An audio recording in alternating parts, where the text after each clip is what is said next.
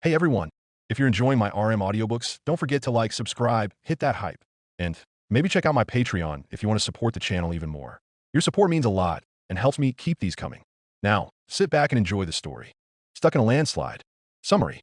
With the Doomslayer being transported to the Chaos Realms after a scuffle with a revived Cyberdemon, it is now time for everyone to give their condolences. To the demons, of course. Chapter 1. New Places. There was no other better way of explaining it. After the Doomslayer was tethered back to hell, it was chaotic at first. Many demons quickly caught wind of him and charged with an overwhelming amount at the time. However, it was a big mistake on their part. Leaving the giant mountain of demon bodies that he had killed off, the Doomslayer wandered the barren lands of hell and boredom until the tether had been reactivated. He would kill that damn cyborg, even if it was the last thing he would do. Until then, he waited like he did before. Doomslayer's POV. The landscape seemed to be unending for the most part. He took out his overlay before marking the other location on his Predator armor. Looking around, he spotted a few imps that were digging through a pile of bones.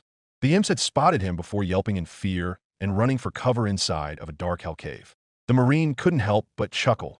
Apparently news spread quickly in hell now that the Doomslayer was now back. "That's right, ass hats, run away," Doom said before picking up a skull and throwing it with tremendous force, shattering the skull on the roof of the cave. He supposed he could get used to this, killing demons and making them cower before him. However, it would get boring after a while. Deciding to sit down and admire the view of the burning landscape, he watched the fire-like sky in an almost oblivious wanderlust as his HUD took in all of the details. Maybe he actually could get used to this. Hell did have its form of beauty. That was only when demons weren't trying to eviscerate him. Regardless, he might as well get comfy.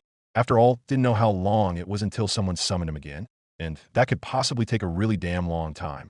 Probably 1,000 years to be exact. The Marine huffed in boredom before picking up his surprisingly effective double-barreled shotgun again.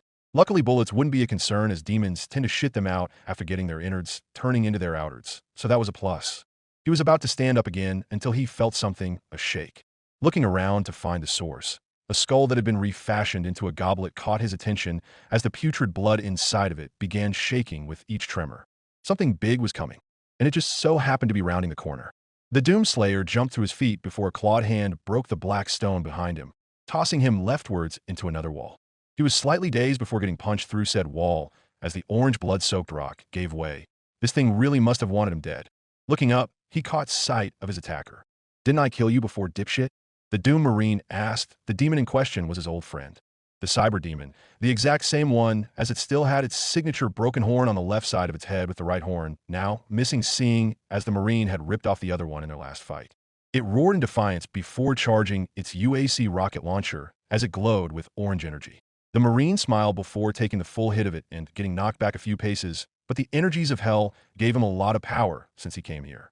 The explosion rocked him back a bit, but he still stayed standing, almost unscratched from the beating the Cyberdemon threw at him. The demon's eyes narrowed before the Doom Marine gave an inward chuckle. The Marine charged forward with double barrel in hand. He blasted the demon's armor, taking chunks of it off but otherwise unharming the Cyberdemon, but still doing a number on its armor. The Cyberdemon roared in outrage before firing a large salvo of missiles in an attempt to blow the Doomslayer up, but to no avail as the Marine easily strafed left to right, avoiding the heavy ordnance. The demon gnashed its teeth in anger before trying to swipe at the Marine, only for the Marine to jump high up before landing on its mechanical arm. Running atop the cybernetic arm, Doom rushed forward before planting a knee right into the demon's face, knocking out a few rancid teeth on the way. The demon screeched in anger as it kneeled to the ground and held the left side of its face. "And now, this is where you dash," until the Doomslayer saw the demon smile with the few teeth it had left. The core in the Cyberdemon armor began to glow a bright blue. "Oh, you motherfucker," the Doom Marine said before the blue explosion engulfing the both of them in a spectacular explosion. "Well played," the Doom Marine thought before losing consciousness as he was engulfed by a bright light. The warp. The Doom Marine woke up again like always, but this time he was greeted by the sounds of screams and moans, both at the same time possibly. Slowly scanning his surroundings, it seemed as if the forest around him was made of purple and pink flesh as the bodies that formed the trees groaned before arms attempted to reach out to him. Standing up immediately, the Marine backed up a bit. "Keep your hands to yourself, assholes," the Marine said as he scolded the flesh tree as it groaned at him again. Looking around a bit more, he realized something was really off. "Is this even Argent anymore?" the Marine asked as he looked around the place. It didn't look like hell either, otherwise he would have known, seeing as he had been there thousands of years ago during one of his demon-killing sprees. Especially after defeating the Titan, which even made the demons think up a new approach. And then even that didn't work after his awakening. Another pink tree attempted to grasp at him while he was thinking. "Fuck off," the Marine yelled before throwing a haymaker right into the demonic tree.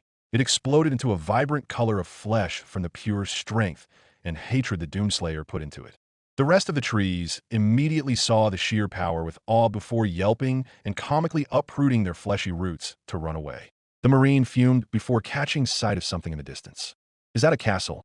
the Marine said before walking towards it. However, something was attracted to the loud noises he created. Looking around, he caught sight of the creature. It stood almost as tall as a Baron of Hell, but with 4 arms and crab-like appendages on one of the pairs. Its head looked like that of a lizard with horns, and it wielded a hellish-looking sword that contrasted with its pinkish skin. However, the most defining feature was, "You're fucking with me," the Doom Marine said as he definitely saw that the creature sported a disturbing pair of tits on its incredibly masculine body.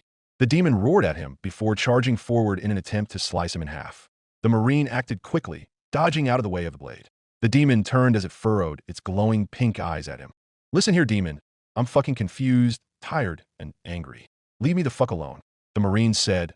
The creature merely smiled before sharpening its blade and preparing to charge again. "Your loss," the Marine said before rushing forward. Dodging the sword with incredible speed, the Marine charged forward before punching and breaking the bones of one of its legs. The demon half roared in pain and half moaned in pleasure. "You're getting turned on by this? What the fuck?" the Marine yelled before dodging a retaliating strike from the demon. The demon cackled again before attempting to strike at him again, this time with more power, as the pain seemed to keep the demon going. Now, this was beginning to piss the Marine off if this demon thought that it was going to actually best him, because it got horny from getting punched in the leg than it had another thing coming. Wordlessly, the Marine dodged once more. However, this time he jumped straight forward, dodging the grasping crab appendages and landing directly on its face. The demon stumbled back in surprise before the Marine yelled in anger, plunging both of his hands straight into its face. This time the demon did not find that as pleasurable as it shrieked out in pain as the Marine modeled with the facial flesh, causing as much damage as possible. However, he had to jump from his position as the demon randomly flailed around the place in an attempt to strike him again.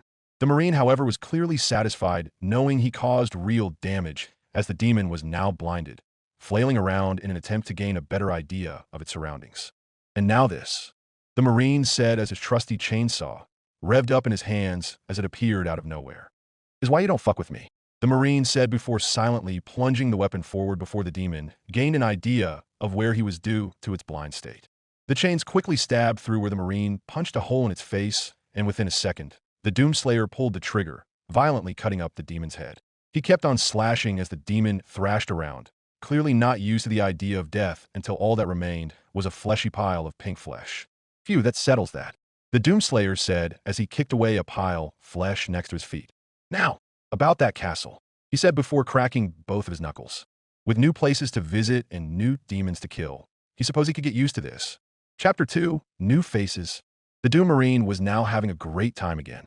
Apparently, there was more of those breast demon things like the one he killed before, some more and more grotesque after the other. Apparently, they didn't stay the same shape like the ones he fought in hell. It didn't matter though, after realizing the best way to take them out was to kill them instantly rather than applying wounds like other demons. Such was why he was currently wielding a rocket launcher while being grabbed by the crab-like hands of a really large breast demon, as he liked to call them. "Open wide, asshole," the Slayer yelled before firing a salvo directly into its face, blowing off the complete upper half of its body. The other demons immediately saw the biggest of all of them was defeated before retreating with their tails between their legs. The Marine raised both arms as he roared to the sky with glee, daring anyone to challenge him. He stopped, however, when he heard a noise of cutting flesh as a demon screeched in pain. "That wasn't me," the Marine thought to himself before walking to see all of the commotion. He caught sight of a large silver-armored figure who was in the process of finishing off one of the breast demons that were running away from him. "Rish, in the name of the Emperor's Wrath demon," the now confirmed man said before plunging the rest of his blade in the demon's body, killing it. The large armored figure immediately took his blade out before slowly turning around. "Hey, you with the silver armor," Doomslayer yelled, and within an instant the knightly figure whipped around in shock at the sight of another person. "Do my eyes deceive me?" the Grey Knight said, but his face still held suspicion. Go no closer, whoever you are, for thou could be the guise of a demon. The man said in a menacing tone. The Doomslayer facepalmed. Oh, no dumbus. I'm not a demon, okay? In fact, I fucking kill demons, so drop the suspicious act. However, the aged man did not drop the stance. The Doomslayer just sighed before taking off his blood-soaked helmet. See? No demon. I'm human just like you. The Doomslayer said. This seemed to calm a man. I sense no ill intent within the warp. Very well, the armored figure said before lowering his glowing blue sword and shield. This allowed the Doomslayer to get a better look at the man. He seemed aged with a white beard and was completely bald with tubes connecting the back of his head with the neck plate of his armor. His armor, on the other hand, was impressive to say the least, gigantic in size and adorned with purity seals and gold trimmings. I apologize about the hostility, but you can imagine I was quite surprised to see intact human down here. The man said, to which the Doomslayer shrugged. Feelings mutual. Didn't expect to find anyone here, or wherever the fuck this is. The Doomslayer said, to which the man's face tilted with confusion. You do not know where you are? Isn't it obvious? No, I thought it was hell, but... The Doomslayer scratched the back of his shaved head. You are in the realms of chaos, the place within the warp of dreams and nightmares, where hopes and fears become real. That is where you are, the knightly figure said as a matter of factly. Oh, so it basically is hell. Great. The Doomslayer said before wiping some blood from his suit. By the way, if you don't mind me asking, what's your name, bro? The Marine asked, to which the aged man pouted. My name? How do you not know who I am? The figure said as if his pride had been wounded. Let's just say I'm not from around here. The Doom Marine said flatly. The aged man's face simply straightened in disappointment before speaking again. I'm Calder Drago, Supreme Grandmaster of the Grey Knights chapter, devoted to the service of the Emperor and his Holeen Dash. Can I just call you Cal? The Marine asked as he cut off the hulking figure. Cal's mouth simply hung open before sighing. Fine, you may call me Cal. Regardless, how are you resisting the warp?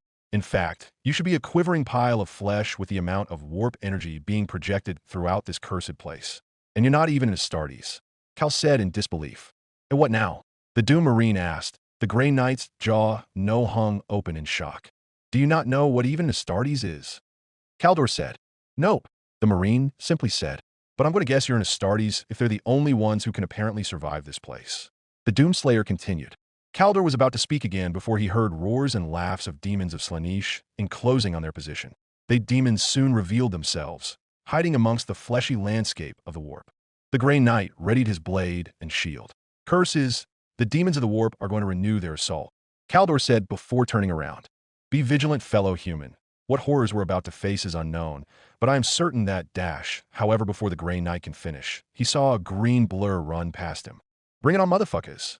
The Doomslayer yelled before crashing straight into the first demon of Slaanesh, pushing it backwards and into the rest of its brethren before tumbling them down.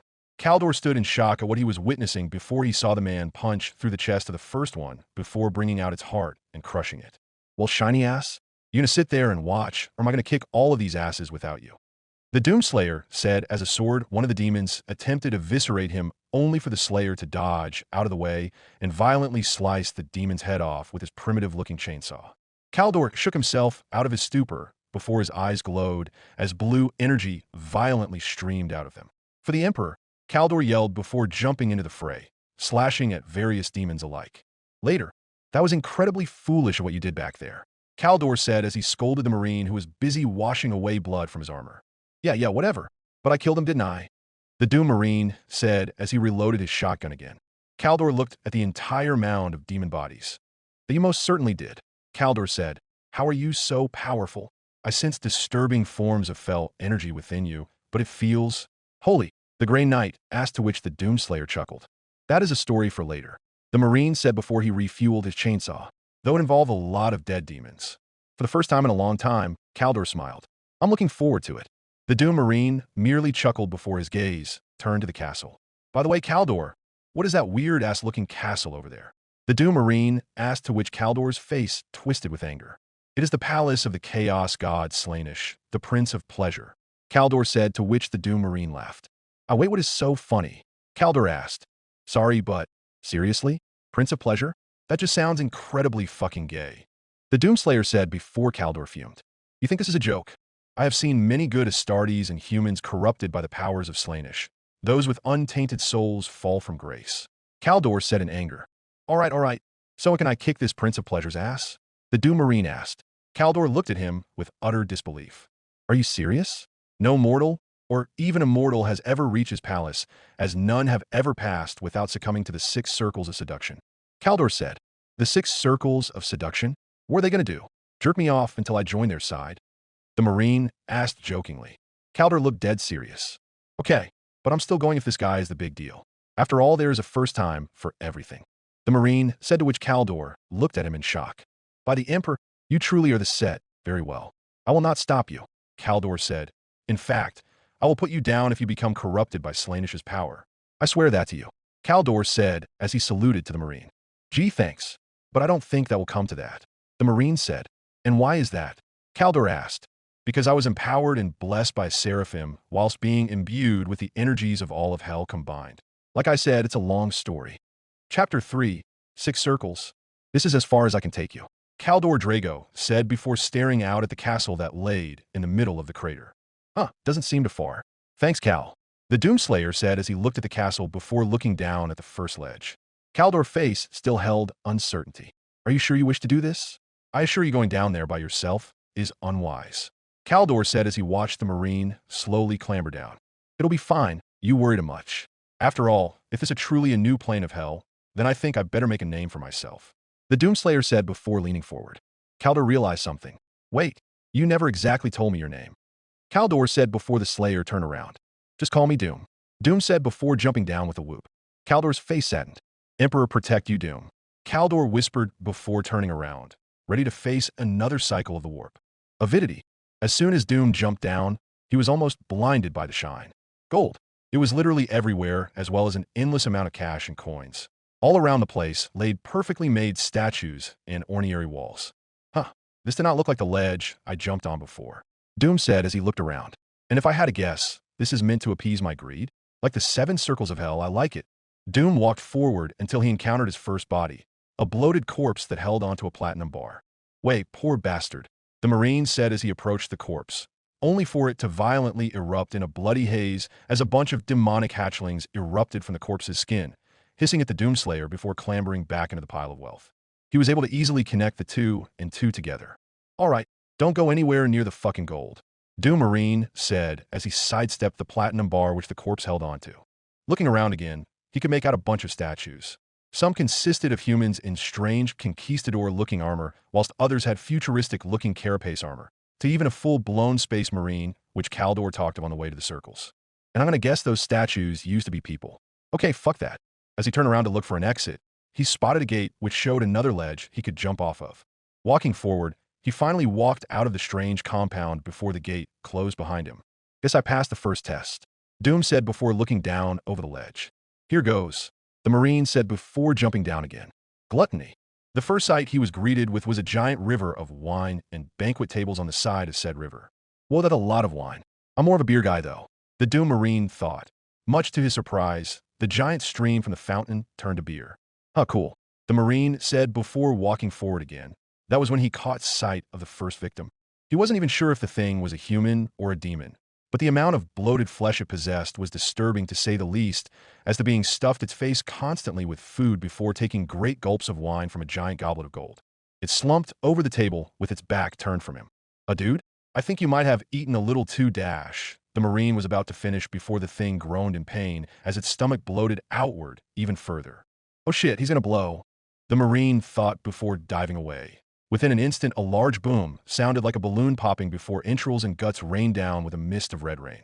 Doom wiped away some of the guts of his shoulder in annoyance. How the fuck can anybody get seduced by this shit? That was fucking nasty, the Marine said, washing away the disgusting digested food in annoyance. The Marine spied the gigantic banquet table, kicking it with anger as it tumbled into the river.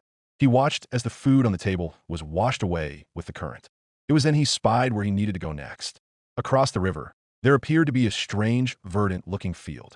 Doom groaned as it meant he would need to cross it, and he really didn't feel like swimming in beer right now.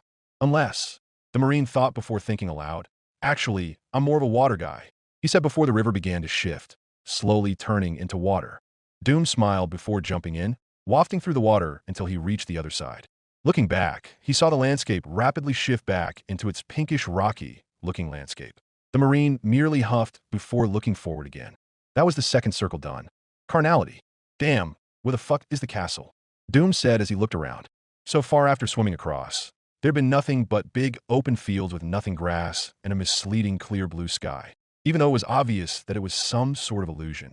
After looking around some more, the Marine kicked up some grass in frustration. At least in hell, it was pretty fucking clear on where I needed to go. The Doomslayer said as he grew increasingly frustrated. He scanned the place one more time before spotting a few figures in the distance. Probably demons, but what the hell, I guess. As he approached closer and closer, their forms became more and more distorted. From the distance, they could have fooled him into thinking they were humans. But his incorruptible soul didn't allow it, revealing the figures for what they really are. They looked absolutely hideous. Their skin was pale, and their forms were feminine, but to say they looked female wasn't very much. Their legs were lizard-like, and their arms were like that of a crab whilst wearing a black corsets and loincloths. Almost like the demons that he fought before, except of the most defining feature of all. Doom wasn't sure if even a mother could love a face like the faces they had. Some were stretched, as if the skin on their faces was being pulled to the back of their head. Some didn't even look human at all, simply bare and sunken soulless eyes with sharp teeth. The group of demonettes sensed his presence, briefly surprised that they did not see him coming before turning to face him. Supposedly their leader, sporting an almost manly-looking face, stepped forward. A weary traveler. You must have come a long distance, hero. Why don't you relax with us? She said with a perfectly deceptive feminine voice. Doomslayer paused as he looked at the whole group of them, whilst their leader smiled, thinking he had Doom right in her clutches. Doom shook his head in disgust. I think I would rather stick my dick in an anthill. Like, Jesus fucking Christ. Do you guys look at yourselves in the mirror? The leader of the demonettes' eyes widened. Wait, he can see through our disco dash. The leader attempted to finish the word before lightning fast. His famous double barrel materialized in Doom's hands, and without hesitation, he pulled the trigger. The result was instant, as the entirety of the leader demonette upper body being blown completely off, not even a chance to feel any form of pain. The other demonettes looked stunned before screeching like harpies and charging forward. Doom merely smiled behind his helmet before counting all of them mentally. 5 of them. The first demonette attempted to slash at him, only for him to easily sidestep the attack before bringing his fist down. The demonette's body, starting from the head, literally imploded like a flower petal. 4. Another 2 demonettes attempted to eviscerate him, quickly dashing from the sides with their crab-like limbs grasping out to gut him. Doom immediately looked to the sky before jumping straight up. The 2 demonettes could only look up before Doom's trusty rocket launcher materialized in his hands. Shooting it downwards, the rocket hit the ground between the 2, engulfing the both of them in a fiery explosion as their bits went flying over the place. 2. The Doomslayer, while still in the air, spotted another demonette as it hissed before jumping in the air to meet him with her claw outstretched, her deranged face twisted with anger. However, she did not predict for her chest to meet directly into his foot as Doom kicked the air right in front of him, catching her off guard before her form was forced back to the ground. Doom used her body like a cushion as his blood-soaked leggings immediately broke straight through her ribs, drenching it with purple blood. The demonette half screeched and half moaned before Doom raised his other foot and stomped directly on her head, crushing her skull into a million satisfying pieces. 1. The last demonette was already running with her back turned from him, the warp around her being slowly distorted as she attempted to travel through it. Oh no you don't, bitch, Doom said before a familiar weapon materialized in his hands. The Gauss cannon in all of its glory as he held it in both hands. The weapon took a second to charge before the Doomslayer pulled the trigger. Blue energy quickly drifted out before strike the demonette's back. Her entire body literally exploded, leaving nothing behind but a blood-stained corset. Doom put away the weapon before clasping his hands in satisfaction. What a great way to vent his anger. And to make things better, the castle materialized before him. Apparently he passed the test for this section, if that's how it even worked. With his new goals set, he continued walking to the castle, leaving behind the blood-soaked corpses of demonettes behind him. Paramountcy. After walking towards the castle, the field quickly faded behind him before a grand hallway began to shape before him. This is new, the Doomslayer thought. The hallway finished forming as it revealed a red curtain at the end of it. A single beam of sunlight shined through a gap. He heard sounds coming from behind it, almost like cheering. Ripping away the curtains, revealed to him an entire crowd of strange soldiers, space marines by the looks and description that Kaldor told him about, stretching for miles and miles as far as the eye can see, yelling 4 words. All hail the Doomslayer! He looked around. Noticing the hallway he had come from was no longer a hallway, but instead the top of an ornate building for everyone to see him. Doom was stunned for a split second as they called out to him, proclaiming him their leader and telling him to lead him against the demon hordes. He grew increasingly angry at himself mostly, but angry at the fact that the place seemed to be growing desperate to get him to conform. He balled a fist before yelling, "No!" Within saying that the entire landscape changed, he was no longer atop of a pedestal, but instead peering at the next entrance to the next circle. Looking behind him, he knew he made the right choice. He didn't need an army. He was an army. Without further ado, he ran forward, even more pissed than before. This place has never seen the likes of me. Good. Vainglory. Doom noticed a path of white marble begin to form in front of him, leading into a garden-looking place. For fuck's sake, here we go again. Doom thought before walking inside. The thorny hedge closed behind him. He continued walking forward, following the marble path before him as it grew more and more covered with vines. Conqueror. Hero. The Doomslayer immediately turned around, looking cautiously. He definitely wasn't alone here. Demon's Lair. Leader. Doom promptly ignored them as he kept walking forward the marble path. However, the whispers seemed to become more agitated the more he ignored them. The Invincible. The Mighty. The Marine just chuckled before walking onward. He reckoned that it was either because of his incorruptible soul or the fact that he came from a different plane of existence whatsoever that this place couldn't get to him. He was about to walk forward before he heard another whisper. A father. The question sounded like a shot at the dark from whatever entity said it, but soon regretted guessing it. Within an instant, Doom reacted. Who the fuck said that? The Marine yelled before literally releasing all of his anger on the closest hedge. The entire thorn-covered wall exploded like twigs as marble was sent flying everywhere. There was a tiny shrill shriek as a weird thorn-like child demon ran off in panic. Doom was about to chase after it before realizing the path was getting covered by more and more thorns. Little shit, Doom said, dismissing the kid. He continued walking the marble path. Indolency. The marble path slowly dissipated as it got brighter and brighter, in contrast to the misty atmosphere of the circles before as the sky slowly turned bright with a few clouds. The Hellwalker by this point was still pissed about before. More bullshit, he said as he looked around the place, this time taking the appearance of what appeared to be a beach. The horizon stretched infinitely as water rushed to the sandy shores before pulling back out. A few chairs sprawled out on the sand. However, Doom already had a gut feeling that something was very wrong with this place. He heard laughter, almost like a kid's, that sounded off towards the beach. A lone boy who looked to be 5 years old played in the water. "Dad," he called out before giggling out, waving to him. Doom, for the first time in forever, was at a loss for words. Flashback. Good. Very good. The voice said as he walked up the steps of Argent Nur with the dark red orb. They reached the top of the temple, with a glowing green portal in the middle and an altar in the front of it. Now, place me within the pedestal. The Knight Sentinel's leader looked unsure for a moment. And if I do, you will keep your word? There was a pause before the voice spoke again. Of course. Now quickly, we have an all-century. The Knight Sentinel then slowly walked up to the altar before activating it, opening it up. He was about to place the orb before he heard someone yell behind him. "Sir, are you insane?"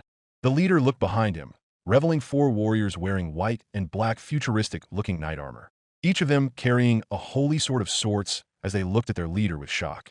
"Stay out of this, you 4. I'm doing all of us a favor," their leader said before looking back at the altar. "You're betraying your oath to the wraiths. You can't trust the demon." The 4 knights yelled in unison.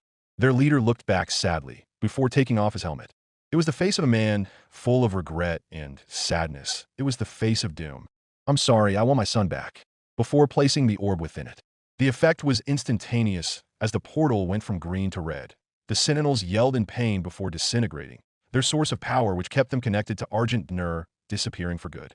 Within an instant, demons came pouring through as they roared, ignoring the lone Knight Sentinel as he hung his head down in shame. Various imps and Hell Knights went on to destroying the temple and desecrate it as they stomped around, harvesting energy as they pleased. "Good, very good, Knight Sentinel," the voice said, no longer from an orb but instead all around him as Hell claimed Argent Nur.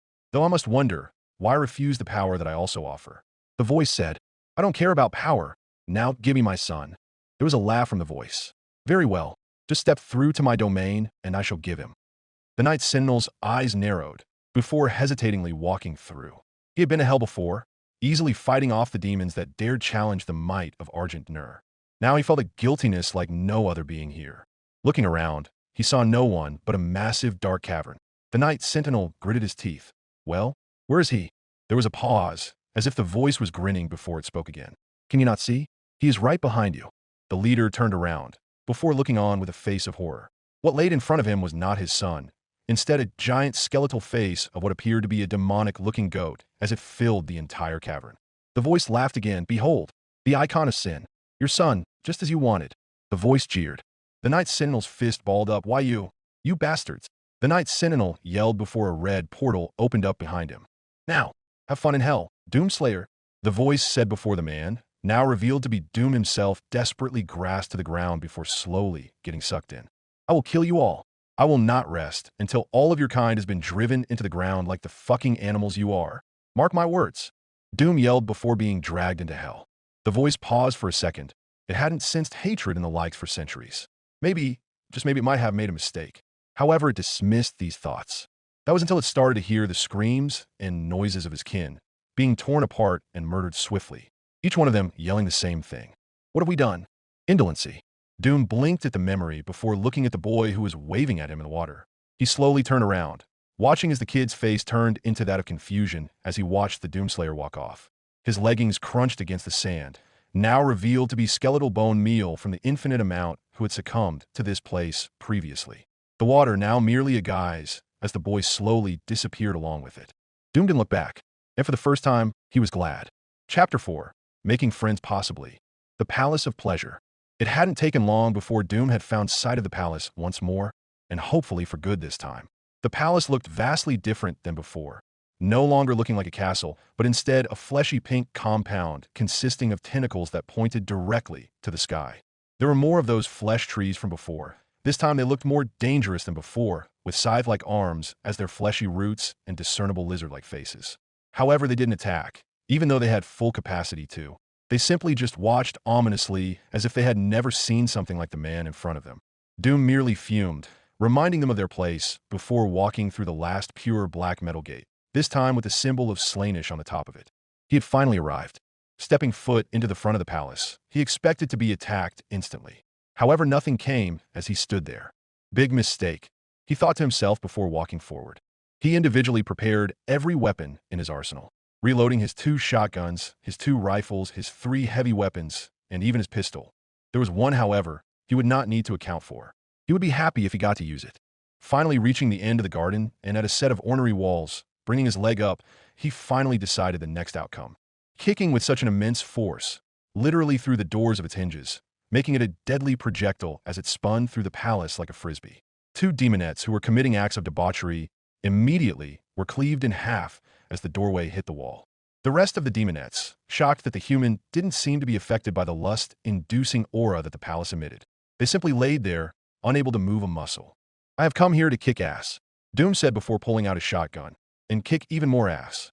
Doom continued as he pumped it, "And I'm all outta ass to kick." And without further ado, chaos erupted, both literally and physically, as he shot a grenade directly into the face of a demonette who was struggling to stand up. She blowed up in a mist of red haze and flesh. A few demonettes recovered before rushing forward, attempting to desperately kill the person who dared to breach their sanctum. Taking out his heavy assault rifle, he mowed them down continually as they were shot up to shit. Chunks of their bodies were immediately missing as they lost their momentum, falling to the ground dead, some with pleasure from the pain still plastered to their faces. Walking forward, he reached another hallway, fleshy pink hallway, before making a left into another room. This time the demonettes seemed prepared as they sprung at him. However, they did not predict he would be ready, as well as they came face to face with a chainsaw. Doom immediately swung in a wide arc, decapitating a few of them and disemboweling the rest of them. The lucky ones that survived seemed to loss in pleasure as they attempted to stand up with their guts hanging out before moaning and falling back to the ground. Disgusting, Doomslayer thought before going through another hallway. Throne room. The throne room was currently too self-absorbed in the whims of pleasure to be concerned of any situation inside the palace. Slaanesh sat atop his throne as his eyes were closed with the amount of carnal energy in the room, but and also the amount of souls that churned in his stomach, each at his mercy as they were slowly consumed by the dark prince of pleasure and hedonism. "Oh, Dark Prince, you have outdone yourself this time," a demonette said as she laid next to his throne whilst lying with another one of her sisters. Slaanesh merely closed his eyes and smiled as he changed his form at will. He reveled in flattery, taking the appearance of a beauty unparalleled to a hideous form and then back again. Such things he enjoyed to do in his palace. Such things he had always done. That was until he heard a knock on the door that the sounds of pleasure stopped. Slanish opened his eyes slowly before an annoyed look grew on his face. The banging grew louder before the door burst open, revealing a green, armored human as he dropped the limp form of a demonette whose face had been caved in from the amount of times she was bashed against the door. Impossible, Slanish said to himself as the rest of the demonettes looked stunned at the blood-covered human. He passed all 6 circles of seduction, a feat no mortal or even immortal ever accomplished. The human looked inside as he inspected the shocked crowd before looking directly into the eyes of perfection itself. A demonette hissed as she bared her claws at the intruder, only for Slanish to slap her back down. She whimpered before assuming a submissive stance. "I am impressed, mortal," Slanish said as he stepped from his throne, something which he hadn't done since the ending of the Horus Heresy. The demonettes shied away from his perfect form as he changed from that of a male to a female. Slanish was already confident in her ability. No mortal has ever passed the 6 circles of seduction, less even reach my palace. Who are you? Doomslayer. Okay, that is fucking disturbing, Doom thought as he looked at the approaching form of apparently Slanish. Doom paused for a second before answering. You Slanish? The Princess of Perfection paused before laughing. Oh ho, I have not had a good laugh such as that. You truly are clueless. Answer the simple fucking question, Doom said as he began to lose his patience. Slanish was taken aback a bit. For a second, she was tempted to kill him and be done with him because of his arrogance. But she simply smiled again. The Dark Princess, or Prince of Pleasure at your service. Now I believe I have the right to know yours. Doom felt like laughing. She clearly had no idea what he was planning. The Doomslayer. Slanish paused for a second before speaking again as she walked closer. Doomslayer. Such a powerful title. Is that why you come here? For power. Slanish said as she circled around him. I can easily grant that. You passed my 6 circles quite well, I may add. He'll pretend to play her game then? Really? What sort of power are we talking about here? Slanish smiled as a few demonettes also giggled, thinking they had curried the human's interests. What power? Do you realize you speak to a god of chaos? Slanish said, as if correcting a child before carrying on. Regardless, for you I can open an entirely new, enticing world. One filled with pleasures and sensations you can't even comprehend until now. So if join your side, then I get the feeling of getting the best head in the world, but amplified by 10 times constantly. Doom asked. Slanish looked a bit confused, but her face straightened out. That is the idea, yes. Slanish said before standing in front of Doom, placing both arms on his shoulder. Now what will your answer be? Champion, the Chaos God asked. Doom slowly raised his hands up as he placed them gently on her shoulder. A grin slowly crept up Slanish's face as he had the Doomslayer right where she wanted him. Except that the charade was now up. Nah.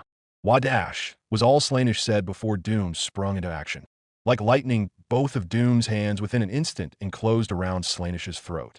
The Prince of Pleasure barely had any time to react before Doom's hands tightened, her form now changing constantly from the surprise. The various demonettes immediately screeched out in pain and surprise as their connection to the warp faded rapidly. Their prince was in imminent danger. Why you dare? Slanish yelled before gasping out again, as Doom easily hoisted the prince from the ground. It was then Slanish saw Doom's true form, an incorruptible soul filled with limitless hate for all that is demon. Yeah, getting head is cool, but I'd rather have your head. Doom said, no pun intended. Slanish's eyes widened as she felt Doom's fingers slowly grasp harder. She then realized what he was going to do. Wait, no. You cannot dash.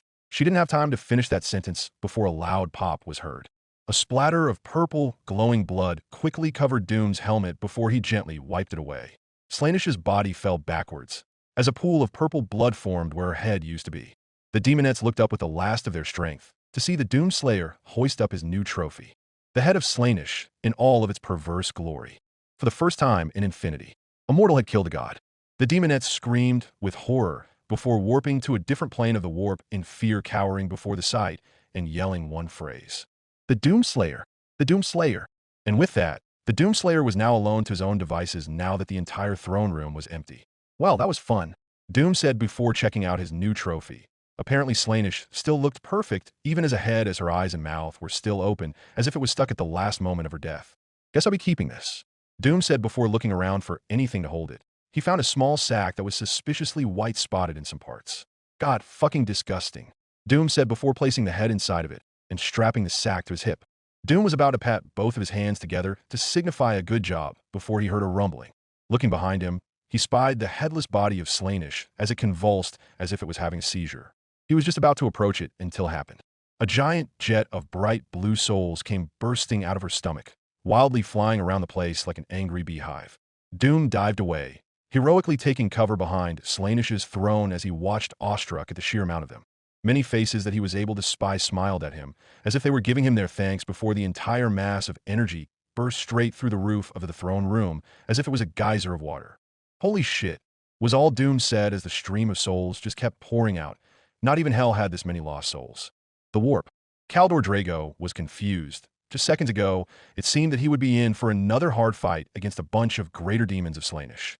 However, as soon as the fight was about to proceed, they listened around as if they heard something before screeching and running away. Kaldor looked around before hearing a large explosion and the sound of a structure being destroyed. Turning around, he saw something he would never thought he would see in his long life. A stream of souls poured out of the palace like a raging rapid as it flew around the warp before flying upwards. Kaldor looked on in surprise before he felt the ground shake as the realm of Slanish slowly began to die. Demons and the fleshy pink growth began to burn away until it was nothing. He looked back at the palace, where the stream of souls was still pouring out before dropping his sword to the ground and kneeling. For the first time, Kaldor laughed in happiness. By the Emperor, he did it. The Doom, he did it. Kaldor yelled before laughing heartily again. Terra. The Adeptus Custodes silently stood watch over the throne, unknown to the events that transpired. All but one person. The broken body of the Emperor stood still before there was a flash of movement. The Custodes immediately sprung into action. It was not one of them that moved for sure. However, turning around, the Custodes backed away in shock. What was though to be impossible happened. A grin was on the face of their beloved Emperor. Bieltan. Farser Machu gasped in surprise as she awoke from her slumber. Her spirit stone was restless as it glowed a bright blue. Immediately another Eldar burst in. His spirit stone glowed blue as well. Farser, the Eye of Terror. Machu immediately sprung forward, quickly grabbing her cloak as she ran down hallways. The rest of the Eldar gathered outside their rooms, fearing the worst as they watched the soul stones on their chest glow. She burst through a set of wraithbone doors before staring at the stars. The unnatural purple speck was now glowing brighter than any other night. This was not good. She was about to issue an order until something happened. The Eye of Terror began to glow even brighter before an indescribable noise was heard, even though they had to be millions of light years away. The purple began to turn blue. Machu was confused before the blue began to glow brighter and brighter before shooting out. Down! She yelled before a giant beam of blue light shot just above Bieltan, narrowly missing the giant solar rails that propelled it forward. Looking up, she was enamored as various Eldar faces smiled within the blue stream of souls as they flew from the starry sky and onward. The stream didn't stop, but kept on going. A voice spoke behind Machu as she stared up, paying it no heed. By Isha, could it possibly mean that dash? Machu turned around, a smile of complete happiness plastered on her face. They're free. All of them. Blood Flag's void ship. O's Blood Flag, it got the best hat here. The giant ore captain said as he played around with the miniature metal scrap figures. Yes, course I got the best hat around here you weekend. The captain said before mashing the two action figures together. Now, take this you get and never dash. Uzet Captain. Spookum said.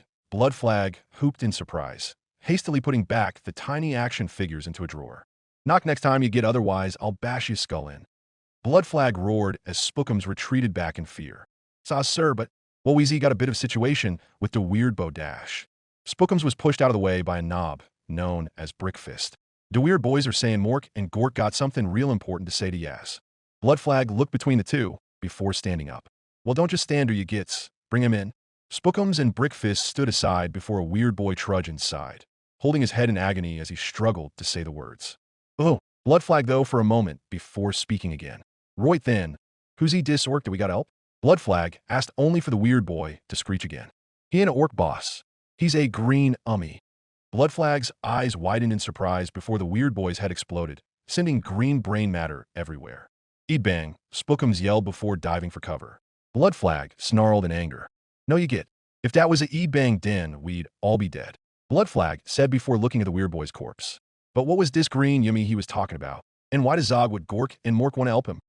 Blood Flag asked, to which Brickfist merely shrugged as Spookums picked himself up. As soon as Blood Flag finished, the ship immediately shook. Brickfist tumbled to the side as he landed directly on top of Spookums, knocking the both of them down. Blood Flag held onto some scrap metal before reaching the intercom. Nailbrain, what does Zog is going on down there? Blood Flag yelled before the ship shook again. Dunno boss. but you might want to see this. Looking out the poorly made glass that had been simply welded onto the ship, Blood Flag was stunned as blue soul-like energy passed the ship before it carried onward into the darkness of space. Blood Flag only had one thing to say. What the Zog is going on? Palace of Slaanesh. The place slowly began to crumble with the sheer amount of souls that left the place. Fleshy pink bricks fell from the ceiling as they collapsed on the floor. Sheet, sheet, sheet.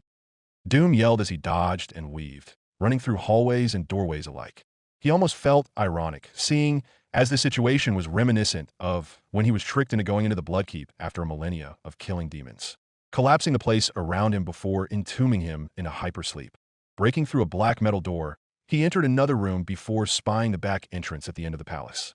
He began sprinting as fast as he could. Just meters before reaching freedom, a giant chunk of the flesh roof fell off, blocking the entrance off. Doom looked around, trying to see any other way out. He attempted to punch through the chunk of flesh, but there was so much that there would be no way he would reach the outside in time. Well, fuck, Doom said before the rest of the place collapsed on top of him. However, something opened below him before he fell through, surprising him to say the least as blue energy engulfed his visor. The warpways. Well, when will the Mon-K awake Segarak? Within due time, you should learn patience, dear kind. Patience? Patience. You speak to me of patience whilst my people, our people, still die out there. Doom blinked as he adjusted to the surroundings. The place he seemed to be in was ethereal in nature. He struggled to stand up, only to realize in actuality he was floating. Okay, what the fuck? Doom said as he tried to steady himself. Turning around, he saw two figures. One of them seemed to be a warrior of sorts and was wreathed in fire, sporting a godly-looking skeletal face. His hands also seemed to be dripping with blood. The other looked more mischievous in nature, wearing what appeared to be a sadistically grinning mask. Both of them were inspecting the Doomslayer as if he was an object. So, you were the Mon-K that killed Slaanesh. The one wreathed in fire said. The Slayer raised an eye. You just call me a fucking monkey? Within an instant, Kind's face exploded with fire. What? You dare talk back to Dash? However, the clown-looking figure put a hand on his chest. Kind, was all he said, which seemed to calm the war god down. Apologies, human. You might be confused about your current surroundings, but we had to pull you from the Chaos Realms and into a warpway. Not a small feat, mind you. Doom pondered for a moment. Well, thanks. Now who the fuck are you two? The insolence. Kind said to himself. Segarak merely shook his head. Oh, hush down, Kind. The human is from a different reality entirely. I would be surprised myself if he didn't know who we were. The Laughing God said. I'm known as the Laughing God Segarak, and this is Dash. I am Keela Mincha Kind, the bloody-handed, the god of war, and Dash. Yeah, can I just call you Kane? Doom asked. There was a split pause before Kind literally exploded as fire erupted all around. This is our salvation. A insolent Mon-K with the gall to Dash. Doom, however, rised up to the challenge as he began to grow pissed. All right, listen here, asshole. I couldn't give a shit. If you got something to say, then say it to my goddamn face. Kind roared before drawing his flaming sword from his waist. Doom drawing out his very own chainsaw as he revved it up. They were about to fight until they heard a booming noise. Enough. Before the both of them knew it, the entire warpway shifted and turned as they were both shook around. Kind, control yourself, Segarak said before pointing at Doom. And you, stop provoking him. But he started it. Doom said, I don't care who started it. Segarak yelled before calming down a bit. Taking a deep breath in, even though the Kind was giving the both of them hated looks, Segarak spoke again. First things first, Segarak said. What is your name, human? The Doomslayer paused for a second before speaking. Doom, call me Doom. Kind merely snorted, but Doom ignored him. Segarak seemed satisfied now that the hostility died down. Very well, Doom you shall be. However, I need to ask, who are you really? The Laughing God asked. What do you mean? The Doomslayer asked. Segarak chuckled a bit. Do not pretend. You managed to kill a god, a chaos god of immense power to be precise. Something that no one could ever hope to accomplish. No human, Tau, not even the Corpse Emperor's puppets could ever hope to achieve, and dare I say, Eldar. Segarak said, I just don't like demons a lot, was Doom's response. Segarak giggled before laughing. Aha, I can imagine. But with immense power like that, Dash. Kind spoke up, just tell him the proposition, he said in an angry tone before going back to skulking. Segarak frowned before speaking again. Very well. Doom, as it has come to our attention, with the death of Slaanesh and the freedom of trillions upon trillions of Eldar souls, it would only make sense that we request your aid. Doom's gaze narrowed. Aid? Why the hell would I want to help you? Doom asked, which Segarak just shrugged. You see, both me and Kind are Eldar gods. However, what do you think is missing? Doom looked around before giving his answer. Well, something real damn important just happened. Where the hell is the rest of your pals? Doom guessed. Segarak smiled grimly. Smart human. Me and Kine are the last two remaining gods. But that will change very soon. Segarak continued. You see, one of our kin, Isha, has been captive to Nurgle, the Plague Lord, for a very long time. Segarak said glumly. So that's why we have a deal to make. Save her, Segarak said, with a tinge of desperation in his mocking voice. Doom thought for a moment before giving his answer. Okay, sure. When do I begin? Segarak is masketed, but the Eldar god was a bit surprised to say the least. Even Kine seemed to raise an eye. You were serious? Segarak asked. The last time I checked, yeah. I mean, Kaldor told me that Nurgle is some nasty-ass chaos god, just like that asshole Slaanesh. Then I'm down with screwing him over the best way I can. Doom continued. And besides, I'm a Night Sentinel. I am bound to protect the life of the innocent. Doom said. Segarak was stunned before his mask visibly smiled. I cannot tell you how delighted I am. The laughing god said. Kine merely grumbled as he turned around with both arms crossed, saying something along the lines of how he could do it too. All right, so how does this work? Do you just drop me back into the palace or dash? Doom said as he looked around the place. That was when Segarak frowned. I was afraid you would ask that. You see, in order to save you from the collapsing palace, I needed to place you within the webway. So, get me out of the webway then. Doom said, I'm afraid it is not that simple for you, see. That would mean you would need to exit the closest webway gate. And Segarak was tempted to facepalm, that you would have to be sent to Bealtan, which means... Segarak sighed before speaking, meaning that you would be met with latent hostility lest you can discuss or negotiate with our people. And even then, you being a human, they would still severely distrust you. Oh, Doom simply said he remembered Kaldor talking about the Eldar and how the last time he was in the physical world, the humans were largely xenophobic as well as the Eldars being arrogant assholes like Kine. Well, if there's no other way, then I don't see why I can't take a shot at it. Segarak smiled again. Your courage is admirable, Doom, albeit a bit foolish. However, the god's face twisted as if he just remembered something. Oh, I almost forgot here.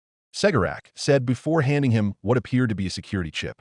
Doom took it, only to happily realize it was Vega's chip. This fell off of you, so I retrieved it. It looked to be of dire importance. Segarak said. Doom nodded before placing it into his pocket. Don't worry, buddy. We'll find an Deadeye core to put you in someday. Doom thought. All right now then, to business. Segarak said before laughing. Good luck, Doom. The Doom Marine gave a salute before he slowly disappeared. Segarak hummed happily before turning to Kine. And that is how you dash, only to realize the god of war was gone. Kine? Where are dash? That was when he noticed it, a sigil on the ground where Doom had been standing moments ago. Oh no, Segarak said. He knew Kine was stubborn, but he couldn't have possibly predicted that he would actually do it. Kine, what have you done? Bealtan, did you see the starry sky, Aeroleth? It was amazing, but could it possibly be true? A squad of howling banshees along with a few volunteer guardians that guarded the webway entrance to Bealtan as various weaponry and equipment streamed into Bealtan. Aeroleth, the howling banshee, merely shrugged. That the majority of our kin is free? I hope so, but that could only mean one thing. Aeroleth said as she took off her helmet, revealing her lightly freckled face and silken brown hair. Someone must have to have entered the palace of she who thirsts.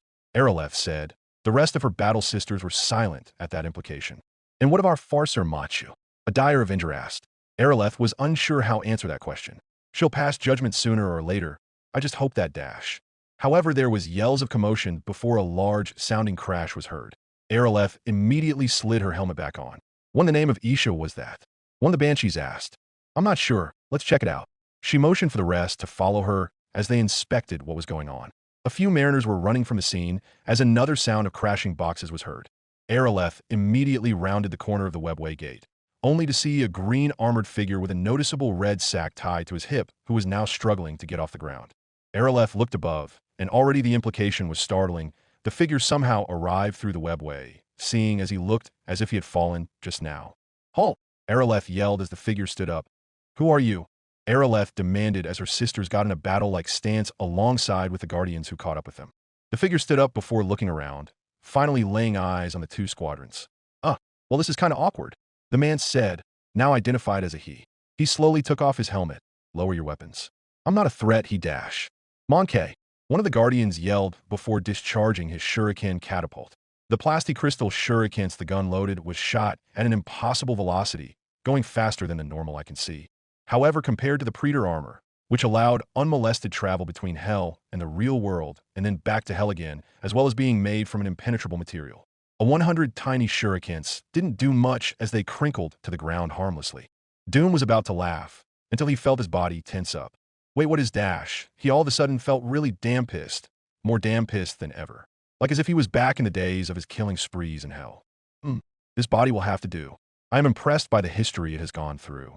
Monkey, a voice in his head said. He recognized it instantly. Oh shit, dash, was all Doom said before his body lunged forward. No longer under his control. Chapter 5. Arrogance. Beeltan. Look, oh you dash, an Eldar Guardian tried to say before the uncontrolled Doomslayer's hand shot out, grabbing the nearest Eldar Guardian by the throat. Doom drew a punch back before throwing it forward. However, he managed to attain enough control in order to drop the punch, throwing the Eldar instead into the other 3 Guardians with such force that the sound of bones cracking was heard, effectively putting the 4 Guardians out of commission. What the fuck are you doing in my goddamn head? Doom yelled in his mind. The Eldar god spoke, merely testing out my soon-to-be avatar. Doom's armor was shot at from behind by shuriken pistols as they bounced off. A few howling banshees let out a battle cry before charging forward, blades at the ready. Avatar, you're trying to fucking possess me. Doom thought as he attempted to fight back against the banshees and regain control of his body, but to no avail. Their power swords dug straight into his armor as they scraped the metal. However, even their swords couldn't breach through it. Silence, Monkey. Now fight or die. The god of war yelled before Doom dodged out of the way of another sword. The banshee looked up in surprise before Doom punched her in the hip. He heard a crack as he must have broken about 20 different bones as the warrior yelped in pain before Doom, briefly taking control again, grabbed her and tossed her away, hopefully somewhere safe. If there was one thing Doom hated, it was innocent bystanders getting caught up in things they weren't at fault for. Just like his AI companion Vega. Why do you refuse to kill them? Kine asked out of genuine curiosity as Doom's body sidestepped another strike. You're asking me this shit? Why the fuck do you want me to kill them? They're your own fucking people. Bah, if a few sacrifices must be made to test the power of this new body, then so be it. Now fight. Kine briefly took control as his anger took over, slapping a power sword away before letting out a kick. The banshee saw this before leaping backwards. However, she did not anticipate the human to have a shotgun that seemed to appear out of nowhere as he aimed it right at her. Right before Kine could pull the trigger, Doom took over again before firing a grenade directly below him, tossing himself through the air with the ensuing explosion. Are you trying to get yourself killed, Monkey? Kine asked as he sounded irritated. Doom grunted before standing up again, with a few shrapnel marks on his armor. No, I'm trying to stop you from getting others killed, you fucking arrogant prick. However, the other 3 banshees took this moment to strike, the 3 of them rushing forward like the wind itself as they rapidly struck the defenseless Marine's armor. Doom grunted as the power swords seared the argent metal on the outside. It didn't hurt him at all, but it was starting to get annoying. It was enough incentive to get Kine to take over again. Doom's hand shot, grabbing the red plumage of one of the Howling Banshee's helmet before dragging her backwards. The Eldar yelled out in surprise before she was smashed against the wraithbone pavement, even showing a visible crack. The other 2 banshees looked at the man in shock. They backed up a bit, hesitating. However, it was then another one revealed herself. She was clearly a special case compared to the rest of the banshees. Instead of wielding a power sword, she instead used some sort of power glaive. Warn the other sisters, I shall take it from here, their supposed leader said as she sized up her opponent. The other 2 banshees nodded before rushing away.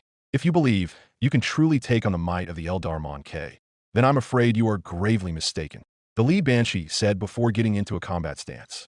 Doom simply stood up on his legs, silently, as he did all in his power to gain control of his body again. The banshee let out a war cry before rushing forward. Doom simply stood there and took the first strike as she masterfully sliced his sides. He wasn't even fazed. The Eldar thought in shock before turning around and somersaulting through the air. She bought the sharp energy blue glaive directly atop him, intent on killing the man. However, Doom, or Kine in this case, was anticipating it as both of his gauntlets shot up in the shape of a palm, catching Blade's momentum.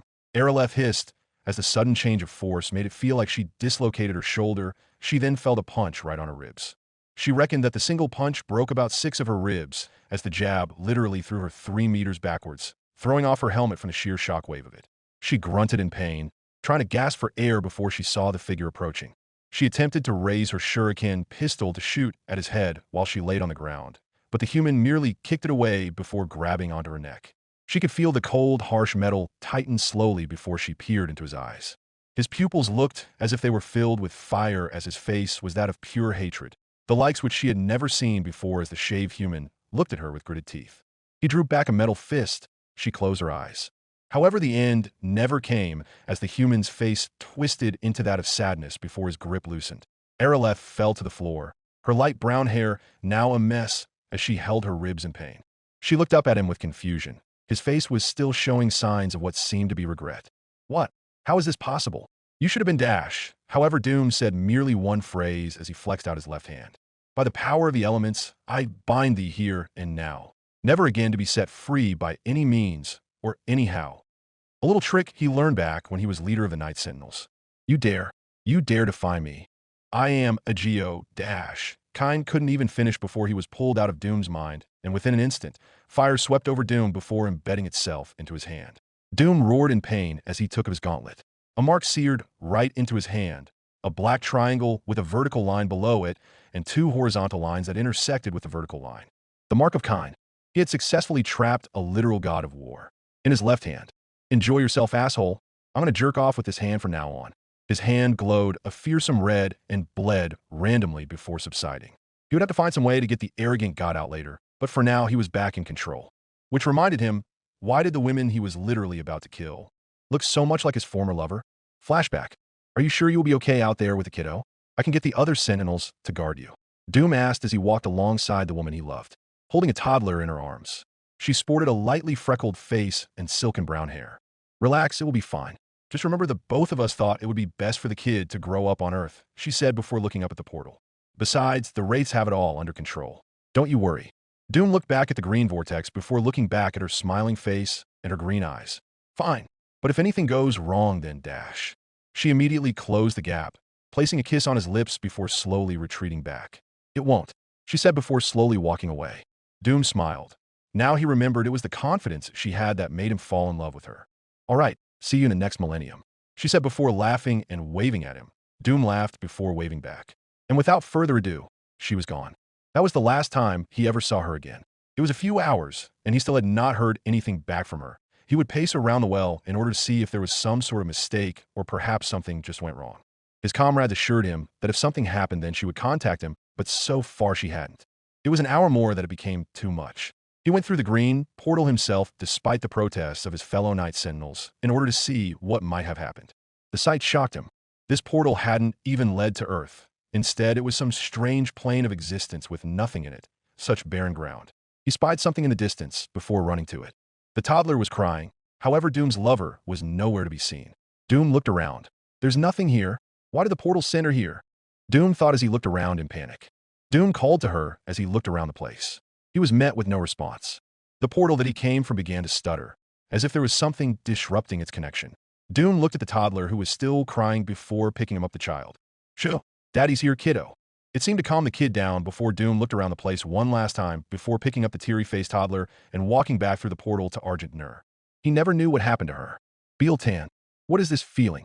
Doom raised an eye. Apparently Kine could still speak even though he had binded him. It's remorse. I do not like it, expel it. Kine almost sounded uncomfy. Doom merely shook his head glumly before peering at the howling banshee who was lying back and holding her chest in pain. Too fucking bad. You should have read the fine print when you try to possess me. You get the bottomless pit of regret that comes with it. Kine no longer spoke, instead banishing himself into the confines of his new prison. The Eldar warrioress attempted to crawl away, reaching for her glaive. Doom began putting his helmet and gauntlet back on. Hey, listen, I'm sorry about before, but there is no Dash. Doom heard a sound before a beam of supercharged light struck him at the side. The direct hit threw Doom across the air, making him fly straight through the delicate wraithbone wall as the structure collapsed on top of him. A falcon tank equipped with a bright lance swooped in from above, before landing near the wounded banshees and guardians. Aeroleth slowly stood up, glaive in hand while she limped up to the tank. Quick, get the wounded out of here, she said as she attempted to get the driver's attention. The Eldar driver merely chuckled, and, as did the gunner, we've already called the healer path to converge on this location, Alareth. The driver said before he heard the gunner yawn. Nice kill, Arver. The gunner smiled at the driver's compliment. However, right before they were about to turn the grav tank around, they heard something.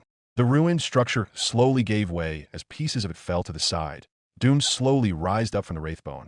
A giant black scorch mark appeared on his hip as he breathed heavily before cracking both of his knuckles angrily. He was going to have to decommission that tank if he wanted to get a chance to talk. Doom felt better now that he was in control of his own body this time. What? How did he arver? Fire. The driver yelled before another shot rang out. Doom anticipated it, simply spinning to the side as the laser narrowly missed due to his quick reflexes. The long helmets of both the gunner and driver hid the fact that both their mouths were hung open. Using the spinning momentum, Doom rushed forward. The driver got over his shock within an instant. Arver, fire the Isha-damned shuriken cannons. The cannon immediately opened up, launching a deadly hail of plastic crystal shurikens towards the running figure, only for them to bounce off his green armor. He jumped into the air before the thrusters on his boots activated, allowing a double jump. The Falcon tank attempted to back up, but it was too late as Doom landed directly on the back of the tank, holding onto the turret as the gunner attempted to turn. However, it was too late as Doom, with ungodly force, drove his foot right into the engine, immediately disabling the gravity of the Falcon. The tank simply failed to the floor as the delicate paint scrapped against it. Doom jumped off as a tiny blue fire began to form as its engines went critical. The gunner was the first to get out, seeing as he could no longer aim the turret. He clambered out before jumping on the ground. He looked around before catching sight of the green armored figure. Doom merely stared at him before saying a single line, "Get your sorry ass and your wounded out of my goddamn face." The gunner was surprised at the apparent mercy of the human before helping up an unconscious howling banshee and a wounded guardian. Doom looked around again before seeing the woman from before. She had a look of shock on her face. "Well, happy now? The amount of shit I've already gotten from you people." Doom yelled before exposing his left hand. "And now I have his thanks to your so-called god of war." Araleth gasped as soon as she saw it. That's the mark. The mark of Dash. Yeah, blah blah blah. The mark of the arrogant prick." Doom's hand glowed menacingly again as blood that came from nowhere dripped from it. Doom looked at his hand again. "Oh, shut the fuck up, you Dash." The back of the tank exploded a bit before fire engulfed the other parts of it. He began to hear desperate yelling coming from inside. The driver was still inside. Doom hadn't even realized or thought of it. He turned from the howling Banshee Exarch as he wordlessly leaped back on the tank, ignoring the fire that bit at his armor. He spotted a banging hand on the cockpit as the driver desperately attempted to open it. Doom jumped in the front of the glass, startling the driver inside before Doom took both hands and put them at the bottom of the glass. He slowly pulled it open as it resisted against him, before it was enough for the driver to crawl through. The driver wasted no opportunity as he crawled out, the fire slowly engulfing the seat behind him. The driver was able to retreat a safe distance. Now that the driver was clear, Doom was about to jump off himself. He was too late, however, as the grav tank blew up in a magnificent blue. The Wraithbone pavement below developed into a perfectly burnt-out semicircle as Doom was tossed back through the air again. Doom slid against the ground at an incredible speed before coming to a stop, 20 meters away from the explosion site. He simply lay there, with his armor smoking with blue plasma, before falling into unconsciousness. Chapter 6. The Journey Ahead. Court of the Young King. Indeed, what do you recommend? We let him walk freely after destroying a perfectly good grav tank. What do you say, Farser Macha? What should we do with this Monkey? Doom awoke a bit, before noticing his movement was constricted. And also he was suspended a few feet in the air. He looked around, trying to move, but only managed to float around. He realized he had been imprisoned somehow. He looked down before sighing in relief. He wasn't naked like the last time he woke up from a slumber, but his helmet was gone sadly. He would have to find it later. There were 8 curved pillars around him, each of them controlling gravity and holding him in place and suspending him in the air. He spotted a variety of Eldar who wore differing armor types, looking up at him like an object as they studied him. Doom merely snorted, probably the prissy praetor higher-than-thou types he was used to. However, the red-cloaked lady caught his attention as she peered up at him with a serious face. Wearing delicate armor underneath the cloak, Doom could already tell. She was some kind of warrior of very high importance. Whether or not she earned her position was up for Doom to figure out. Although it is questionable to say the least, I suggest we ask him ourselves. Ask him? That is out of the question. To even speak to him is an affront to our Dash. Machu immediately turned to the Warp Spider Exarch. Might I remind you that he bears the mark of the god we all worship in this room. On his hand, might I add. Machu slowly looked back before speaking again, and he saved one of us. That deserves some question as to why. That effectively shut up the Exarch. Doom hadn't really cared about the conversation, instead focusing his efforts on attempting to float out of his prison. However, he was dragged back to the middle every time he tried to get out. Machu immediately noticed it. That will not work, Mon K. I suggest you put your efforts Dash. Doom gave her the finger, before trying again. Machu raised an eye. She once walked the path of the thought talker when she was still considered young, dabbling in diplomacy and sometimes rarely communicating with humans who she have grown to dislike for reasons. However, she easily recognized the human gesture, which meant one thing. Fuck off. This was definitely a special case, however Machu spoke on. I do believe there's a lot of questions that you will answer, she said. However, Doom ignored her again, as he grunted whilst trying to reach one of the pillars. It was like talking to a child. However, Machu had all the patience in the world. She spoke again. Who are you? Doom stopped, slowly pulled back into the middle of the gravity, well before looking at the farcer dead in the eye. I'm a Doomslayer. Machu looked on, as her serious demeanor still kept up as she looked back at him. Doomslayer? Quite the title. So why did you save him? Who? Doom already knew what she was talking about, but decided to play hard to get. Machu merely frowned. Do not play stupid Mon K. You know who I speak of. The driver? Yeah, I guess I did. Doom said. So you admit to willingly saving him? Doom paused before changing the subject. You know, last time someone imprisoned me, a lot of demons and people died. The farcer remained unfazed, but it gave her some insight. So you're implying that you have fought demons. That is a big claim. It's not a claim, it's true, was all the Marine said before the dire Avenger, next to Machu shook in anger. Farcer, this is clearly an insult to our intelligence. Finish him and be dashed. However, Machu simply glared at the dire Avenger. He immediately hanged his head down before stepping back. Machu looked back at Doom before speaking again. Very well, Doomslayer. Now would you care to explain why dash? Machu said before pointing to his hand. The symbol of one of our most revered gods is burned into your hand? He tried to possess me. Doom said before grinning and flexing out his left hand. Didn't work out. His hand glowed red. Once more his blood began to drip off of it. Isha's tears. Araleth was right. A striking scorpion said. Doom's eyes lit up as he connected two and two together, seeing as the only one who saw the mark was the Eldar with the power glaive. So that was the woman from before? Sounds Gaelic. Doom thought before his thinking was interrupted. And how did this happen? Answer. Machu said. Her voice was now dead serious, although it still didn't intimidate Doom in the slightest. Well, I can't really say. All I know is that I really should be on my way back to the Chaos Realms. That goddess of yours, Isha, isn't really going to escape from the clutches of that space AIDS-inducing motherfucker Kaldor told me about. Doom said as he stretched his hands before yawning. You have clearly lost your mind, the farcer said as a matter of factually. Doom merely snorted before a red sack materialized in his hands. Here, cat dash. Right before Doom could say it, the doors behind the council burst open revealing. Segarak, Doom asked, to which the Exarchs looked back at Doom in surprise by the fact a human knew the true name of the laughing god. Mach, however, remained staring at the intruder. No, you speak merely to a humble servant of his. The masked figure said before chuckling, before his body language stiffened. It was a strangely dressed figure, wearing all assortments of colors and weaved in diamonds on both his trousers and trench coat, which covered slim, ornate armor. He wore a sadistically smiling mask, complete with long waxed Eldar-like ears on the side of the mask, as well as a red brush on top of it. His weapons were a beautifully crafted power sword, as well as a shuriken pistol, which he holstered on his hip. Next to him appeared to be a female and a male on either side of him, with one of them wearing a bright assortment of greens and yellows, as well as a silver mask that seemed to be ever-shifting. The other wearing the skeletal mask of Death himself, complete with a pure black and edgy-looking trench coat that gave him an intimidating aura. A guard immediately came up to Machu.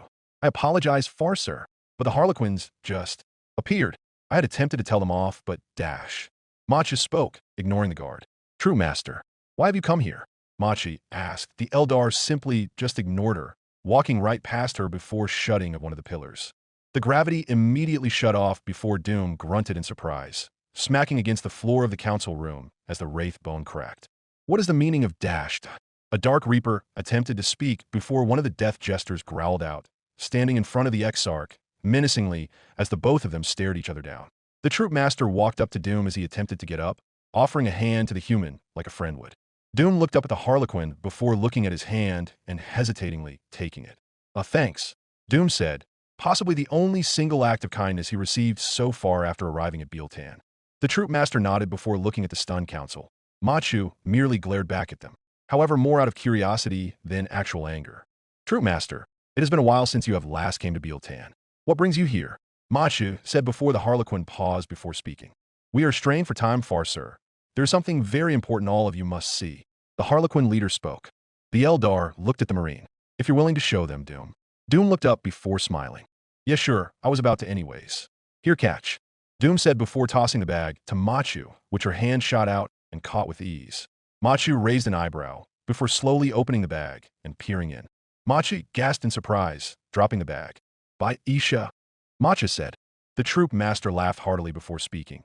Indeed it is, you didn't think she who thirsts simply relinquished all the souls of our kin now, did she? The Harlequin said before looking at Doom again. Very fine work, Doomslayer. Doom merely shrugged. Meh. You should be thanking your boss. He kind of saved my ass, mister. Oh, what's your name? Doom asked before stretching his back. The troop leader chuckled again as if he was laughing at his own joke, Arlecchino, before holding out his hand to which Doom gladly shook. The death jester is Hamlet, and the Estain is Columbina. The two Harlequin escorts curtly bowed to Doom before looking back at the council. The rest of the Eldar slowly walked towards the bag before impatient Warlock rolled it open with his foot. The head rolled straight out, still looking ever perfect as Slaanesh was in life. The rest of the Eldar council simply stood still, unsure what to do as they looked at it. Does this mean that she who thirsts is dead? A swooping hawk asked. Doom face-palmed before walking forward. You know fucking shit, he's dead, look. Doom said before picking up the head. He's literally a fucking head. Doom said. He could hear the troop master laugh in the background. But how? Doom heard a voice behind him, revealing Macha. Here's serious face gone and instead replaced with shock. I kinda ripped it off. I mean, that tends to kill people. Doom said before placing it back inside the bag. A warp spider simply shook before speaking aloud. No, it must be some sort of illusion. There is no way this Monkey could have possibly killed a god of chaos. It's just not possible. I agree, and even if he somehow did, what will this mean for us? Does that mean we are truly free from her grasp? Thousands upon thousands of years of trying to resurrect Iniad. All for nothing, the dire Avenger said. Well, I did. Whether or not you choose to accept it is fine either way. But there is a goddess I apparently should save because it would be a massive pain in the ass to the Chaos Pukes, something which I am willing to do. Doom said. Arlecchino came up beside him. The human is right. The laughing god demands we assist him. Another Eldar counselor spoke up. Assist him? How? Doom thought for a moment before speaking. Well, can you guys get me back into the realms of chaos? A few Eldar looked visibly stunned. I'm just going to take that as a no. Doom said. However, the troop master spoke up. It is possible. The Eldar council turned to look at the Harlequin, the eye of terror. Arlecchino said. An eerie silence filled the room before it exploded into chaos. One side debated, why would sane person even go near the eye of terror? The other side of the argument were still considering the validity of Doom's claim to killing their immortal enemy, something which was thought impossible. It was looking hopeless until a voice boomed out. Enough! The rest of the Eldar looked up. Machu was clearly angry as the warp transcended around her, her eyes radiating powerful blue energy which levitated her off the ground. The room was silent again before the farcer came back down. Are we not Eldar? How far have we fallen from grace? Machi asked as she slowly walked to the right whilst addressing the crowd. Countless millennia we have done nothing. Instead we falter more and more. Machu said before stopping. But if Segaraca's claims are true, then this Mondash, human, has accomplished more than all of us could even dream of in a lifetime. Kill she who thirsts. Macha said as she pointed at Doom. And to further enforce that fact, there is no way it is a coincidence that he bears the mark of kind. He must be of dire importance. Today is a red-letter day. This marks the turning point of our people, of our species as a whole, no longer under the constant fear of Slaanesh. Will we turn our backs on the possible rescue of our beloved goddess Isha? Or will we trust Segaraca's judgment and help this Doomslayer reach the eye of terror? Macha finished. Doom let out a whistle. The lady definitely knew how to say a speech. The rest of the Eldar were silent, but their farcer spoke the truth. How do you propose we get there? A warrior asked. Doom snorted. So let me get this straight. The Eye of Terror is some sort of evil portal dash. Arlecchino whispered to Doom before letting him continue. Evil portal. In space, so just get me close enough and drop me in. Doom said as a matter of fact. But you don't understand. To go through it would be certain death, if you're lucky that is. The worst is that you would mutate, turning into an abominable chaos spawn before being spat back out. Another Eldar said. Actually that's where you're wrong.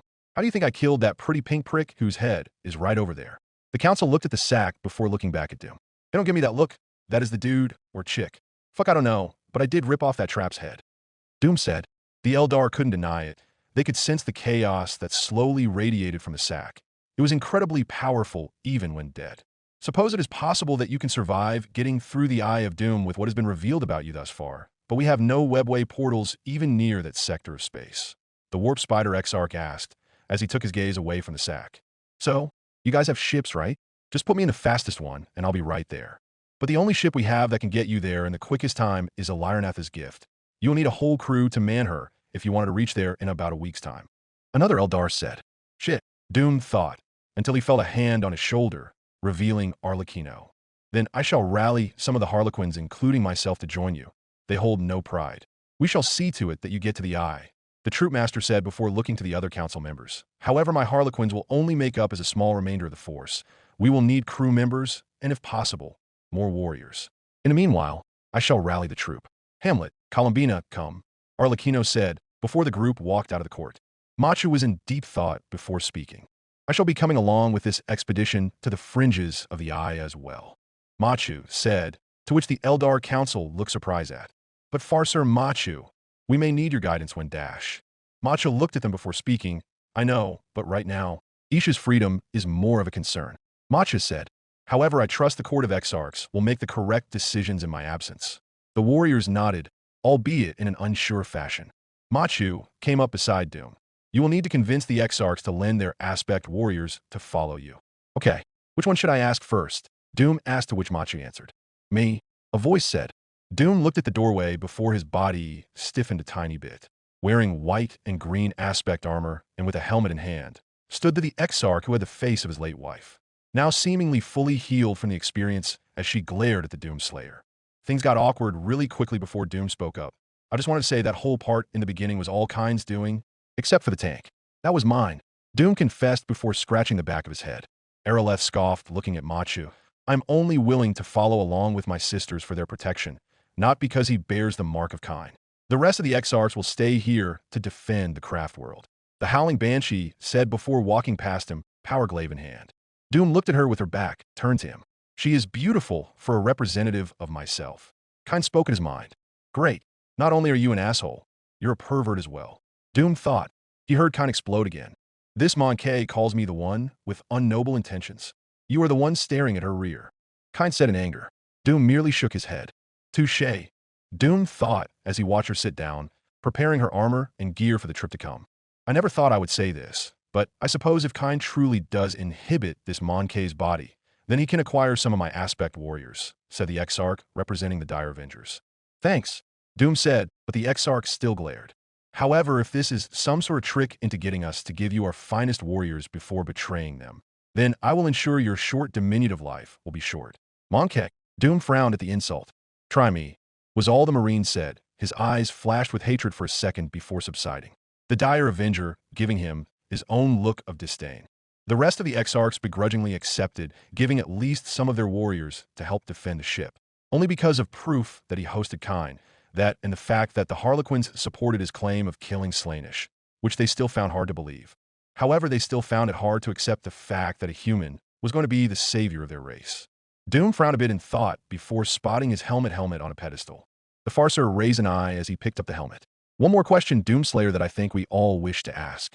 What you did today was not even on the level of even the strongest of our warriors. How were you able to do so? Machi asked out of curiosity. The rest of the warriors gathered closer, as they too were curious. Doom merely paused, looking at the visor of his helmet. Because I am the Doomslayer, the demons of this so-called chaos are brutal and unforgiving. Doom gritted his teeth as he shook with anger. However, I'm much, much worse. They will have to pray for their wannabe gods to save them when I am through with them. Doom said menacingly. No Eldar would admit it, but as soon as Doom had uttered those words, they felt a chill in their spine. Perhaps he truly was, as he said, a killer of a god. Lead on. He simply said, no longer the immature Monkey she had known before, but instead, something ancient and angry. Macha motioned for Araleth to follow as the three of them walked outside, ready for the journey to the Eye of Terror. Bloodflag's void ship. Right. So according to Gork and Mork, we gotta goes to air. Bloodflag said before pointing at the crudely drawn map. And then we go air. Bloodflag said before making a squiggly line. Then we bash some pansies, where we'll find the Yumi which Gork and Mork want us to help. Bloodflag said, drawing a circle at the end of the squiggly line. No boss. Uzed gate. Uzi gate. The weird boy attempted to say something before his head exploded. GA. Again? What is Zog? Bloodflag said before picking up the map, now drenched in blood. It was me favorite map too. Stupid git. Blood Flag said before looking at Mr. Nailbrain, who was hiding behind a table alongside Spookums in case a real e-bang occurred. Which one was that now? Blood Flag asked. Dunno, boss. I lost count already, was all the mech boy said before taking a dirty rag and cleaning off the orc blood that was on his arm. Blood Flag merely grunted. Send it to next weird boy. Wheezy, gotta be quick about it, otherwise we might miss this chance. Spookum stood up hesitatingly. On it, boss. Get day next get Inyari. Blood Flag huffed again before looking at the now ruined map. It would take time to figure out what to do next. But Blood Flag had a perchance for these kind of things. He was a smart war boss and captain. After all, he was in it for the possible whack. And the loot if Gork and Mork were telling him what to do. And of course the possibility of getting hats. He liked hats. Kadia, you've read the report, I trust? Yes. Though I must confess, I find it quite hard to believe Lord Castellan Ursarker, E. Creed. A figure asked from the shadows. Creed took out the cigar out of his mouth before chuckling. Creed will do fine, my dear. However, the stories I've been hearing from Terra, as he leaned forward on his desk, drawing out a new tactic they could use in case of another chaos incursion. Yes? What about them? Is it true? The Emperor's body beyond ruin. Managed to smile. Yes, it is. Then the feeling is mutual. I know what I saw. You simply were not here to see it, but I saw it. After purging a small army of slainish cultists. It happened. And what happened to these cultists, Lord Castellan? I don't know how to explain it. They simply screeched like the parasites they were. But they kept yelling that Emperor awful phrase, even as my men were in the process of gunning down and stabbing their writhing bodies. Which was the Doomslayer. Does that mean anything to you, miss? Creed asked. The figure shrugged. All we know is that cult activity has gone down by an estimate of 1/4%, according to the administratum. All of the activity being related to the chaos god Slainish. Creed smiled, taking another puff from his cigar. Something really bad must have happened to their parasitic beliefs. Good. Or there will be retaliation of some sort. Keep a watchful eye, Creed. Kadia stands at the Eye of Terror. If this planet falls, then dash. You don't need to remind me. The figure stepped forward into the light, wearing pure black armor with a flowing cape and Inquisitor hat. Inquisitor Adrastia spoke once more. Then it is time for me to depart. Good luck, Lord Castellan. Chapter 7. Friendly Introductions. Bealtan Terrace. So this is the ship right here? Doom asked as he looked at it up and down. He had to say, even back on Mars, the UAC didn't even have anything close to good like the giant ship in front of him. Complete with a deadly arsenal of cannons and such, gleaming solar sails glowed behind it, as the ship took up almost an entirety of the space dock. Yes, Eliranatha's gift. She used to be a cruiser, but after she saw much fighting, the Eldar of Bealtan decided to transform her into a battlecruiser. Arlecchino said, as he walked up next to Doom. You know, Arlecchino, how come you're possibly the only one of these arrogant pricks to actually be cool with me, being human and all? Doom asked, to which the troop master merely shrugged before chuckling. Like I said, the first step to becoming a Harlequin is to drop all sense of pride. Our whole existence is like a play. Everyone plays a part in it, therefore making us equals as actors. The troop master said before continuing, the fact that my god, Sigarak, spoke of you in the Black Book and of your deeds mere hours ago made us depart immediately. A lot of my troop is very eager to meet you, especially a few of the Arabanian. Arabanian? Solitaires, those who tread the path of damnation, whose souls were doomed to be devoured by she who thirsts. You saved them from a horrible fate. Doom shrugged. So long as nobody wants me to sign their ass, then I'm fine with it. Arlecchino chuckled before walking away, disappearing as if he was never there.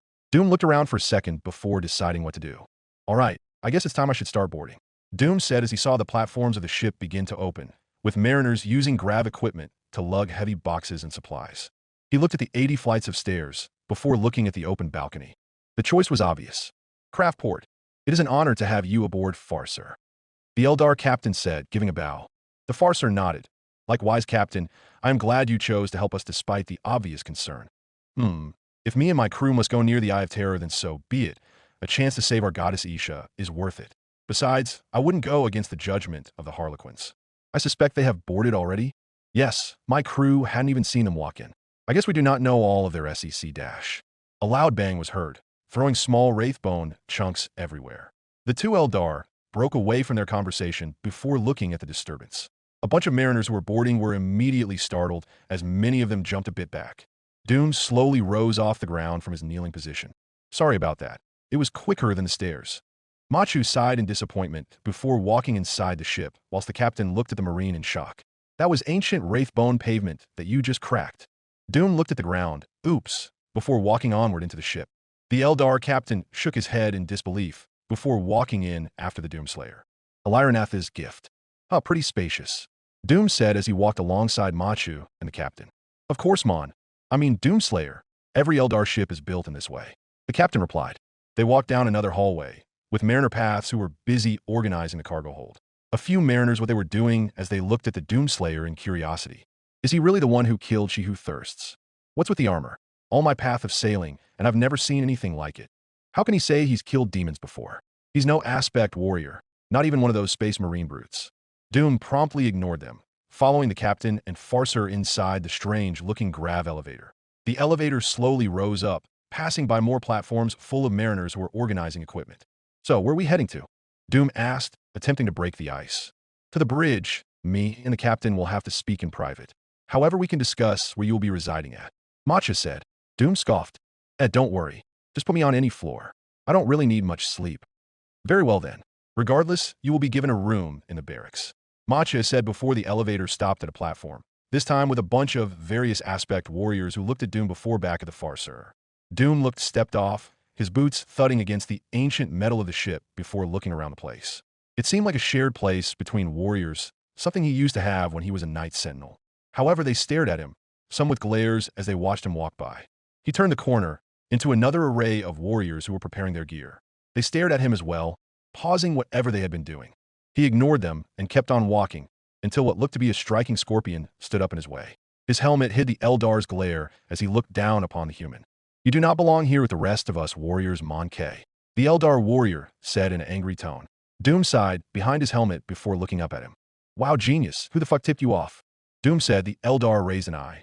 Was that sarcasm I sensed out of your dash? Without a word, Doom walked right past the warrior, completely ignoring him. Hey, Mon-K, look at me when I am dash. As soon as the Eldar placed a hand on the human's shoulder, Doom immediately reacted.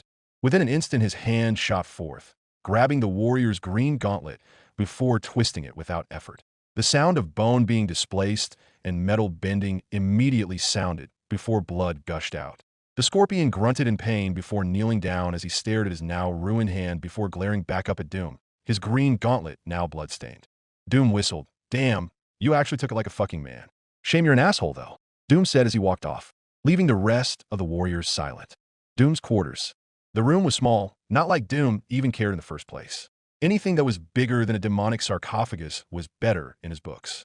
It even had a small window, which was surprising, as it showed the confines of the craft world as well as space. He took off his helmet before sighing. A lot of shit apparently can happen in one day. First being banished to hell, and then now helping a completely alternate plane of existence fight off their own form of demons. Hey Kane, you in there? Doom said as he took off his gauntlet. There was a pause until he heard the god speak. My name is Kayla Minshakine. Address me by my proper title, or else I Y-dash. Why did you try to posses me? What? What type of question is that? Kine said out of genuine confusion. The good kind. Kine paused. Doom imagined the god of war, gritting his teeth in anger. It is none of your business. All who I choose will serve me in the end, says the dumbass who stuck in my hand. Silence. This is merely a minor setback to dash. Doom immediately shut up the god by putting his gauntlet back on. You keep thinking that, bro. He looked around the room before feeling the ship lurch forward. He caught off guard a bit, but he could tell the ship was moving. Looking at the window, Eliranatha's gift slowly approached the giant webway portal in the middle of the port. Doom watched on with anticipation as the ship got closer and closer. Before he knew it, the front end of the ship seemed to go through, followed by the middle. Finally, the white portal seemed to get closer and closer before enclosing around the ship. Within seconds, they were in a new sector of space, light years away from Bealtan. Doom yawned a bit. He couldn't help but feel a tiny bit disappointed. After all, he was expecting some crazy FTL shit to happen. Regardless, he sat there for a moment before deciding to do something. He walked up to the doorway of his room before pressing a button to open the door, just to see the face of a masked Harlequin. Doom was a bit surprised at first. The Harlequin's mask seemed to be that of sadness, depicting a blank face with two demon-like horns protruding out of it, and his clothing seemed to be a hooded trench coat. Doom looked at the corridor to see if anyone else was there, but it was simply just the one Harlequin who continued to look at him. Hey, Doom said as he waved at the Harlequin. The Eldar simply tilted his head before taking his hand and waving back. Doom chuckled awkwardly at first. There was a long pause. So, can I help you? Doom asked. The Harlequin continued to stare at him. Okay, Kay. That is kind of fucking weird. Doom thought before looking at the corridor again. this time walking past the Harlequin as he walked down the hallway. He heard footsteps. He turned his head sideways just to see the Harlequin following him. Doom decided to just let the Eldar do whatever before he continued walking, his new friend trailing close behind him. He was walking around the next corner until he bumped into someone he really didn't want to bump into. That Eldar named Aeroleth. The howling Banshee XR glared at Doom for a split second before her body language stiffened. Doom raised an eye in confusion before following the look back at the Harlequin who was following him. He looked back and forth between the two before deciding to speak. "So, can someone mind telling me what's going on?" Within a second, Aeroleth pulled the Doomslayer by the shoulder and around the corner. "What do you think you're doing? Do you not realize what that is?" The freckled Eldar said rather heatedly. "Who? That dude back there?" "Yes, that is an Erebanian." Doom remembered Arlecchino mentioning something about that. "Huh, so that's why he was following me," the Marine said. "And that is bad because his soul is doomed to be dash." Whoa, whoa, whoa. I don't think that is the goddamn case now. I freed them when I killed that perverted motherfucker. Aeroleth sighed. "Regardless, Aeroleth said as she gritted her teeth in annoyance. "Speaking to a Erebanian is tantamount to death." "Ah shucks, said it like you cared for me," Doom said as he began to grow pissed. Aeroleth glared daggers at him before walking down the hallway and into her own quarters. Doom grunted, "Real smooth dumbass," he thought to himself. He turned around just to come face to face with the supposed solitaire again as it looked at him in curiosity. "All right, bro, what the hell's the deal? Why are you following me around the place?" The Harlequin paused for a second before holding out something to the Doomslayer. It looked a bit like her exotic gem. It gleamed and glowed as if filled with some form of unknown energy. The solitaire motioned the Doomslayer to hold out his hand, which he hesitantly did before the Harlequin dropped it in his hand. He then heard something. It was very faint, but he could hear it. "Thank you," was all the voice said. Doom looked back up to the solitaire, whilst the solitaire stared blankly at him. You're welcome," Doom said, to which the solitaire nodded before walking backwards into the corner, disappearing like he was never there. The Doomslayer merely sighed before looking at the elevator and back at the new piece of jewelry. He needed a fucking drink. The in-between. There was nothing but darkness between reality and the warp. Nothing could survive here. The only things that could ever deserve this place was the damned. And legion they came to be. Rising up from the darkness of this world, they heard his divine words. He brings doom to demonkind. Hatred boiled beneath their armor as fire began to strike. Their armor now glowed with embers as they rose from the darkness. "Aid him," was all they heard before his divinity cast out his own consciousness. The cursed Marines stood there within the darkness, thinking, boding their time. And when the time came to be right, they would fight alongside him to put an end to daemonkind. The Legion of the Damned had been awakened, and they were angry as hell. Stuck in a landslide. Chapter 8, Balls and Moves. Kamarak. The city of Dark Eldars was a nest of depravity to the highest degree. Dark and sharp towers spired to the sky, holding corpses of various races, with some of them still alive as they groaned in pain. Dark Eldar were within the streets, trading and selling slaves in order to make a profit, or for more carnal pleasures as they browsed particular sections which appeased them. After all, the populace of Kamarak were in a happy mood. No longer did their souls feel the pull of being eaten away by the chaos god Slaanesh. Therefore, a lot of Kamarak felt blessed in a way, with even more excess of pleasure and pain being spread to as a celebration as screams of agony were heard from most buildings, carrying out the exact same rituals which led to their people's downfall. The supreme overlord Azrabiel Vect sat on his throne, which glowed with maleficent purple energy. Skeletal remains were placed on display all over the place as a sense of sadistic fashion in Dark Eldar culture. His female, human slave clung sadly onto his throne as the supreme overlord stared idly, drumming his fingers in thought. His retainers stood by him. Their masks glowed a bright, sinister red. A torn-up slave slowly walked in. What race he was no longer mattered, as the amount of wounds he carried were simply too many to tell. As Supreme Master Azrabiel V. Vect, the overlord turned his head slowly. "Speak, slave. T. Trueborn Mugga W. wishes to speak with you," the slave said. Vec's face scrunched up in displeasure for a moment. He knew that the arrogant Trueborn held his own small pirating fleet of ships because of his elevated status. He hated Trueborns. They simply had everything handed to them like spoiled children. Vect himself was born as a lowly slave, but he carved his own bloody path in the streets of Kamarak to Archon, and then to Supreme Overlord after the dastardly scheme of taking the Forge Hammer and getting the Space Marines to unknowingly kill his opposition for him, making him the most powerful Archon there is. "Ugh, send him in," Vex said in disgust, as they slave quickly retreated. Within a few moments, Muguth revealed himself, followed alongside a SSLYTH, an incubi bodyguard. Vecht could already tell that the arrogant Dark Eldar was attempting to gain the status of Archon with the retainers he took with him. Supreme Overlord Asdrabiel Vecht, the Trueborn said as he smiled crudely before bowing.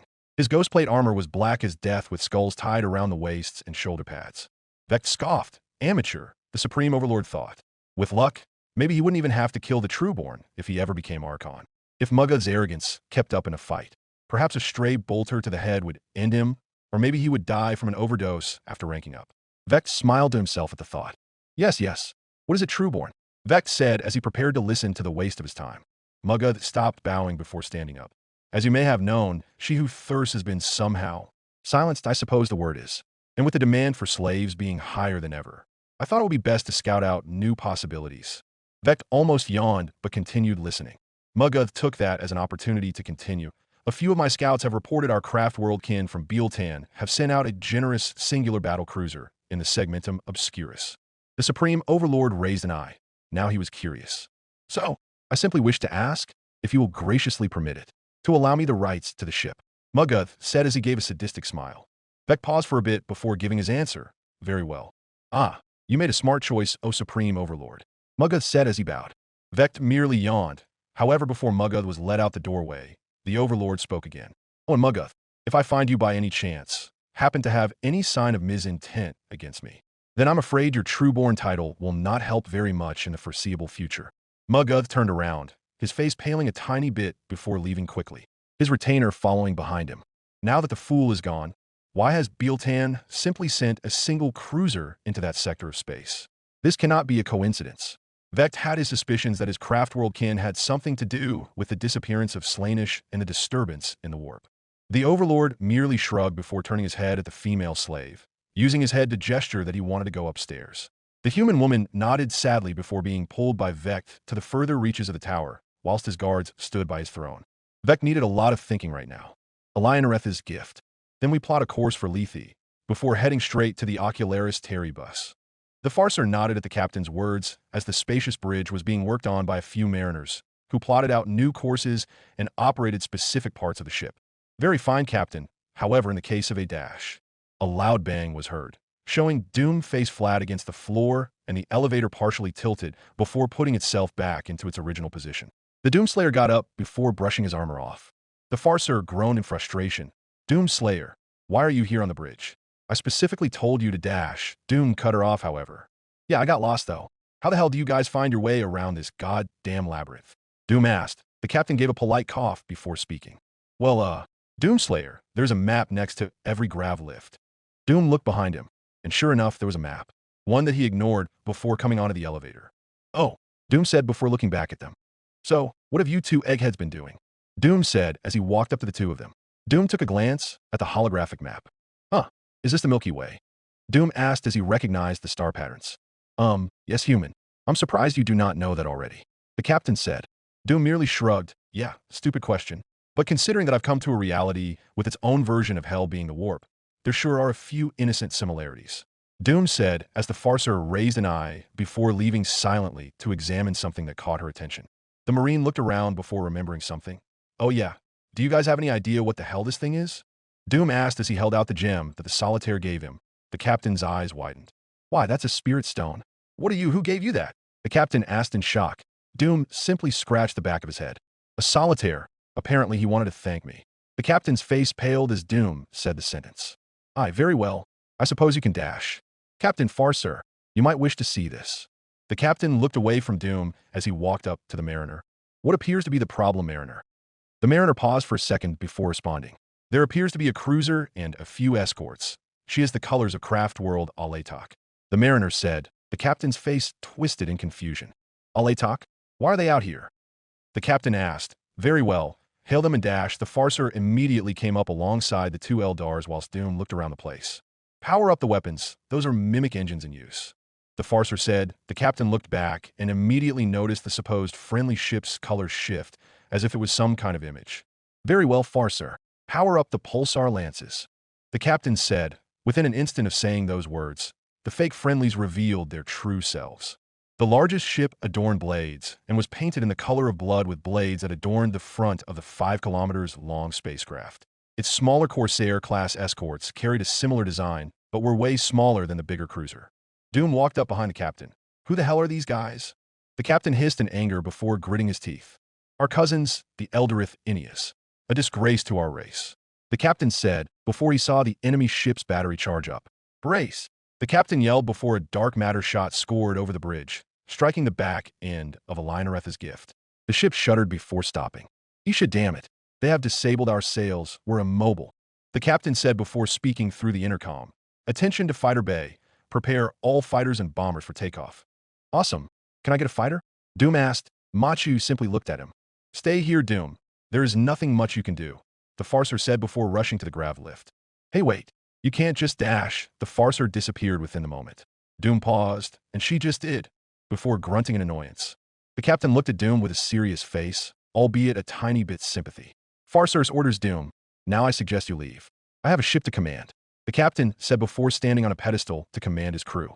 Doom looked at the grav lift glumly before slowly walking towards it. Not before he looked at the map to see where he was going. That was when he spotted a sector of the ship simply titled Escape Pods. A smile grew on his face as he walked into the elevator, pressing the button to go down. He had an idea. Torture of Isha. Mugav laughed as his cannons easily struck a blow, effectively immobilizing the craft world ship. "Move us forward and prepare us for boarding action," Mugav said before comfortable reclining back into his throne-like seat as his 2 retainers stood by. Mugav looked to his left. His newest conquest stared down in the floor, her white hair concealing her face as her body was draped in a loose-fitting bikini and loincloth. "What's wrong, slave? You should be happy. We're getting rid of Xenos like your corpse emperor always wanted," Mugav said before laughing. The Trueborn noticed she still was looking down. He pulled on the chain. "Look at me when I talk to you," Mugav said as he hissed in anger. Her head was pulled to him as her face was revealed, scrunched up in discomfort. Mugav smiled, remembering the great scheme he had planned, attacking an Imperial relief ship which happened to have a few Sisters of Battle on board. Although admittedly, they had cost him a lot of warriors to get hold of them. They were worth the effort as they were sold off, himself keeping the prettiest of them all. "That's better. I suppose I will have to teach you better manners when we come back to Comarak," the Dark Eldar said before peering back out the bridge as the ship moved forward, preparing to board the ship. It was then he noticed Escape Pod, a Lionoreth's gift. Darkstar 2 and 3 engage the enemy fighters. Eagle 1 and 4 take out those escorts. "We need to equalize this fight otherwise, dash." "A captain. What is it, Mariner?" The Eldar simply pointed out the window as the escape pod flew off alongside the fighters as it shoddily turned and steered to avoid gunfire. "Oh, for Isha's sake," the captain said before turning around and seeing that Doom was no longer there. The captain already had an idea where he was knowing he was the only human on board. "The Farser is going to kill me. Escape pod? How the fuck do I drive this thing?" Doom thought as he stared at the advanced controls. He had managed to steer it, but albeit in a very simple manner. Until then, however, he resorted to pressing random buttons which really didn't help anything. Looking ahead, he saw the Torture-class cruiser ahead as it reserved its fire. "The red button, Monkey. Press the red button." Kine spoke before turning silent. Doom looked to the side before seeing a friendly Eldar interceptor fly by next to him. The Eldar's face was priceless as it looked at Doom. The Marine gave a salute before pressing the button, which instantly propelled him forward at an even faster rate. He was getting closer to the cruiser, as it launched Razorwing jet fighters and Raven fighters to intercept the craft world ships, completely ignoring the escape pod. Big mistake on their behalf. With his goal now closer, Doom used the only useful button, the big red button, allowing him to go at a tremendous speed towards the hull of the Dark Eldar cruiser. "And here we go," Doom thought before he buckled himself in. The escape pod crashed into the hull, breaching it like a torpedo. "Torture of Isha." Mugav laughed even harder than before as he watched the pathetic thing hit his hull. Although it managed to breach, no person could possibly ever survive that. "Get the slaves, to work and block off that section later." "Hiha," the Dark Eldar said between gaps of fresh air before finally subsiding. His serious face back on as the ship got ever more closer. It was about to become boarding time, and it would need all of his focus. Little did the Trueborn know, a lot of shit was about to hit the fan. In the breach deck, the pod blocked out all of the vacuum. A black door opened at the other side, allowing a bunch of Kabalite warriors came in who then investigated the crash. One of the warriors scoffed as he looked at the wreckage. "How far has our race fallen to endure in such stupidity?" That was an act that would make an orc proud, the Kabalite said before the rest of the warriors chuckled. One of the squad members walked up to it to peer through the window. It doesn't seem to be Dash. A metal hand shot through, grabbing the dark Eldar warrior by the throat before pulling him in. The warrior yelled in surprise before a large crack noise was heard and blood gushed out of the smoky window. The rest of the warriors were surprised. No longer joking around, they picked up their splinter rifles as they surrounded the entrance of the pod. The pod door was kicked open, and within a second the dark Eldar fired, drenching the entrance with crystal fire. They kept firing until their rifles clicked. They paused there before the smoke slowly dissipated. Doom revealed himself, holding a headless Kabalite warrior before tossing the body down with such force that it imploded into pieces. The Doomslayer looked at the rest of the warriors as they gaped in shock before quickly attempting to reload. "Can I make a suggestion?" Doom asked. The warriors looked at him. "Run." Chapter 9. The Gifts. Alionaretha's Gift. "And he what?" the Farser asked as she prepared her battle gear. The captain paused for a bit before speaking again. "He used one of our escape pods to board their ship. Whether or not he is alive, I am not sure." The Farser shook her head until she heard a voice. The troop master was checking his pistol and equipping his armor as he appeared around the doorway. "It is the Doomslayer," Segarak has told of his deeds. "This is minor compared to what he has done in the past." The Farser raised an eye before she heard the captain speak. "Regardless, we no longer can open fire on the cruiser lest we risk the safety of the Doomslayer. I'm reverting fire to the escorts." The Farser sighed before standing up, full battle gear as they prepare to get boarded. "Then it puts us on equal ground with the enemy. They can no longer fire us at the risk of killing potential slaves, but we can no longer fire at them. Is that a good omen?" the captain asked. The Farser shrugged before heading down finally to join her fellow warriors. "I am unsure." Torture of Isha. By the time Doom was done with the warriors, he was now caked head to toe in red Eldar blood. He spotted a door at the end of the room before walking towards it, opening the door with both of his gauntlets before sliding through. He looked to the right before walking left in the corridor, bumping into the face of a surprised Kabalite as the Dark Eldar yelled in shock. Doom simply raised his hand before backhanding the unlucky Dark Eldar so hard that his head, followed by the rest of his body, smacked against the black walls of the ship, leaving a bloody imprint on the metal. The Doomslayer wiped off the blood from his visor before peering at two other figures who stood there in blue dirty rags, which at some point might have been considered clothing. The two of them backed up in fear. It took Doom to realize that they were non-combatants. If their rags indicated anything, they looked to be slaves. Hey," Doom said as he gave a little wave. The first figure was a human, no doubt, but the second was an alien of some sort, with blue skin and AI-shaped slit extending to its forehead and its non-existent nose. The human was the first to speak up. Thank the Emperor. We're saved," the human yelled as he threw his hands in the air for celebration. "Wait, shhhh," the Doomslayer said before looking around. "Listen, it's just me, but I'm going to fucking hijack this ship. You guys just find somewhere safe to hide. They'll be too busy dealing with me." Doom said, "You are too noble, Gula. But how in the greater good will you dash?" the strange blue alien said before Doom cut him off. "Yeah, I get that a lot. Stay safe," Doom said before running past them into another hallway. The Tau and human simply stood there before looking at the breached room. They dropped their equipment in shock as they witnessed the carnage inflicted on the Dark Eldar. And this was from the man they were having a friendly conversation with just now. Torture of Isha Bridge. Kabalite's status report. Mugath said through the intercom. The Dark Eldar gritted his teeth in anger before slamming the turnoff. "Ugh, I clearly pay those idiots too much," the Trueborn said before looking back at the Craftworlder ship. The Trueborn pressed a button on the throne, making a holographic screen appear, showing the forces commanding Kabalite.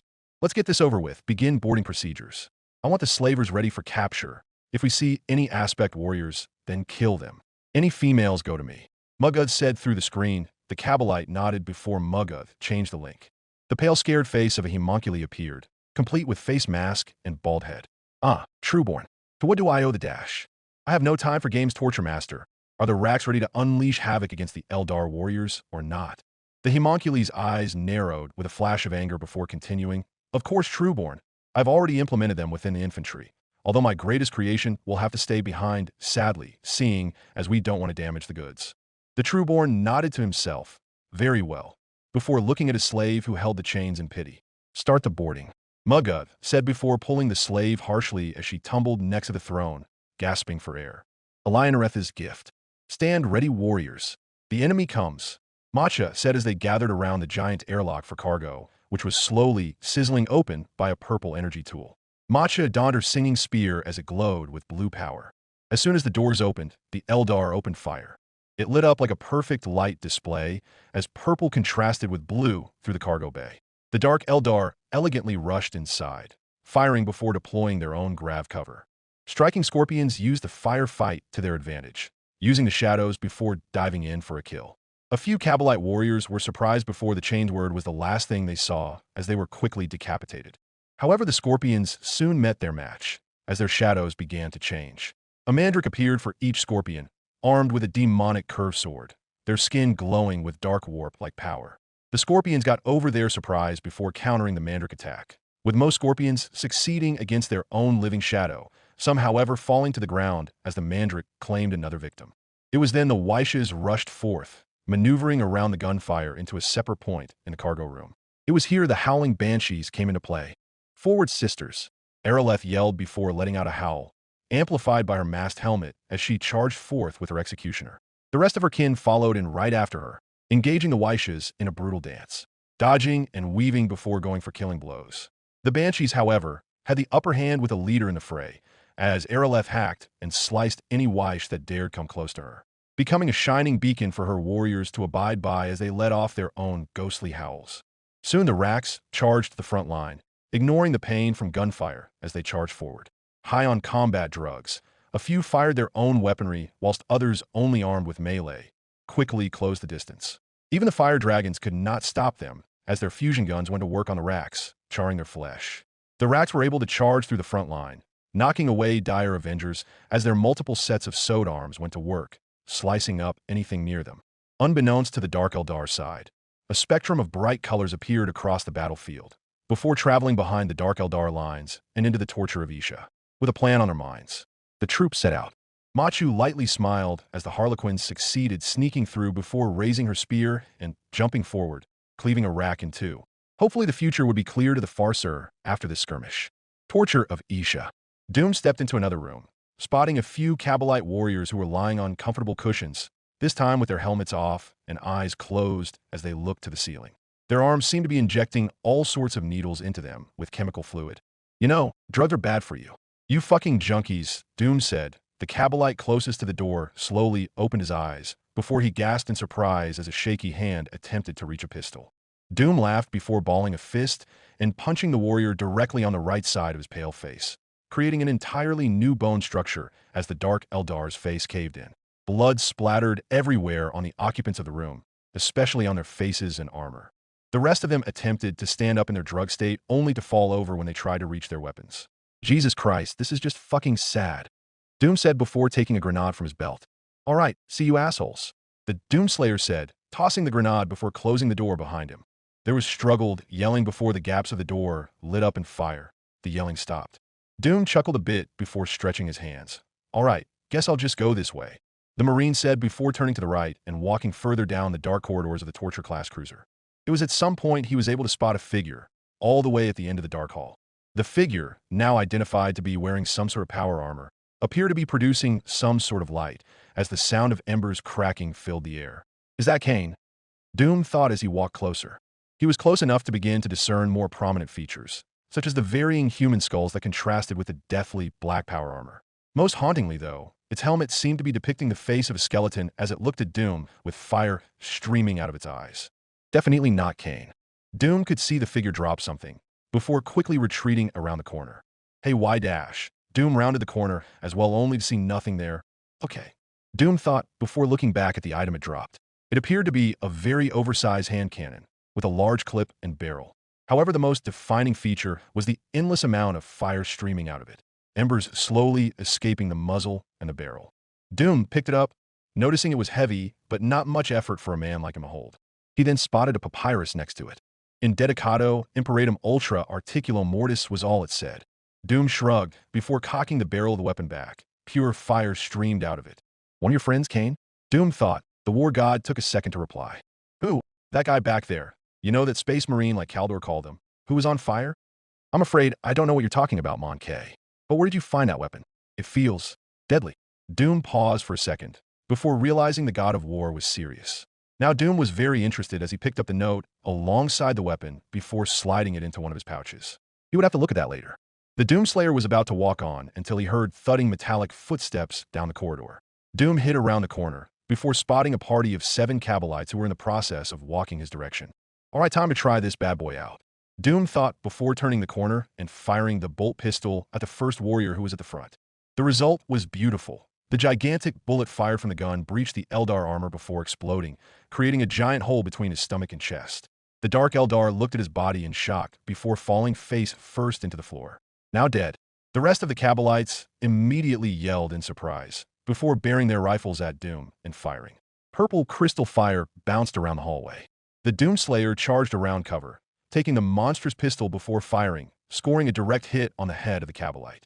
The entirety of the warrior's upper body exploded in a red haze as its leggings simply kneeled before falling down. Another Kabalite rushed forward with a monomolecular at the end of the gun as soon as the Doomslayer got into range. Doom scoffed before slapping the front end of the weapon, tearing it off completely as the Dark Eldar's helmet hid his surprise before Doom grabbed him by the back of the head and slammed his face into the black wall. The crack of a skull was heard before the dead Dark Warrior slumped against it. The other 3 kept on firing, but to not much effect as the crystal rounds merely shattered upon impacting the Praetor armor.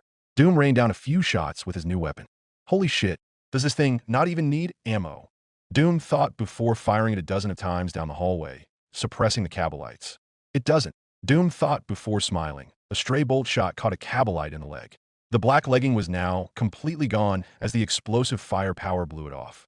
The Dark Eldar yelled in pain as he grabbed the stump that used to be his leg. The other 2 attempted to run away, ditching their comrade. Hey, where you guys going? Doom yelled after them before laughing. However, Doom heard whispering behind him before spotting the legless Eldar who was silently speaking to intercom on his wrist armor. Doom cracked his neck before walking up to the Kabalite. Gad, we have intruder down in the excess deck. The Dark Eldar said before looking up to see Doom staring down at the wounded warrior. The warrior simply spat. It's no use fighting Mon K. You will be wishing for death when the rest of my kin find you. The Kabalite said as he glared in defiance. Doom simply chuckled. Funny thing, the last time somebody threatened me, Doom said before his chainsaw materialized before Doom revved it up. Fucking died. Before plunging it downwards into the warrior's chest as the Dark Eldar yelled in agony before Doom pulled the chainsaw upwards, slicing his upper body in half like a banana peel. Kabalite, speak to me, Fu Dash.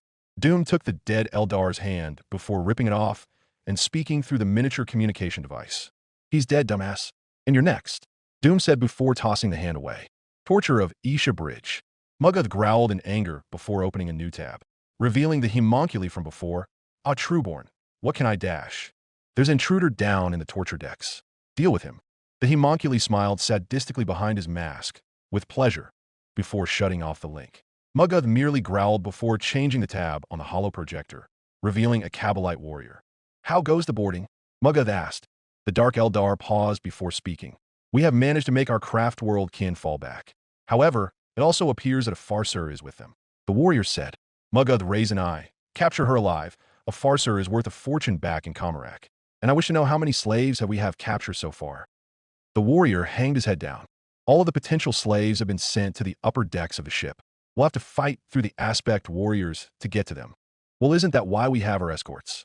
Send those frigates to breach the upper parts. The Trueborn ordered. But Trueborn, it would be certain death, as then the frigates will be in the range of the pulsar lances. Mugath growled before cutting of the link. The holographic screen fading away. He turned his head to see the slave smiling to herself. Within an instant, he reached out and struck her. The sister of battle smile now simply turned into a frown. She endured much worse than that punch. Amusing now, Joan?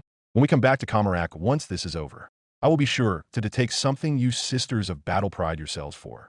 Mugath fumed before looking back out. Joan, the sister turned slave, merely thought one thing. Emperor, protect me. Torture of Isha. Doom had stalked the halls, this time not encountering any form of warriors. Where the hell is everyone? Doom thought before turning left into another expansive corridor. This time, it was filled with torture devices scattered around the place. That's the 5th goddamn torture room. The Doomslayer thought to himself before walking inside to investigate. The place was built to be spacious as various colors of blood and body parts were littered in the middle, almost like an arena. Lastly, there was also a complete upper quadrant of the room, probably where onlookers could watch. Within an instant of stepping in the room, a purple yet eerie light came on from a platform above, revealing a bald and masked face of a cruel Eldar, with multiple metallic and flesh-like arms, carrying all arrangements of syringes and torture devices. Ah, so this is the intruder. I can sense it, the confidence in your step, the muscular tendons that give you strength. A voice said as if being said through a loudspeaker.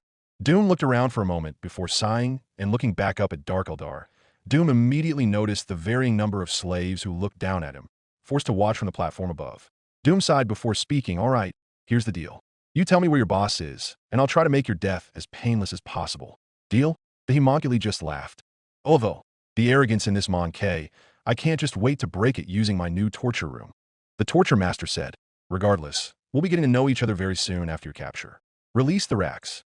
A few shriveled slaves quickly turned a lever before a door at the other side of the room opened, releasing a crowd of pale-skinned freaks, each with their faces covered by a metal mask and a robe acting as their leggings.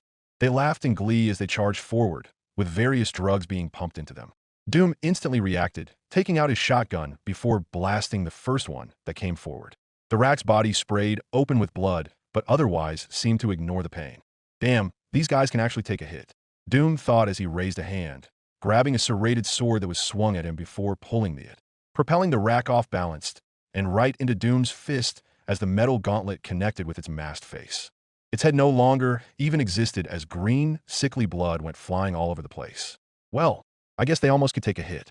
The slaves watching above actually grew curious as more of them gathered behind their bars to watch the fight. The homunculi merely growled. So you have strength, but that will not save you. I'll end up on my torture tables. The other racks jeered and laughed, driven insane by the poisons tapped within them as they trudged onward, their pale bodies and surgically attached weaponry at the ready.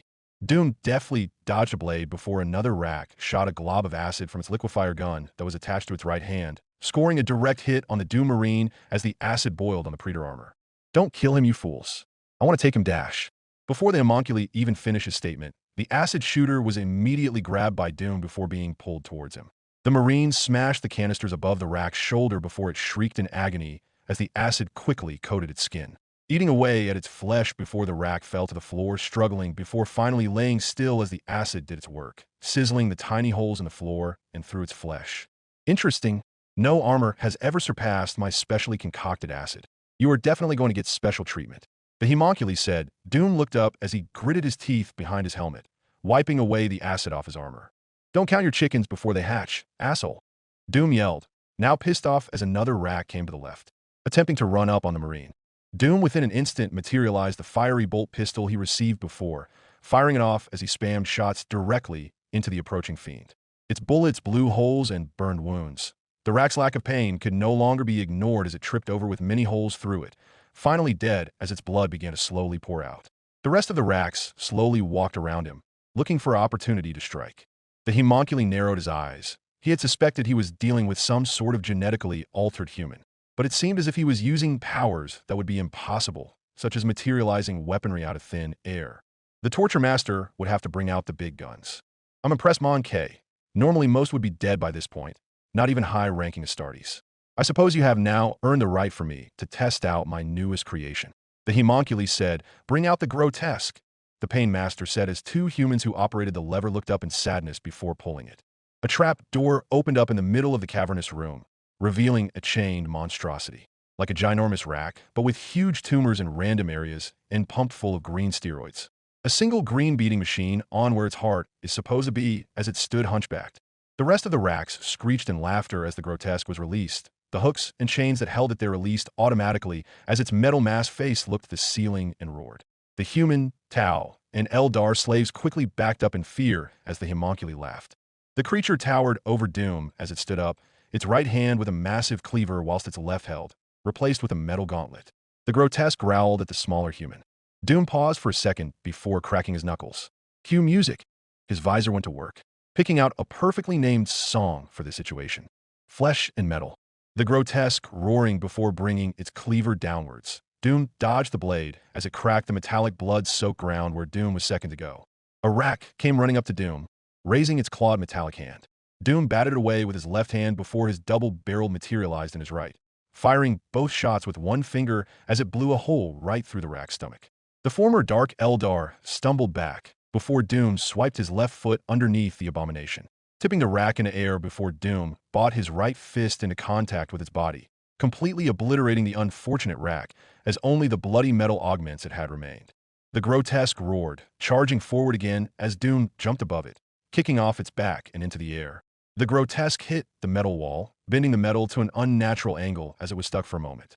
The other 3 remaining racks charged forward, intent on incapacitating the Marine for their master's gain. He needed to dispose of these guys quickly if he wanted to deal with the bigger threat. Monkey, take off your left gauntlet, Kine said as Doom threw a rack over his shoulder that attempted to overpower him. What? Just do it. Doom immediately grunted before sliding the Predator gauntlet off. The triangular brand on his hand glowed before it lit up, engulfing Doom's hand in fire before something began to take grip. First a handle and then a blade, until it fully revealed itself. A sword with a blade of fire, wreathed in the blood of fury as flames danced around it. The handle sported the mark of Kine. The racks immediately hesitated, unsure what to think of it. The homunculus' eyes widened, and the few Eldar within the crowd of slaves gasped. Doom, however, felt like a child in a candy store. Oh, you're all fucked now, the Marine said as he looked at the racks, before charging forward. The first rack attempted to block, however it hardly mattered, as Doom sliced straight through it. The sword cutting through flesh and metal like butter, refreshing the air with the strong smell of boiling blood as the rack was practically incinerated from the upper half. The other 2 backed up against the wall, now in complete fear as a sliver of their consciousness recognized the sword of Keelam Minchakine. Doom was about to finish off the last 2 racks. That was until the grotesque smacked him with its metal hand from behind. Doom went flying through the air before smacking against the black metal wall, going through it as it left a human-sized hole. The grotesque roared as it rallied its 2 brethren, the 2 racks quickly getting beside it. There was an eerie moment of silence before the homunculus spoke. Is he Dash? A faint charging sound was heard, before a giant green orb of impossible energy came barreling through. Arcs of green electricity quickly spread to the 2 remaining racks as they screeched out in agony before their innards became outards, blowing up their bodies like confetti, flinging metal and organs around the place. The green orb struck the grotesque square in the chest, blowing up a giant burning hole as the grotesque roared in pain, slumping over as it struggled to get up. Doom revealed himself, looking genuinely pissed before walking towards the struggling abomination as it attempted to stand up. Doom immediately held the BFG in his right hand before balling a fist in his left and smashed off the creature's mask. Its horrifying stitched face seemed to be an assortment of stitches from every race as it sneered at him, growling in defiance. The Doomslayer sighed before the mark of Kine on his left acted up.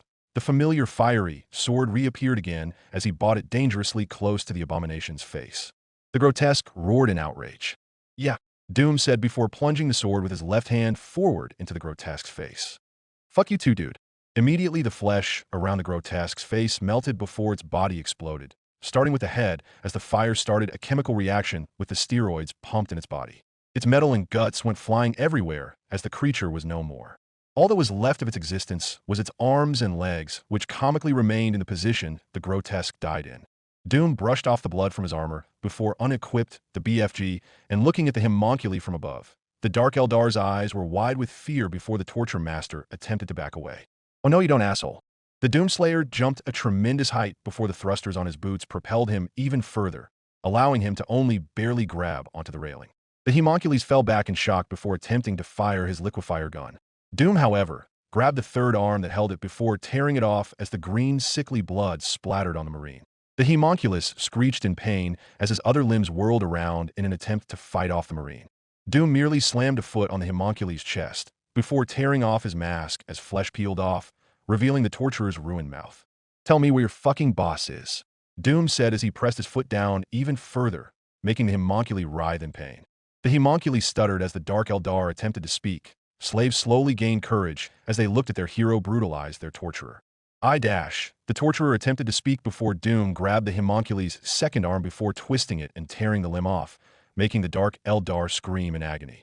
Doom took the Dark Eldar's own metallic and fleshy arm, before smacking the torturer across the face with it as green blood sprayed from the stump. Wrong. Smack. Fucking. Smack. Answer. Smack. The torturer gasped after the last hit before his bruised and blooded face spoke. He's up at the bridge. Just please let me dash. Thanks, Doom said before lifting his other foot. Wait and oh dash, Doom stomped down, directly on the Torture Master's head and sprawling his brains across the floor. Doom slowly raised his foot up before wiping the blood off of it. The song playing in his helmet coincidentally stopped. Doom took a deep breath to control his anger before finally calming down, The crowd jumped back a bit when they saw Doom turn to them. By the Emperor, that was the work of a demon. No, it was not. That warrior, he bears the sword of Kine. The sword of Kine? What Xeno nonsense are you talking about? It is not nonsense, Monkey. It is the truth. Do not bother. The Gulaw will not listen to Dash. Doom immediately scratched the back of his helmet. You guys do realize I can hear you perfectly, right? The slave crowed, turned to him. Doom coughed before speaking. Well, I just gotta go up to the bridge to kick their leader's ass. I'll send someone to help you guys later. Promise. Doom said before walking onward. The slaves watched as he left before going inside the Homunculus personnel grav lift. The slaves only wondered one thing. Who in the hell was this guy? Chapter 10, Rediverting, Torture of Isha Bridge. The Trueborn drummed his finger against the seat before he activated the holographic link. Homunculi, have you dash? Only to see that the torture master's face had been bashed in, the Trueborn was shocked to say the least before shutting down the link. What in Kine's name is going on? The incubi and SSLYTH stood by his side, deathly silent whilst the enslaved sister of battle could barely pay attention. Instead, she was thinking who could possibly be giving the Dark Eldar such a hard time all by his lonesome. However, a holographic link came on, showing the face of a fearful warrior. Trueborn, some Harlequins have boarded our ship from the boarding bay. We're getting slaughtered down in the weapons to dash. However, before the warrior could finish, he was stabbed from behind by some weapon before he screamed in agony within his armor as blood came pouring out of every crevice. The Harlequin's kiss was known to do that. Mugud immediately shut down the link. First a farser, then a Harlequin troop? What is so important about this vessel? Mugud said in anger. And to make matters worse, he still had to deal with that other intruder that somehow took down his ship's homunculi. Torture of Isha weapons deck. Doom pressed the elevator button again, before pressing it again, before smashing it in anger. Apparently, it didn't take him directly to the bridge. Instead, it took him to what appeared to be the weapons bay. And he wasn't alone either. There were a few Cowbellite corpses. However, while some looked like they were simply stabbed, a few looked like their armor had been used to make a fleshy soup as blood and gore came streaming out of any gaps of their armor. Doom stepped to the elevator before looking around. Apparently, there was nobody here. He was about to walk forward until he sensed it. Something was behind him. Less than a split second, Doom turned before catching a glimmer steel blade with his gauntlet. The green and black-skinned Mandrake growled before attempting to bail blast Doom as green fire grew in its left hand. Doom, however, punched the thing in its stomach using his free hand with such force that the Mandrake paused before throwing up a wad of black blood right into Doom's visor. The Marine immediately picked the Mandrake up by the throat before slamming it against the ground. Its limbs immediately broke away into shadows from the impact as the rest of its body slowly dissipated. Doom simply wiped the black blood from his visor in annoyance before walking onward. He turned another corner, this time in a much bigger room, almost the size of a cargo bay as various dark machinery laid around the place. He walked before turning around at another corner, face to face with a sad-looking horn mask. Doom was about to smack whoever was only to realize it was the Solitaire, the exact same one that followed him when he was back at his room. Doom immediately calmed. Jesus Christ. Don't fucking surprise me like that, Doom said before gesturing his hand. If I fucking slapped you, then you would be fucking dead. The Solitaire looked at Doom before shrugging. So, where the hell's the rest of your pals? Doom asked before the Harlequin pointed to the left, revealing the Troop Master Arlecchino along with the Shadowseer Columbine, the Death Jester Hamlet, and a bunch of other Harlequin players. Doom, you arrived as expected, Arlecchino said as he took a delicate towel from his sleeve and cleared blood off his power sword. Just in time for our finishing act. Doom shrugged. Okay, I'm up for it. What exactly did you guys have in mind? Columbine spoke in a quiet voice. There's a control room which guides the fire of the phantom lances of this ship. We gain access and then dash. Avert fire to the escorts. Doom said as he guessed it. Precisely. Doom patted his hands together. All right then. What are we fucking waiting for? Let's do this shit. Doom said before walking past the Troop Master. It's the other way, Hamlet said in a grave voice. Doom looked behind him to see a large set of black metal doors. Oh, before turning around and walking towards the door. The rest of the troop followed behind him. The Doomslayer pulled back a foot. Everyone ready? The troop is ready to dance, Arlecchino said as he prepared his sword. Doom nodded before kicking his leg forward. The door slammed open before there was a flood of purple crystal fire. Doom was the first to charge forward as he took out the fiery bolt pistol, spotting a Dark Eldar who was out in the open before firing. The explosive bullet penetrated his stomach before the explosion tore the unlucky warrior in half. The rest of the Harlequins rushed inside, dancing with unnatural grace as they dodged between purple rounds, slashing and shooting at seemingly random times as they broke through the front line of Dark Eldar. Arlecchino charged forward as he somersaulted through the air that was filled with gunfire before his elegant power sword stabbed an unlucky Dark Eldar, splattering blood from the wound. His hollow suit distorting his form, making it almost impossible to hit the Harlequin leader as he went on a rampage. Hamlet laid down fire support with their Shrieker cannons along with 2 other Death Jesters as they desecrated the room. Any Dark Eldar who were unluckily shot or even scratched by the modified Shuriken cannons immediately found their blood begin to boil and their organs rupture before exploding because of the projectiles used being impregnated with genetic toxins. Columbine, the Shadowseer, simply stood there before drawing back a breath with the perfect note leaving her mouth. However, within a second the note changed to that of a banshee scream as immediately waves of sounds roll forth, breaking the first line of Dark Eldar defense as their bones shattered from the octave of warp energy. A few unlucky ones held their heads before yelling in pain as their brains exploded. Doom had encountered another form of metal cover with a few Dark Eldar shooting at the Doomslayer from behind it. The Marine cracked his neck in annoyance as the purple splinter ammunition bounced off his armor. He rushed forward at unnatural speeds before shoulder bashing straight through the Dark Eldar cover, tossing fragments of metal everywhere. The Dark Eldar stumbled before Doom took out his shotgun, firing a grenade with the lower barrel into the middle of them as their bodies were tossed through the air like ragdolls. He was about to rush forward toward doors at the end of the room before an object landed beneath his feet. It glowed with purple energy before blowing up, tossing the Marine through the air as he landed on his feet with a grunt. Now he was pissed as he scanned around to see who threw it. A squad of witches revealed themselves in their revealing armor as they grinned. The room battle going on was behind them as they had successfully separated Doom from the rest of the Harlequins. "Why, you're a strong Mon K. You'll make a good pet," their leader said.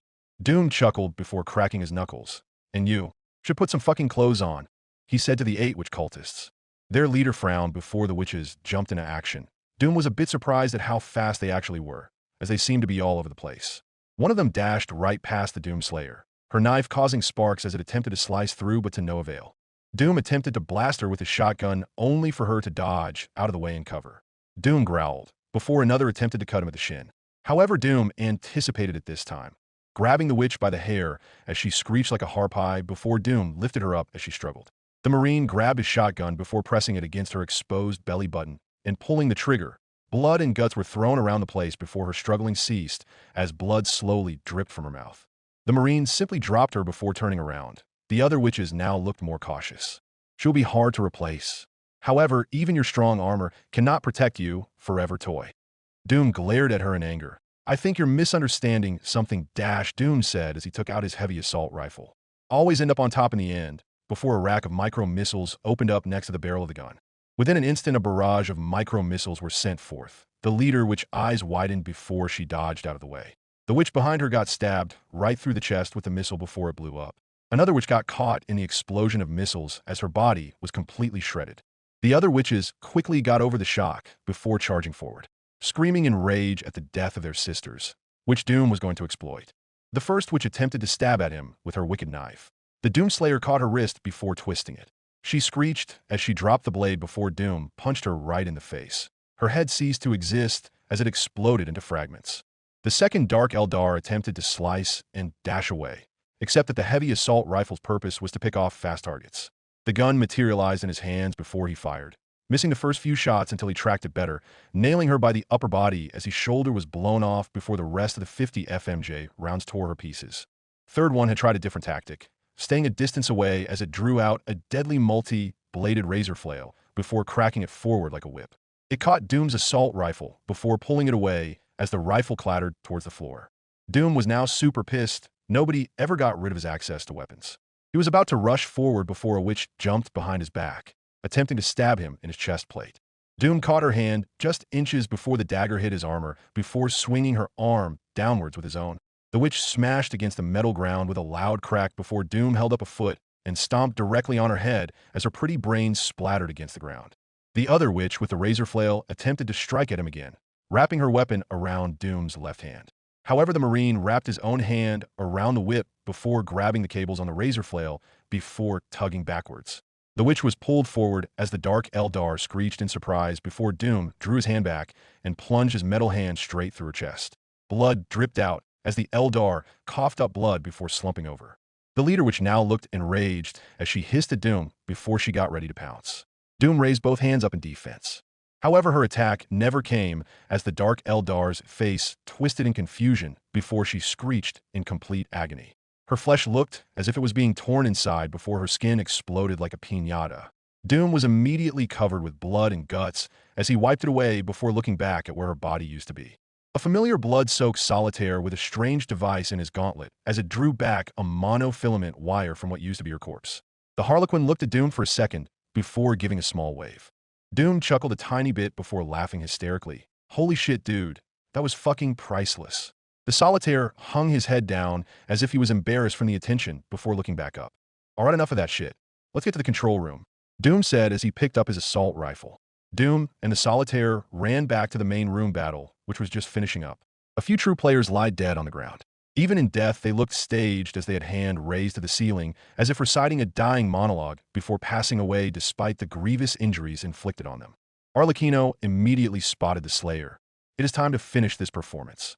But the door requires some sort of biological scan, the Harlequin said before pointing toward the metal sliding door with some sort of head-level scanner next to it.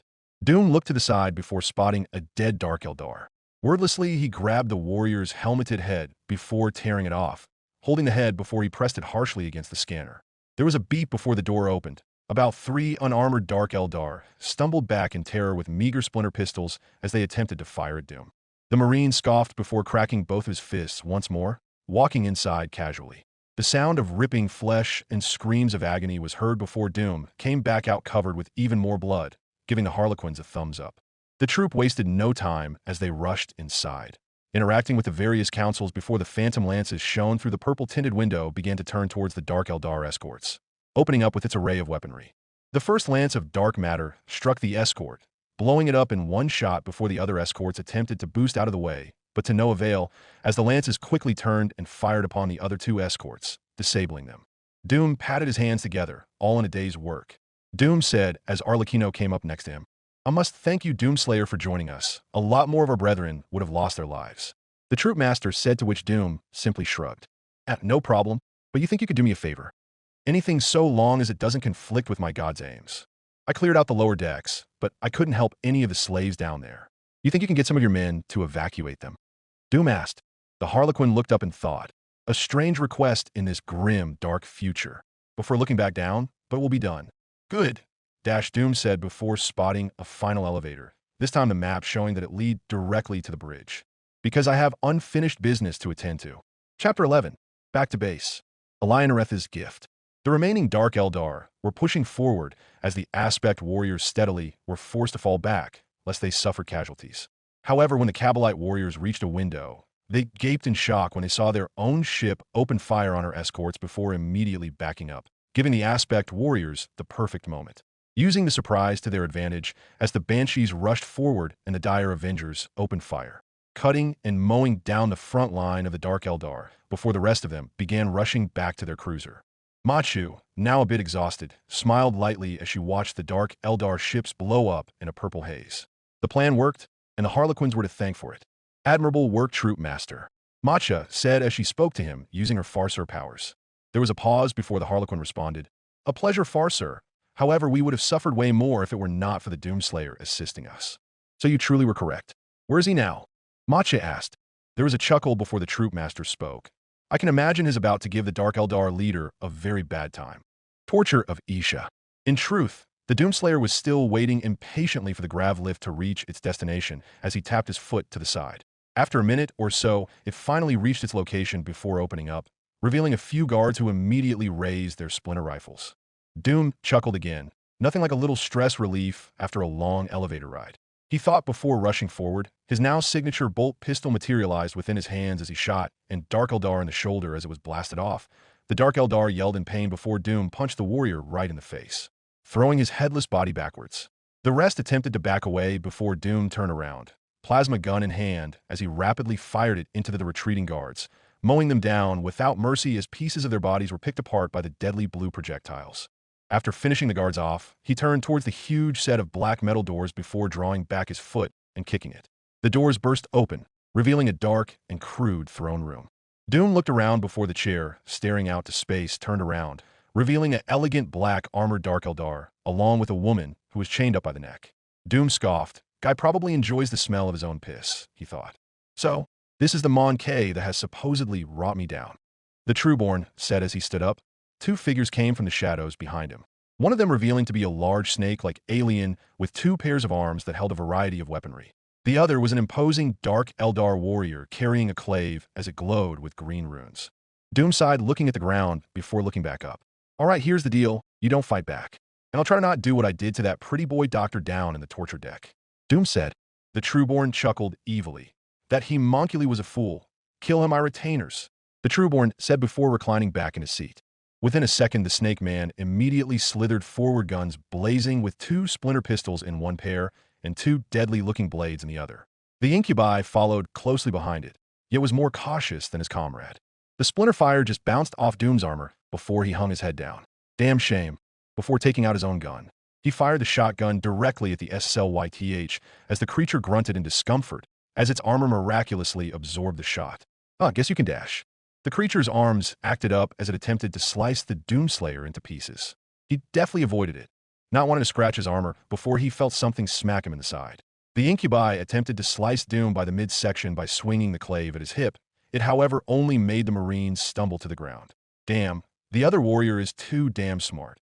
As he deftly avoided getting chopped from above as the Incubi brought his blade, cleaving the ground where Doom's body was just at. Doom knew that the Incubus was using the SLYTH as a means to distract Doom before chopping in. He needed to finish this fight quickly. However, a coil quickly wrapped around his leg before Doom found himself pulled backwards into the face of the smiling serpent. Immediately, its coils began to tighten around him, constricting his arms and body as it squeezed tighter and tighter. There is no use struggling, Mon K. Once a SSLYTH has tightened his coils, his prey is surely to die. The Trueborn said as the SSLYTH's arms slowly brought its blades forward. It was then the pupils of Doom's eyes dilated, his muscles tensed, and his teeth gritted. Okay, now I'm fucking pissed. Immediately, the coils around Doom began to open up as the Marine slowly pushed his arms outward. The SSLYTH's reptilian pupils widened in surprise before attempting to slash at the Marine as he was immobile, but to no avail as the Doomslayer caught the scaly hand before seemingly without effort tore it off in anger. The lizard screeched out in agony as green blood spurted from the wound.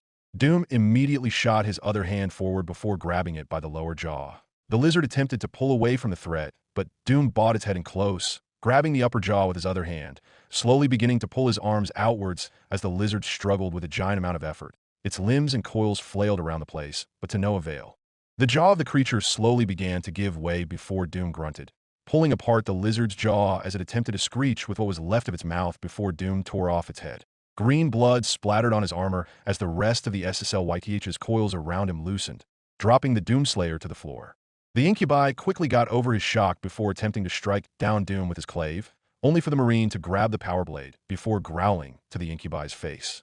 His right hand backhanded the Incubi. The Dark Eldar's helmet was torn right off his face from the sheer force. The Eldar sputtered out red blood before Doom pushed him back, walking up to him with shotgun in hand and pressing the barrel against the Dark Eldar's glaring face. At least you faced it like a man, Doom said before pulling the trigger. The Incubi's head was now gone in a spurt of flesh as his body slumped over. Now where was I? The Marine said before turning back to the chair, only that the Trueborn wasn't there. The slave girl was clearly taken as well. Son of a dash. Immediately, Doom rushed forward, knocking the spiky throne out of the way before peering down a secret escape hatch. Without further ado, the Marine followed in, passing what appeared to be the scumbag's bedroom as it was adorned with various battle trophies and weaponry. Doom paid no heed as he bashed through the metal door, just as Muguth, holding the struggling slave as a form of a bullet shield, was activating a webway portal. Muguth turned to see the Doomslayer. Ugh, I cannot believe your insolence. You destroyed my entire operation, and you still have the gall to go after me. The Dark Eldar was just about to retreat through the portal until the slave broke out of his grasp with force as her face seethed with anger. The Dark Eldar's face twisted in surprise before she threw a punch directly into his face. Years of training under the Adeptus Auritas came into effect as the Dark Eldar stumbled from the force of the punch. This allowed Doom all the time to open fire at the control panel, which kept the webway open, effectively shutting it off. No, the Trueborn yelled as he reached a hand out to what was his salvation.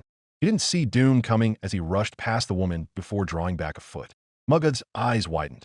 Doom kicked his right foot directly into the Trueborn's groin. The Dark Eldar was silent before wordlessly falling to the ground. His upper body pressed against it as he attempted to breathe. Doom chuckled. Aren't you supposed to be happy? I thought you guys were into pain. Before laughing hysterically. The slave came back a second later with a bolter from the other room. She gestured Doom to move as she brought the bolter to bear upon Mugoth as he raised a hand in an attempt to bargain for his life. Emperor, take you. Xeno's scum. The Sister of Battle said before pulling the trigger. Immediately the bolter fired. Bits and pieces of the Trueborn were flung all over the place. She kept at it until he was surely dead. She lowered the gun before breathing heavily. Doom whistled. Damn, couldn't have done it better myself. I was going through the whole ship for that asshole. The sister looked at him in confusion before her face lightened up. I must thank you, sir, Joan said as she gestured to know his name. Doom, just call me Doom, the Marine said as he attempted to not stare at her cleavage. She smiled in relief. Then you may call me Joan, she said as she rubbed the red mark around her neck. Though I must ask, who sent you? Doom took off his helmet before scratching the back of his head. Chem? Nobody really, just a bunch of these assholes decided attacking the ship I was on was a good idea, the Marine said before coughing. Now, I think I spotted this suit back there, Joan's eyes widened. My power armor. Thank the Emperor, before she rushed past Doom and into the Dark Eldar's room. The sound of crashing was heard. Doom followed in after her. Power armor? So are you like a dash? Doom tried to remember the word that Caldor told him about. A space marine? Joan turned around, now wearing a black jumpsuit as she tossed away the revealing bra and loincloth that her other hand held. Of course not. I am Adeptus Sororitas, a female servant of his divine grace. So you're basically a space nun. And what? Joan asked as she slid on her shoulder plate. ASP. Actually, never mind. How did you end up here? Doom asked. Joan immediately stopped before hanging her head low. Touchy subject? Okay, I'll drop it. That asshole won't be bothering you anymore. Doom said. No, it's fine. My company was caught by a wretched Xeno ambush. My sisters and I were forcefully captured. I am not sure what happened to the rest of them. She replied unsurely before strapping on a boot. Regardless, it is a miracle that the Xeno scum didn't claim me. I can still fight for my order, Joan said as she put on the breastplate. Although, I have a few questions. How, in the Emperor's name, were you able to take them on? You're not even an Astartes as far as I am concerned, she asked in a curious tone. It's a long story, was all Doom said. The Sister of Battle merely shrugged. Very well. I look forward to hearing this story. Before sliding on a gauntlet, before asking her next question, how did your armor absorb those Dark Eldar rifles like nothing? There is no armor like yours known to the Imperium of Man, Joan said as she looked at him in the eyes. Well, it's self-made, Doom said, lying about the armor's true origin.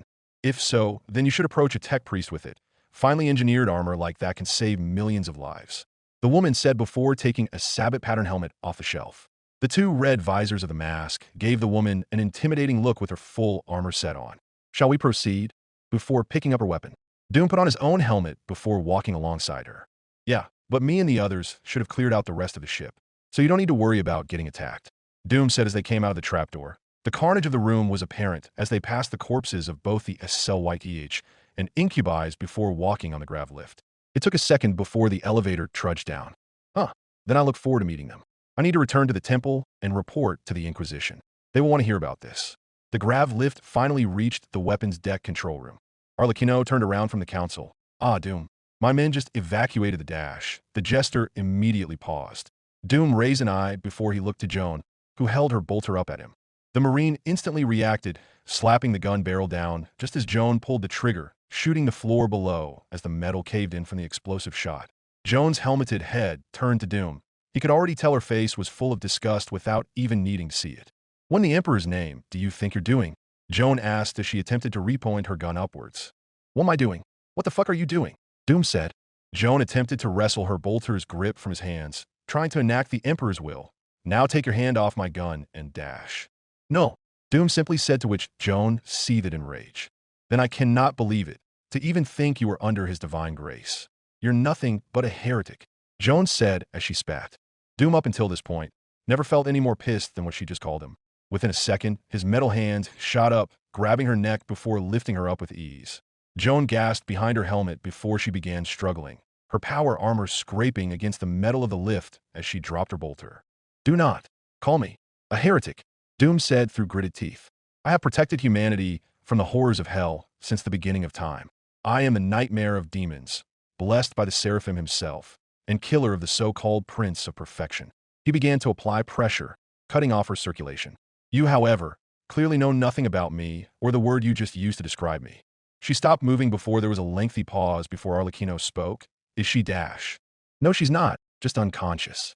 Let's get back to the ship. Doom said in a dark tone as he hoisted her form over her shoulder, picking up her bolter with his other hand. Arlecchino actually felt a tiny bit fearful. Never had he seen such a serious side to the Doomslayer. Right this way, Doomslayer, the troop master said before walking out the metal door. The other Harlequins watched the blood-covered Doomslayer follow along before disappearing around the corner, unsure what to think of it. Chapter 12. Squigs and Chaos and Tau. Oh my, the Eye of Terror. The World Eater awoke as rage and hate was quickly pumped into him. He immediately stood up from his lying position. The place around him was in chaos. Blood ran through in giant rapids, each separated by mountains of skulls, whilst the sky looked as if it was on fire. The warrior smiled. Had he reached his goal? To finally fight in the blood-soaked fields of his god. I'm afraid not, warrior. A booming voice said, as if reading his mind. The World Eater turned. The gigantic figure of Khorne stood higher than an imperial titan. His shadowy gaze burned straight through the chaos marine as his godly form radiated blood-lusting power. For you see, although your deeds have been great in my name, even a mountain of skulls I have from your dedication.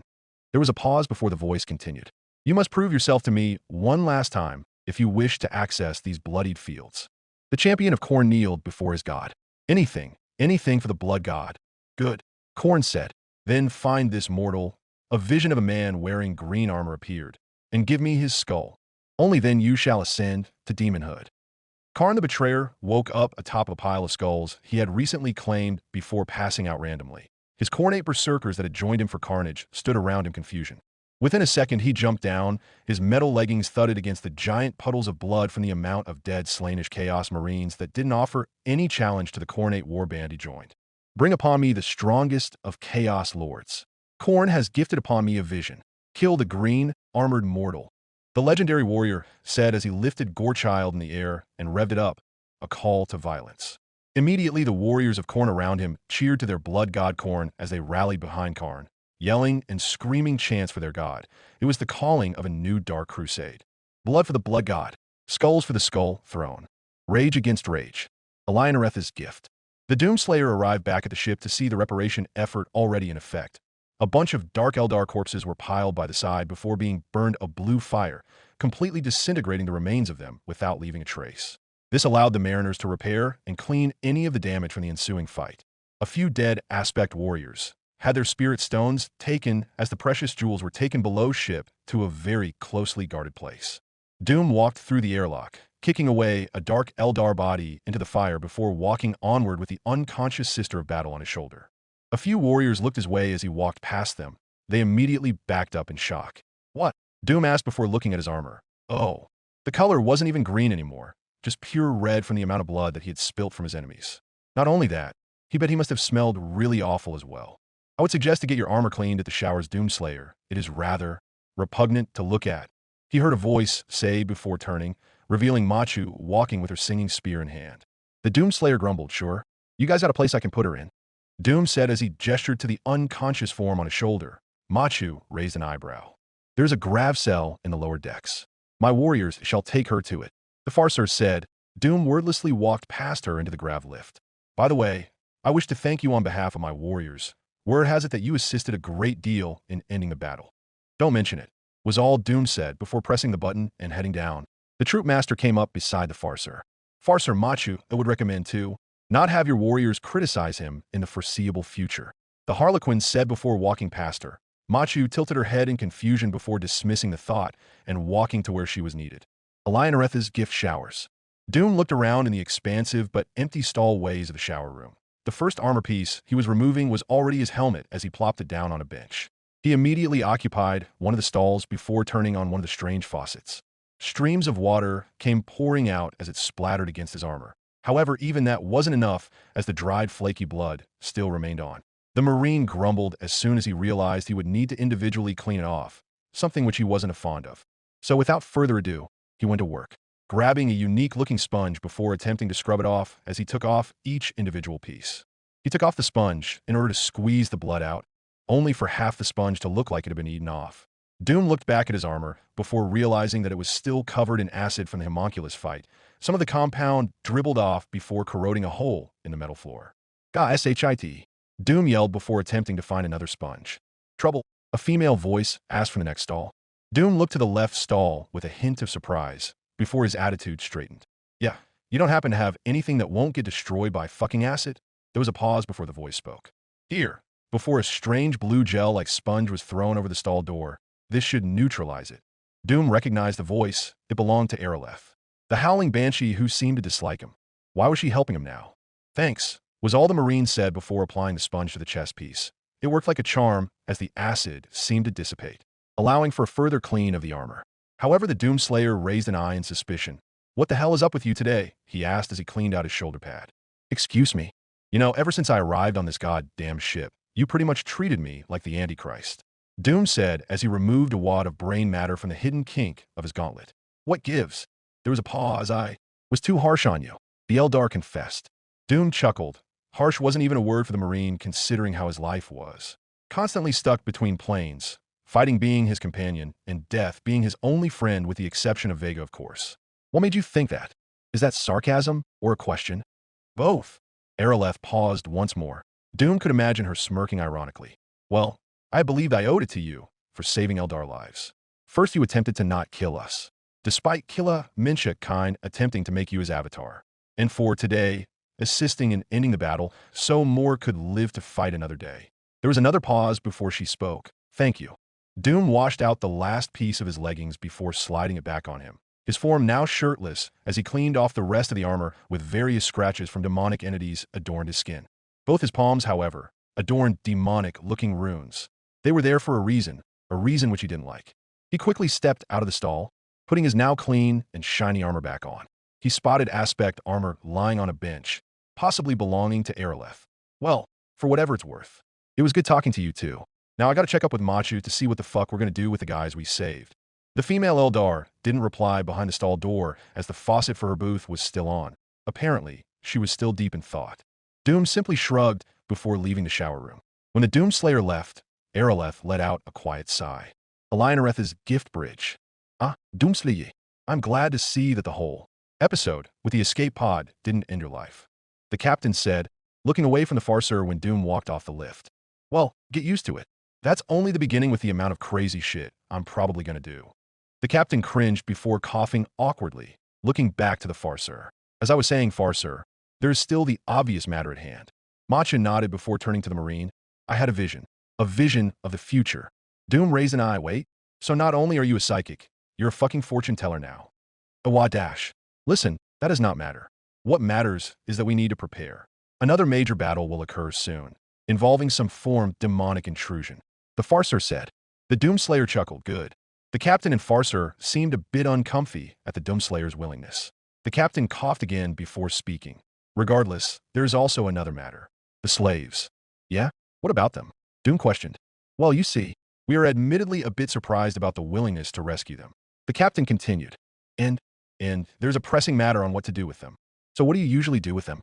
"Put them down." Doom paused for a few seconds before speaking. "What? Why the fuck would you do that?" The captain merely sighed before looking at the ground. The Farser spoke, however, because it would be too dangerous for them. They would be persecuted by their own people. "To be honest, we will be doing them a mercy rather than what the Imperial Inquisition would do to them." "Jesus Christ," Doom said as he looked up in thought before looking back down.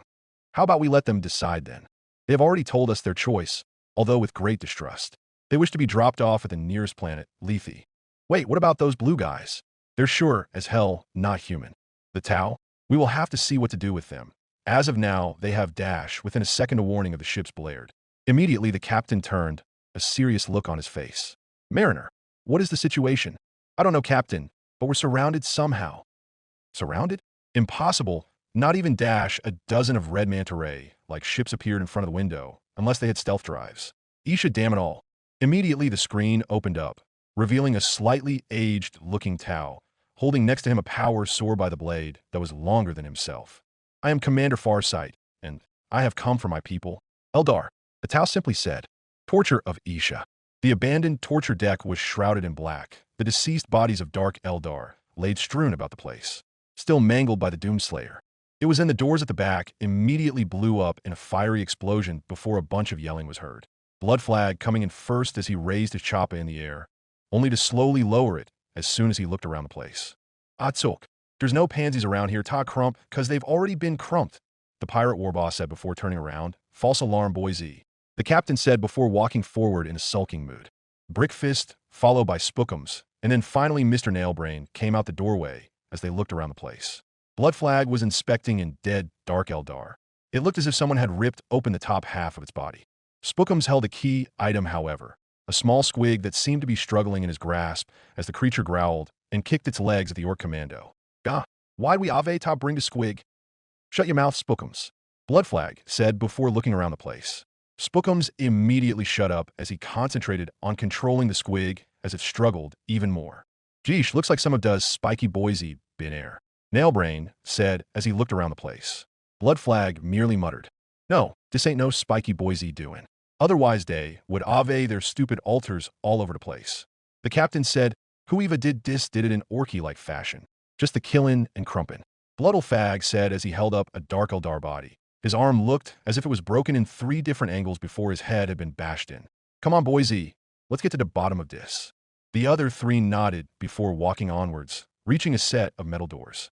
Blood Flag roared before kicking it down, revealing a large arena-like room filled with the fleshy and char body parts. Offset, looks like there was a good fine air, Blood Flag said. A giant pile of blown-up gray flesh laid in the middle, while surrounded by a bunch of dead racks that looked as if they had been bludgeoned, shot up, and then roasted simultaneously. Brickfist immediately used his rocket pack to propel himself upwards as Nailbrain checked out the nearest council as he grumbled to himself.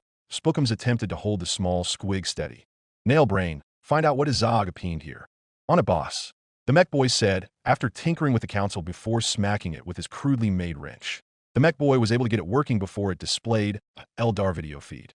It seemed that the camera was situated behind the homunculi as it stared downwards, the camera perfectly capturing the arena as the green armored human fought. The orcs watched as they witnessed the Marine absolutely slaughter the racks before the grotesque punched him from behind. Oh, that was a proper smack, Blood Flag said. However, as they watched on, a green ball of plasma came out from the hole, destroying the last of the racks before hitting the grotesque, blasting a hole in its chest. The creature was then finished off by the Marine. The green armored figure jumped up on the platform where the camera resided at, confronting the homunculi before the footage just ended. That's all we got, Captain. Huh. Now what was that green weapon right there? Only one of those, Blood Flag asked. Dunno, looks like something a real mad mech would make, Nailbrain said. Whatever, we found our Yumi Mork and Gork we're talking about. Now all's we gotta do is dash. Boss, you might want to see this. Blood Flag, Nailbrain, Spookums looked up to see something drop to the floor before the impact splattered blood on all of them. Brickfist, Yazzie got blood on me favorite hat. The knob looked over the railing. Sorry, boss. Blood Flag mumbled before looking at it. The body of the homunculi in the video before, now with the arm and head separated from the body instead. Now the orcs definitely knew what happened to the Torture Master. Looks like the Git's brain got smashed open after being bashed with his arm. Spookums pointed out. The squig stopped squirming now. This time it was sniffing around the place, as if it smelled food. Spookums released the squig. Blood Flag yelled. The commando dropped it before the creature began hobbling towards the corpse of the Dark Eldar. It opened its gaping mouth before taking a chunk out of the dead Eldar's thin skin. Now this'll help us find the Yumi. After all, the tiny squig is a pointer. Bloodflag said. The squig stopped eating before calming down and looking at one direction. All right, Boise, the squig's got the scent. Now all Weezy gotta do is follow it. The captain yelled before turning around. Brickfist jumped from the platform, his metal boots thudding against the ground while Spookums lifted the squig back up. To his delight, it no longer squirmed. This time the squig seemed keen on facing one direction and one direction only. The direction to doom. Chapter 13. Complications and Reunions. Alionareth's Gift Bridge. The frowning face of the alien stared at them, waiting for an answer. Viola Shova of the Farsight Enclave, I presume. That is correct, Eldar. However, let us skip the pleasantries. A whole 2 ship full of my Tau disappear in this sector. I believe your kin have something to do with it. So where are they? Farsight asked as his red eyes glared. There is no need for any hostility, Tau. We have no outstanding issues. Let us keep it that dash. The captain was interrupted as Doom had enough. Holy shit, people. Can we stop with the bullshit and get straight to the fucking point? Doom said before turning to the Commander Farsight. If you want to know, Yo, we fucked up a bunch of slaving assholes. Your people are down in the below decks in case you're wondering. The commander straightened his face to check if he was seeing properly. Hey, Gula, never in my life would I think I would ever see a human work alongside a dash.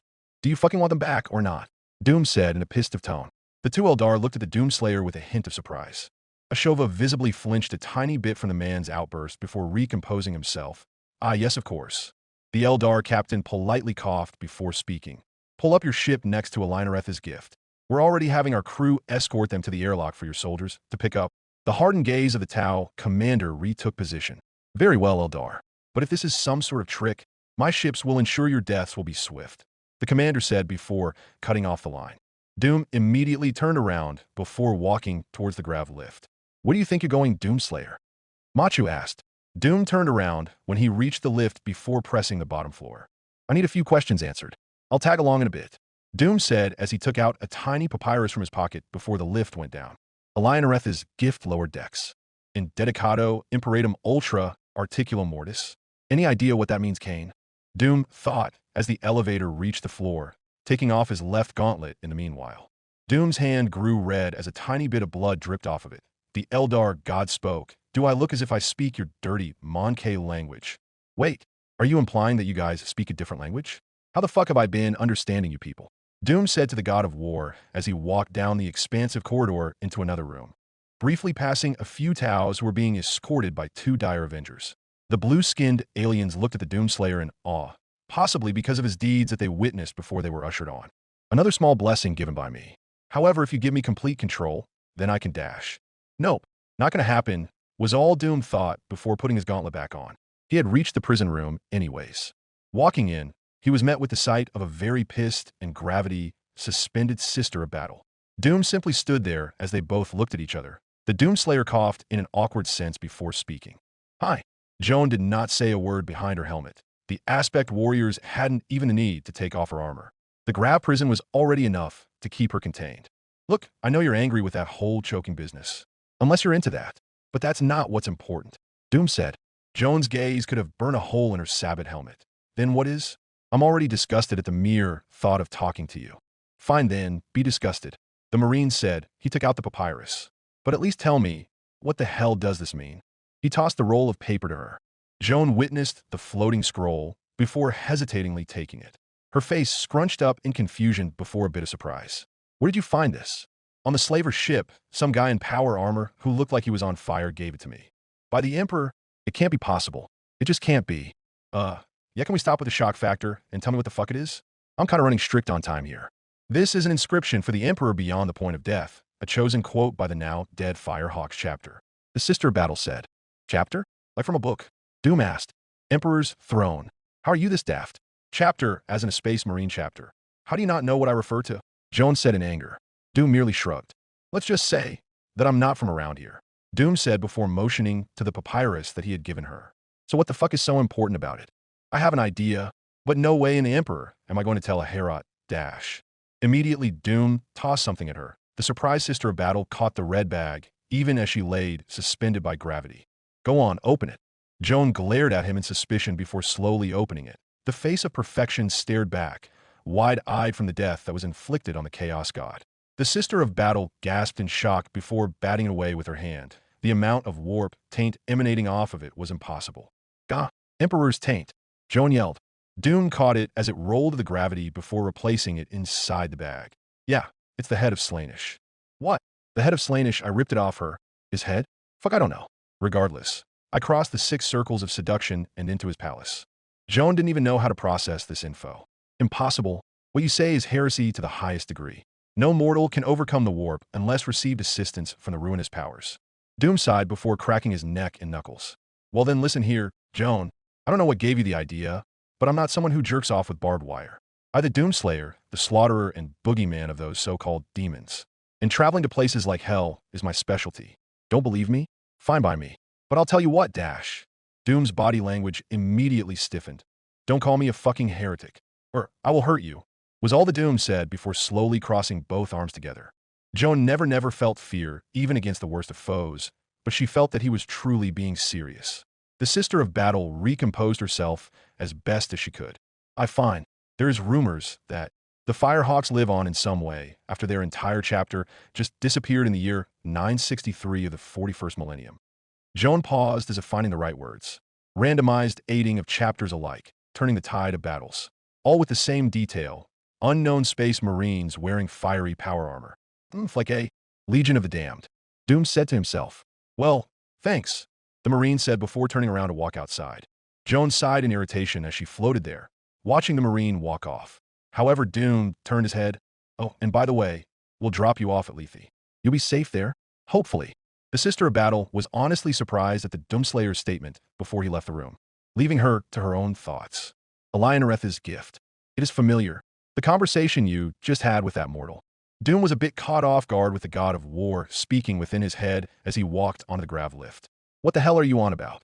When I held Isha as prisoner, including her husband Kurnus, I felt envious. Envious? I honestly could not give a shit about your feelings right now, Cain. Kain's anger was felt through Doom's mind for a split second before the god of war sighed. Just hear me out, mortal. There's a lot at stake here. Fine then. Doom paused. Was she hot, though? Yes, I suppose she was on fire. I placed the both of them in a pit to burn after their violation of speaking to mortals. Kain said, clearly not getting the reference. Doom felt like slamming his head into a wall before thinking again. As in, did you want to fuck her? I what? Of course not. Kain said as if he was offended. Oh, okay. Then you prefer the other guy, Kurnus IT-. This conversation is over, Mon K. Cease now. Doom chuckled before the grav lift went up. Kain was silent, but he slowly began to speak again. I cannot quite place it, but as I watched them, they still somehow held hope, despite what I inflicted upon them. Probably cause they loved each other. It tends to make Disney miracles happen. Doom thought as the elevator reached the halfway point. Love? What is this love you speak of? Kila Minshakain, the Eldar god of war, fire, and murder, was asking what love was. Doom scratched the back of his helmet, unsure what to say. Well, fuck, I don't know. It's like an attraction, I guess, like a good feeling. An attraction, a good feeling? Like when I kill those who wrong me. Jesus fucking Christ. You're goddamn hopeless, you know that. I demand you tell me. Doom straightened his gauntlets and leggings. The elevator was nearing the last floor. Find it out your goddamn self. Doom said to himself before the grav lift arrived. I got more important shit to do. And with that, the grav lift reached the platform. Kain did not respond. Apparently, he was fuming, but did not show it, instead sulking back to the confines of his hand. The Farser had already been waiting as she oversaw the reunified slaves as they were escorted through the airlock. Where were you, she asked. Busy, was all Doom said before walking forward. Cadia, it seems another victory without any losses against the cultist hordes is at hand, Sir Creed. Congratulations, the lieutenant said. The Lord Castellan did not respond, instead analyzing the battlefield. And again, still they did nothing as we cut them down. What in the Emperor's name gives? Perhaps they were stunned by the valor of our soldiers? Creed merely chuckled, as if, I have warred against these disgusting degenerates ever since I was a child. But I know as a fact that is not the case. Creed looked at the sprawled and dead Slainish cultists and thought, they're devoid of feeling or emotion, as if they have lost the will to live or fight. Does that not seem strange to you? The Castellan asked his top lieutenants. They merely shook their heads. Creed scoffed before looking back at the corpses. He had still remembered the words of the Inquisitor, warning him to keep a watchful eye. It was then he looked up. Something's not right. Call on the Admiral and tell him to bolster defenses. Bolster defenses? Lord Castellan, there is nothing to dash. Don't question orders. Do it no dash. Uzarker Creed hadn't even finished before the gruff-led veteran shouts were interrupted by a different force. A humongous warp portal opened up with varying arrays of spiky and angular designs. Some looked almost imperial in nature were it not for the reddish color. They left a long red trail behind them as they warped into the stratosphere of Cadia. Creed wordlessly rushing forward to the command post. Varying degrees of imperial officers and servo skulls were busy deciphering what was happening. Get me online with the Admiral now, the general yelled. The nearest officer quickly handed him a Voxcaster as Creed took it. Admiral, we have a serious situation at hand. Get your ships to planetside and we can dash. The Lord Castellan hadn't even finished before the Chaos ships glowed with purple energy. Down! Creed yelled before ducking the rest of the officers, hitting the floor before a flash of purple light covered the room. The Chaos ships were no longer there. Emperor forbid, is everyone okay? Creed asked. The officers looked fine as they groggily stood up with no sign of mutations. The light didn't seem to affect them. Creed looked up before speaking through the Voxcaster. Admiral, are you there? Creed asked. There was a bit of static before a voice spoke up. We're fine. However, there seems to be another problem. That Chaos fleet warped out. Kree grunted, I know. If this is the start of a new Black Crusade, then Cadia would be in the battle for its life right about now. Then why leave? The Admiral asked. Because this is clearly not meant to be a crusade. That was a precision strike fleet that they have set up, against whom, or what I cannot tell, but keep a vigilant eye out. Very well, Emperor protects. Lord Castellan, the Admiral said before closing off the line. Emperor protects, was all Creed said before looking back out to the endless black pit of space. Something was going on, and he didn't like it one bit. Aegis of fear. Where is he? Where is the green, armored mortal? Karn yelled as he stuttered around the place. The Chaos Lord merely sat on his throne as he chuckled lightly. Within due time, Karn. However, now we must consult the ruinous powers and have them guide us. Bah, then hurry. I grow restless, Korn said before turning around and stomping out and slamming the door behind him, denting the metal. A few Chaos Marines gave way, bowing their heads respectively towards the champion of Korn. Karn merely grunted before walking down the halls of the ruinous ship as Heretics were at work, corrupting and twisting the ship's machine spirit in preparation for the upcoming battle. He was about to turn the other corridor until he spied a couple of Slainish Marines that were staring at a wall. They simply just stood there. The Heretics were careful to not bump into them. I admit, it almost saddens me. Almost, a voice said. Karn turned in annoyance towards the figure, revealing what seemed to be a Chaos Sorcerer, wielding an ornate set of horns on his helmet as he levitated lightly off the ground. Karn simply ignored the Sorcerer and walked past him, not caring for whatever. The Sorcerer held a hand, stopping the giant berserker from walking forward as Karn slowly turned his head to the right, his eyes now blazing with anger. Did the Sorcerer have a death wish? I believe you are the famous Karn, champion of Khorne. The Sorcerer merely lowered his hand before holding it out. Ozek Armin of the Thousand Suns Legion. Karn merely looked at the Sorcerer before slapping away his hand. I do not care for what you are. Begone, Sorcerer, or face my wrath. Karn said silently before walking away, Gorechild in hand. Armin chuckled lightly. Very well. The champion of Khorne huffed before walking away. The powerful Chaos Sorcerer waited a moment before speaking up again. However, do you not find it strange that the gods of chaos want this green armored man? Karn stopped at the words before slowly turning around. What do you know? The red-armored Chaos Marine asked. That it cannot be pure coincidence that this, Ozek said as he pointed towards the blank and still Slainish Marines, less animated than the Sorcerer's golem, occurs before I received a vision, the capture of this green, armored mortal. Karn tightened his grip on his chain axe before slowly turning around, walking towards the lift. Strange, was all the Berserker said before entering the lift. Because Khorne wants him dead, was all Karn said as the doors closed, his green visor burned with hatred. Armin narrowed his eyes. This was going to be a problem. Kalyan Bijel. As soon as Doom entered the Tau ship, he had to duck as a drone whizzed right over his head, quickly scanning him before moving on to the rest of the slaves. Apparently, paranoia ran deep into pretty much every race as they had to wait until the doors opened. A dozen red armored firecasts had their weapons out as they pointed them directly at the few Eldar warriors. A few howling banshees, along with a squad of dire avengers, had their weapons out in response to the hostility of the Tau soldiers. Aeroleth silently stood there alongside her comrades, her banshee mask ignoring the Marines' entrance. Holster your weapons. We are not here to fight, but to return, Machu said. However, they seemed to be still distrustful. It was only until a giant bipedal mech wielding an equally giant blade came out from behind the Tau soldiers. The battlesuit looked at the firecast and nodded before the Tau lowered their weapons into a neutral stance. The red-painted battlesuit knelt down before opening up, revealing Commander Farsight himself. I am surprised you kept to your word knowing your kind, Farsight said.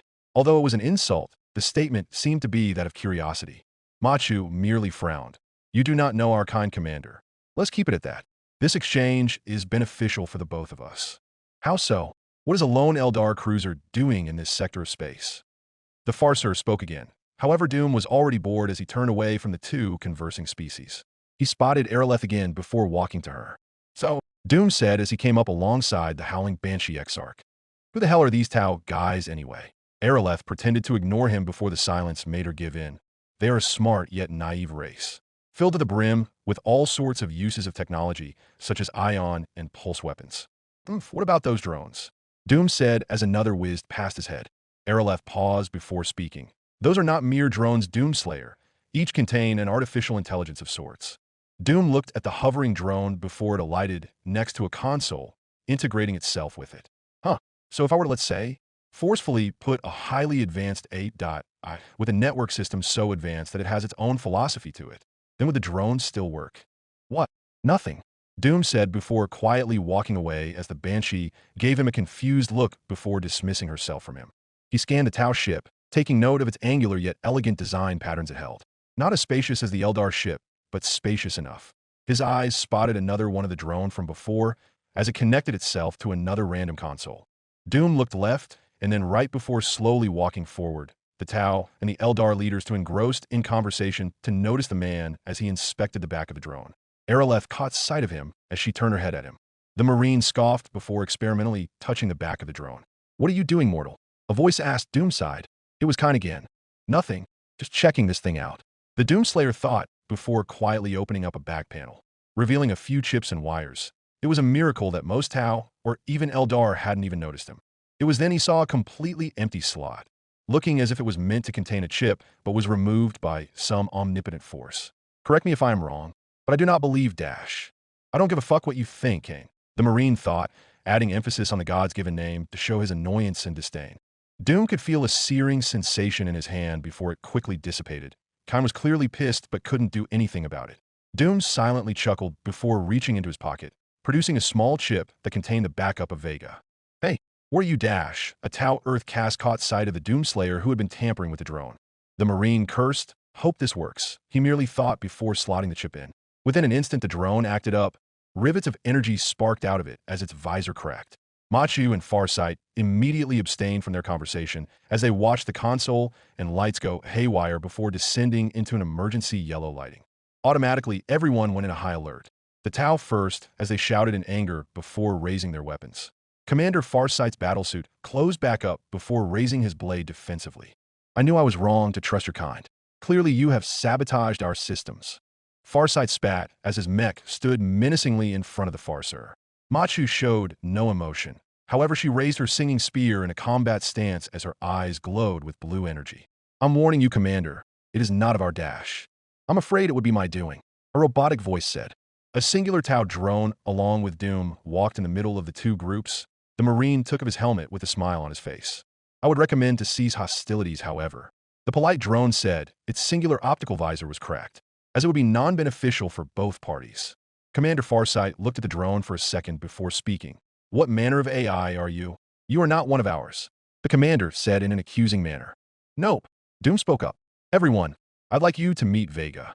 Your average A.I expert on demons. Hell," Dash said before leaning on the drone like a table, before continuing. "And a damn fine gentleman." "Greetings," Vega said as the drone's tiny metal crab-like arms seemed to give a thumbs up. Doom chuckled before it awkwardly died down as he noticed everyone staring at him. Doom coughed.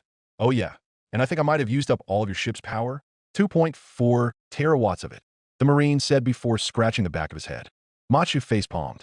Chapter 14, Emotions and All That Other Shit. Kamarak. A master. There is a Dash. The slave was ruthlessly shoved out of the way by a taller incubus as he stood menacingly. Trueborn's fleet returns. What's left of it, that is. Asdrabeel Vecht lazily opened an eye from his bed, his slave girl still asleep beside him. "Humph. So that idiot did fail," the Dark Eldar said before sitting up on his bed. "However, you might want to listen to what the survivors say. You might find it interesting." Vecht merely shrugged before standing up, sliding his intimidating crown. "Very well.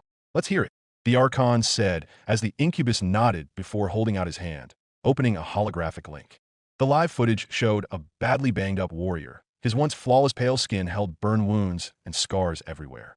"Cabalite, this better be worth my time or else," Vex said. The warrior flinched a tiny bit, but kept a straight face. "I Dash. Yes, of course, Supreme Overlord," the Eldar said before coughing. "Our trueborn Lord Muggud is dead." Vex suppressed a chuckle. This day couldn't get any better. He was killed by a green armored human. Now Vex was confused. A human? "I thought that fool was hunting after our craft world cousins. Everything was going according to plan until he showed up. Now Vecht was interested. And what did he do? What did he do? He massacred us, slaughtered us. We almost thought the fury of Kaine, Korn, was upon us," the warrior said in his mad ramblings. Vecht pondered to himself. And this was no space marine? Just a green armored human? "It sounded to me you were finished by a guardsman who for some reason was working with our craft world cousins. I can assure you, Supreme Overlord, this human man was no ordinary guardsman. The Cabalite said in desperation. Vec gave a little thought before shutting down the link. Green armored human, Vec said to himself before donning his dark armor. Call every Archon to my council. Every. The Incubi asked. Vec nodded.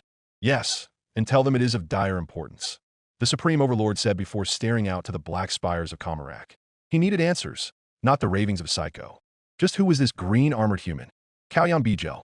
The power is back online dash, Commander Farsight said before turning to Doomguy. But you have a lot to explain, especially about that AI. I believe the Doomslayer's choice to activate me was in everyone's best interest. How so? It was Farser Machu that spoke this time. She glared hatefully at Doom. You almost caused a firefight to break out because of your reckless action, Doomslayer. The Farser said. Hey, I said I'm sorry. Besides, if I want to fight against the asshats of chaos, I need a guy who can tell me about them. Doom said before gesturing to Vega. And that's where Vega comes in. Right, pal? Doom asked. The drone nodded. As a matter of fact, I can already tell you that this whole entire reality is the same one you were banished from. Doom nodded, see exit dash, before suddenly turning to the AI in surprise. Wait, Vega, are you fucking with me? I cannot perform sexual intercourse, Doomslayer.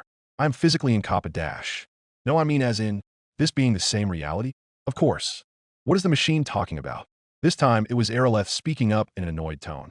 Doom ignored her as he stared wide-eyed behind his helmet. How? Doom said in shock. How in the hell did everything become so fucked?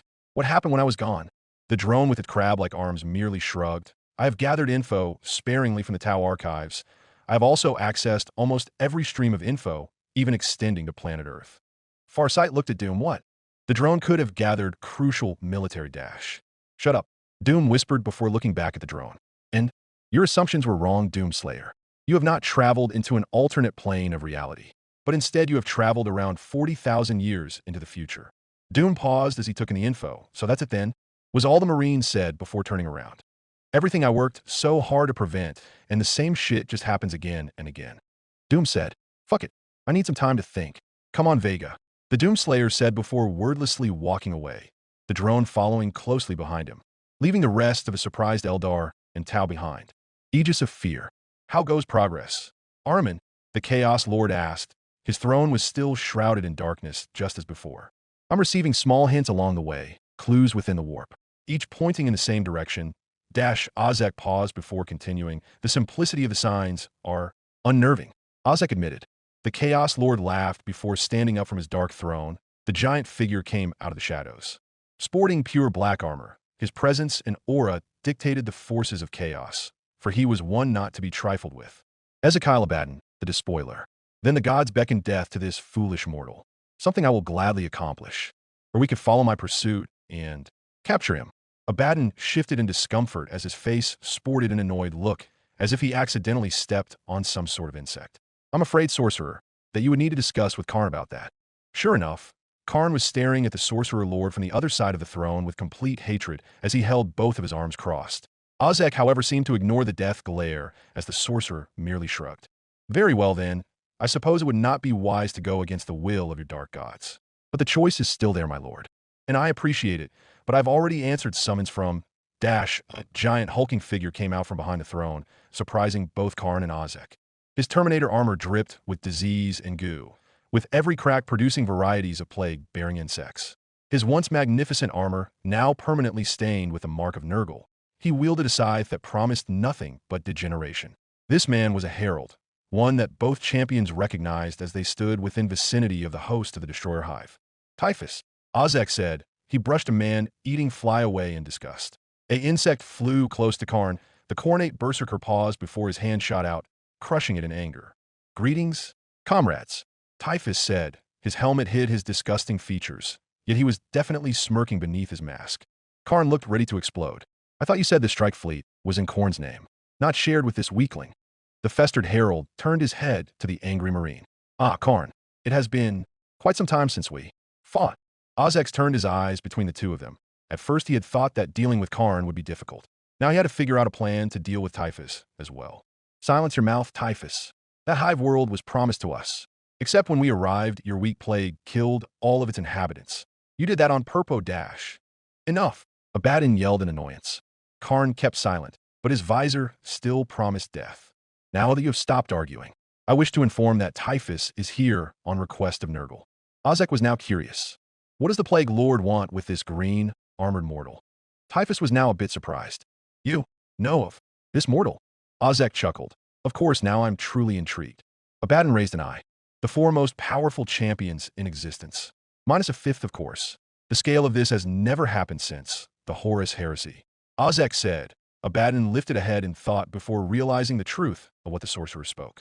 All of this having to do with a green, armored mortal. I have a sinking suspicion that this has to do with the complacency of the followers of Slaanesh. Lord Abaddon, a astropath turned heretic, said, our heretics have picked up what appears to be signatures of Tau ships alongside a singular Eldar warship. Ozek piped up. That must be our target. All of Tzeentch's signs all point here. We're very close. Abaddon smiled, with Karn and Typhus brandishing their weaponry in excitement. Then I suppose we do not disappoint the gods. Abaddon said before he bellowed. Prepare for the slaughter, before laughing heartily. The cries and beckons of chaos reigned through the corrupted metal of the ship. It was time for battle. Kalyan Bijel. Doom walked to the glass window, his helmet snuggled in his arm, with Vega floating next to him. Show her. Vega paused. I'm afraid I require more INF dash. My wife and son. Vega paused again. This time it was way more lengthier. Very well. His screen lit up before showing an ancient picture. Doom wearing his armor as his wife and child stood next to him. His child was a baby at the time, and the kid was a toddler when he died. Flashback. Come on, give me the goddamn news. A night sentinel came out of the room, before taking off his helmet, a face with transparent skin, showing a skeleton and blood veins. These were the soldiers that fought alongside him. He's dead. There was a pause, before the Doomslayer's legs gave way. His face showed no emotion, his mind wouldn't allow it, but his body would as he struggled to take it in. He dashed. Hey, you're serious? Aren't you? The soldier nodded. Doom paused before his body stiffened. Sir, if you need to dash. No, it's fine. Doom said, I'm not a goddamn pansy. I can walk myself out. The Knight Sentinel nodded in an unsure fashion as he watched his leader stand up before turning around. As soon as Doom walked out of the room, he lost it. His first target was the Stone Council, bashing it with his gauntlets as it was turned into rubble. His second target was a decorative ancient pillar. He kicked it with all of his might as it crumbled into dust. He went on, bashing anything that was in his way, anything to lessen the pain. He was about to smack into a high-tech council until he stopped a picture of himself, his wife, and her newborn child. He balled a fist, only to release it. He said nothing as he pressed a button, the picture downloading itself into his suit. She is lost. A voice said it. Doom averted his gaze to a completely black and soulless orb that he had found within the depths of hell. The Doomslayer said nothing. Instead, he walked towards the deathly black orb. What do you know? There is still time for the little one. You must act quickly. Doom looked around before looking back. How the fuck can I trust you? Simple. Do you want your son back or not? Doom's gaze hardened. Yes, he said without a doubt. Then you must carry out a purely minor task. And that would be, place me within the altar, and the powers of hell shall see to it that you are rewarded. Doom realized the awfulness of what he was about to commit, but he nodded. His hands were about to reach out to grab it, before he heard a voice. Monke, Kalyan Bijel. He snapped out of it. The confused face of Aeroleth was at the other side of the room. However, her gaze shifted. You are not all right. Doom chuckled bitterly. Gosh, genius, who the fuck tipped you off? Who is that? Aeroleth said as she pointed at the picture of Doom with his wife and child. Vega immediately shut it off. The AI was possibly the only person or robot really that Doom trusted with that info. Nobody, and it's none of her damn business. Doom said, anger seething within his words. Aeroleth was taken a bit back as she backed away before standing still. Her face was serious. That's your wife and child, is it not? Doom mentally cursed. He forgot that Aeroleth was possibly really fucking old. So chances were that she was wise beyond her years. Yeah, you got it, congrats. Now, do you want a prize? Doom said sarcastically. Aeroleth's features softened a bit as she walked forward. What happened to them? She expected to be met with hostility, only for Doom to sigh. Dead. Her gaze dropped. I see. And she dashed. Aeroleth's eyes drifted downwards. Looks like you? Yep. There was a long, awkward silence. So there? Happy now? Big Demon Slayer has an emotional chink in his armor. Doom said, before chuckling again. Pathetic, isn't it? Aeroleth looked up, her eyes filled with determination. I do not believe so. Sometimes emotion can be your greatest weapon. Excuse me, Miss Aeroleth, Doom said in anger. But that's absolute bullshit. Emotion is exactly what caused all this. Doom said as he gestured to himself. And the worst part is, emotion didn't make me a heretic, it didn't make me jerk off with barbed wire, but it sure as hell made me a traitor. It clouded my judgment, and for that, Doom glumly looked down. It was eternal torment for me, never being able to find peace all it was. Doom finished, was rip and tear until the job was done. He then felt a soft hand on his cheek. It was Aeroleth as she looked into his eyes. I do not have much knowledge over what had transpired over your past, she said, but I believe that whatever you had done had been made up for, because you fight. You fight against the demons of chaos without fear, something very few claim they can do. And for that I believe that you are not a traitor, Doomslayer. You are the bulwark for all of us. Doom was deep within thought before he realized her point. He had redeemed himself. The souls of his Night Sentinels had honored him when he had stopped the third breach of hell. He himself had done the right thing, ending the abomination that was his son. His ventures against hell were still there, but he realized that he no longer was some rageful tool. Instead, he's someone now capable of thought. Had the Seraphim granted him this? He was unsure, but he couldn't even care. Hey, you know what? You're fucking right. Aeroleth smiled. I do have a choice now. And my choice is to fuck up demons, because for one, I hate demons. Doom cracked both knuckles, and two, I'm good at kicking ass.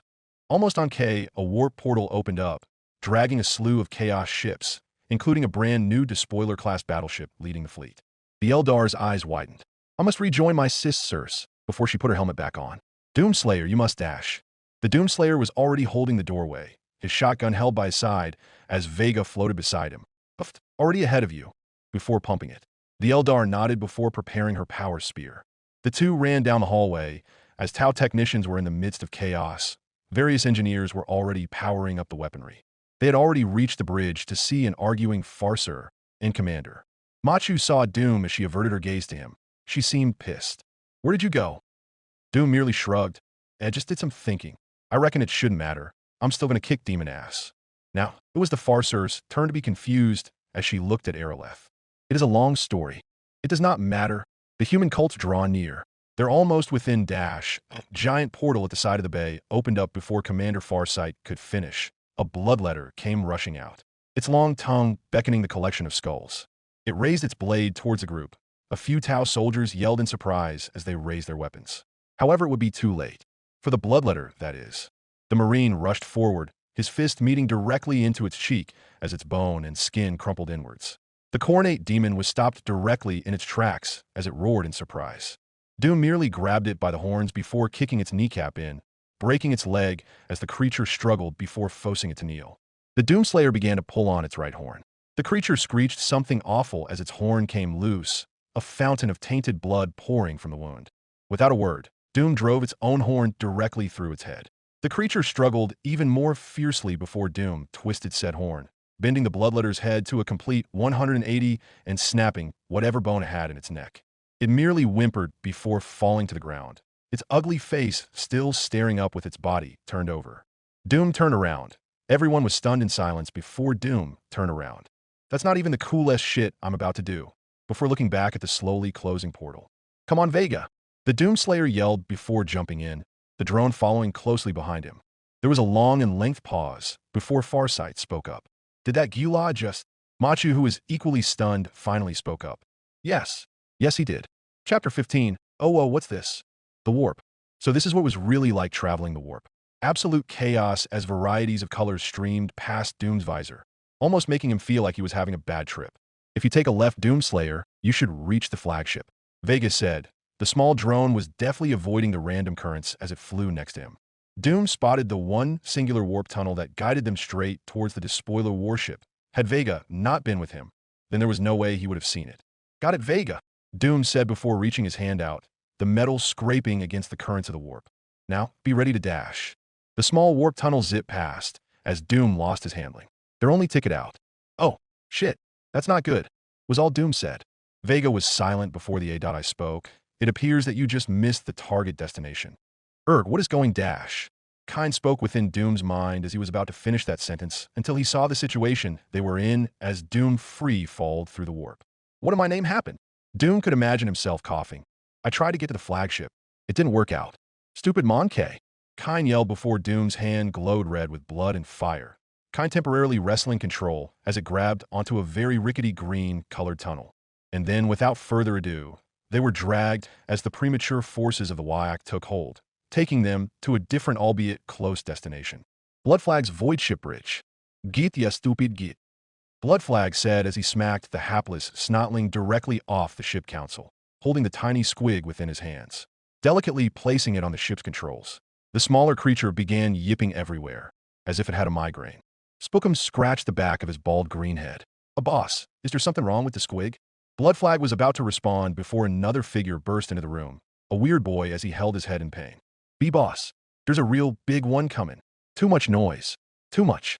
I think is gonna, whack. Bang. Brickfist yelled before ducking under a pile of scrap. Bloodflag's eyes widened. Spookum's prayed to Gorka Mork, and Nailbrain smacked the engine, mainly because the mech boy was busy working below decks in the Daka Bay, giving him no context to react to the turn of events.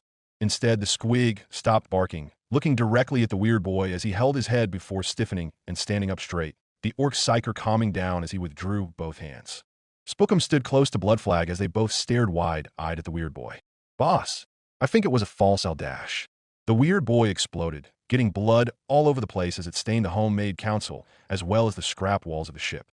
Zog, my hat. Bloodflag yelled in anger as his black hat was now stained red. Daz it. From now on, WEZ, gonna make sure no weird BOYZ are allowed in air. A boss. WZ gonna have a strict regime air, and now that dash. Boss. What? Brickfist pointed at where the weird boy used to be. Standing in its place was a green armored figure. The figure looked around, confused as a Tau drone flew next to it. Oi, who the Zog are you? The squig on the console started barking like crazy, chasing its own stubby tail as it pointed its short face directly at the man. There was a lengthy pause before the figure spoke. Me? Who the fuck are you? You look like fucking Shrek. Bloodflag took out his custom shoulda. Whadia just say to me ya UMIE. Doom POV. Was that Wisemon K? You do realize you were dealing with orcs. Kine said with a hint of disgust. He relinquished his control on his hand as soon as they exited the portal and into whatever this place was. Orcs. Brutish and disgusting creatures, only caring about violence. No offense, but isn't that sort of you? Kine almost gasped in shock. You dare compare me with orcs? Vega spoke in Doom's helmet before the Slayer could respond. Doomslayer, it appears that a violent spiritual being is currently residing within your left hand. I will attempt to remove this. The drone said before a welder popped up on its crab-like claw. Vega, no, now's not the fucking time. Doom said as he was held at gunpoint by the green aliens. Hey, listen, assholes. I'm just as confused as you are. But right now, there is a huge battle that was about to happen, and I really have to dash. The ship immediately shook as the orc ship jumped out of warp travel. A huge clusterfuck of chaos ships and Tau ships, with a singular Eldar cruiser that deftly avoided the ship-to-ship fire. Bloodflag withdrew his gaze, and as did the rest of the orcs. They gave all the time Doom needed. He raised a singular fist, before turning tail and running. He literally had no time to even cave in their faces, because right now, one of the biggest battles was about to commence. The squig was the first to react, yipping before running up to him. Biting on the Marine's leg as it clung on, Doom didn't even notice. The other orcs turned their heads only to see the scrap doorway close. Oi, boss, the Yumi's getting away, Brickfist said in anger. However, Spookums realized something. Why, boss? Didn't that Yumi fit the description? Bloodflag immediately slapped his forehead after realization came to him. Das it right. It's the green-armored. Yumi Gork and Mork wanted us to help. There was a pause before Bloodflag lost his patience. Well, don't just stand or you gets. After him. Why yes, boss. Spookums yelled before Brickfist filed out, leaving Bloodflag to think of what to do next. Bloodflag's void ship Daka Bay. Doomslayer. I have already calculated a way in which we can board the enemy vessel via orc ship. Say it. Doom said as he turned another scrap heap of a corridor. He passed a few orcs who were too busy to notice Doom as they whacked random gizmos with wrenches.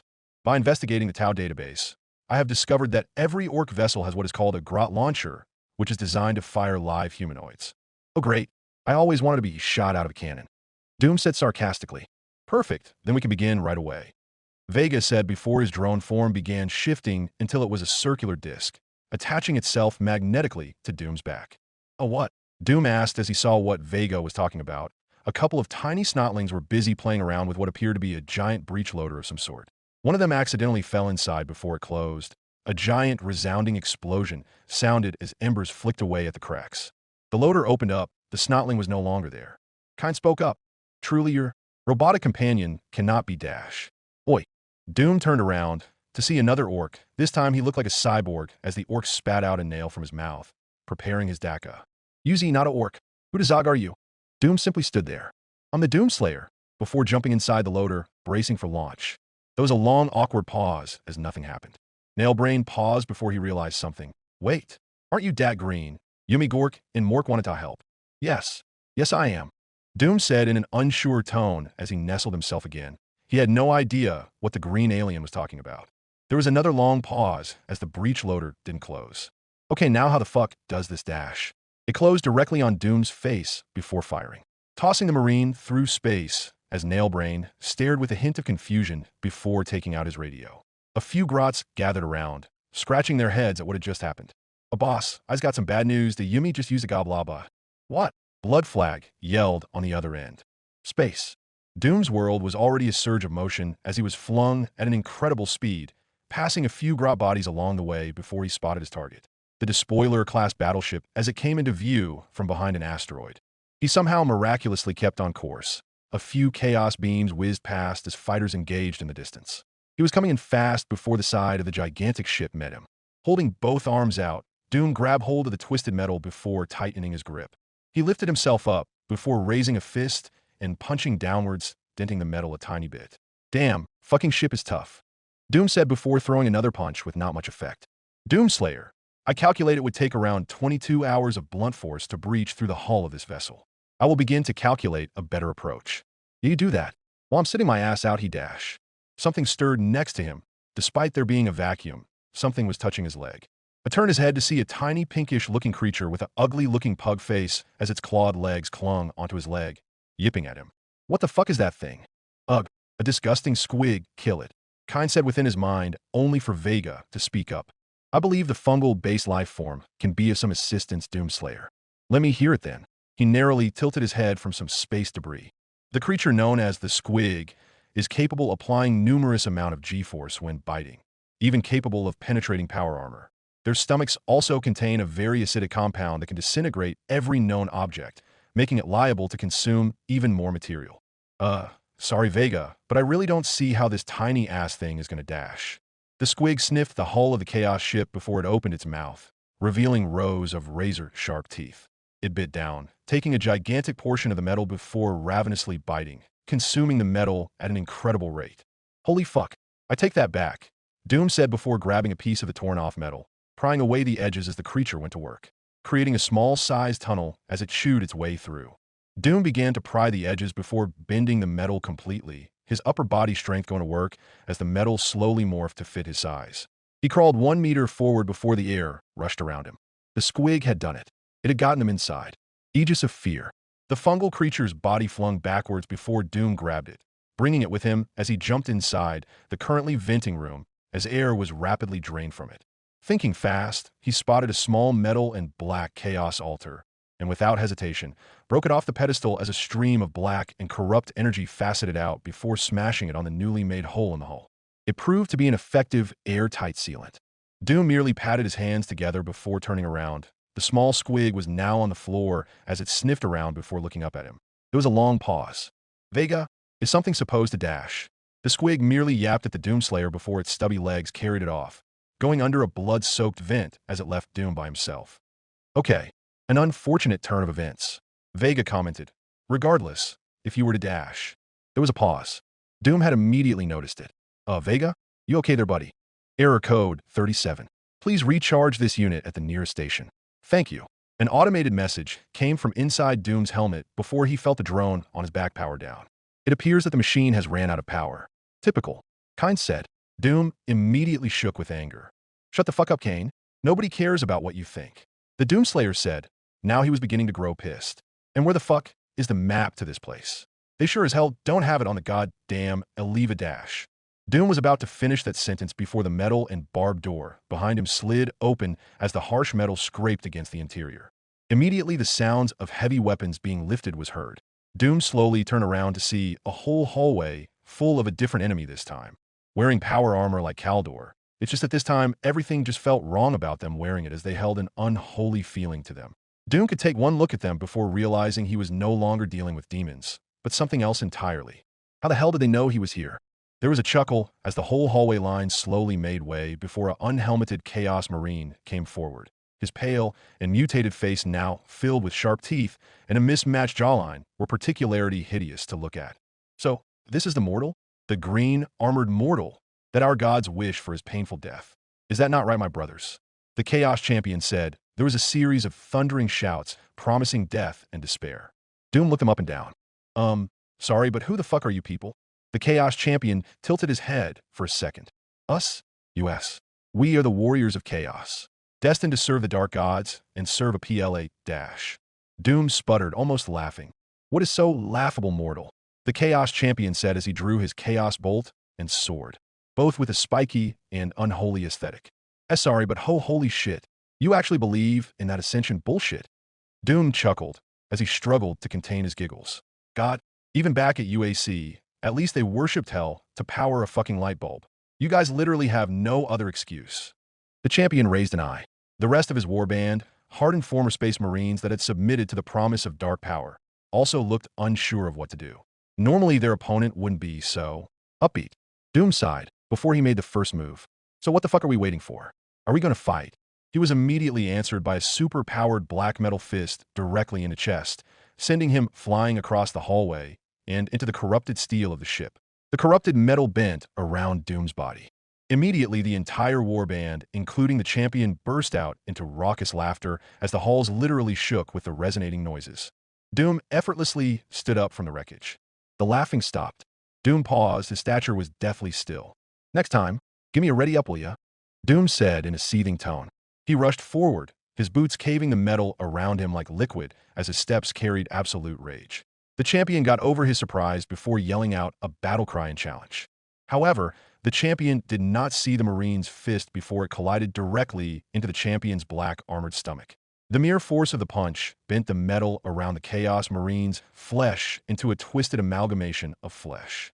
The champion's ugly face immediately spat out a glob of corrupted blood before Doom spun, using the rotation of his still embedded fist to launch the champion's body directly into the side of the corridor, smashing the Chaos Marine's body against the wall.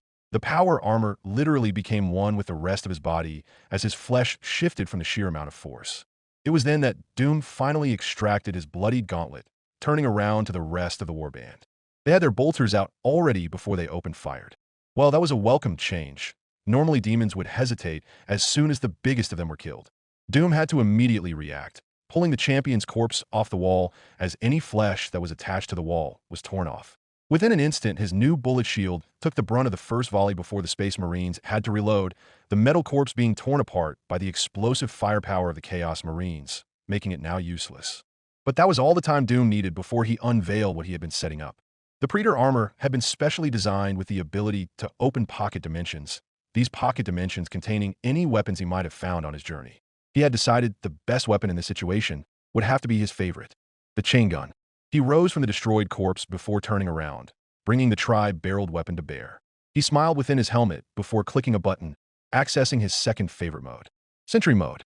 Within an instant, he opened fire, the three barrels spinning rapidly as they spat out 15mm tungsten slugs at a 220,000-pound force per square inch. The payload tore directly through the hallway, annihilating the metal door with a few Chaos Marines along with it.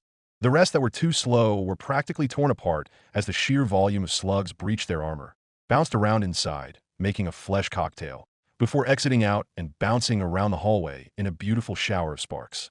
Doom held his finger on the trigger as the chain gun began to rapidly heat up, the barrels turning yellow, before he finally relinquished his finger. There was a long silence before he was rewarded with more bolter fire. Apparently, the survivors had used the corpses of their corrupted comrades as bullet shields. Copycats. Doom put away the chain gun, just in time to feel the first bolter round hit him in the chest. It was a surprise. Those explosive kinetic shell he could imagine could pose quite a big problem if he got shot with them. He could even see the rounds possibly denting his hell-made armor. However, it was no time to mess around. The shells would have easily torn him apart if he wasn't wearing the Predator armor, and he sure as hell didn't feel comfy at getting shot now. Pulling out his own fiery bolt pistol as it materialized in his hand, he shot one of the rounds directly into the head of a Chaos Marine that had been firing, the warrior's helmet searing off along with his flesh as the chunks burned as soon as it hit the ground. This only seemed to anger the rest of the warriors as the surviving ones yelled for the Doomslayer's death before they all began to open fire.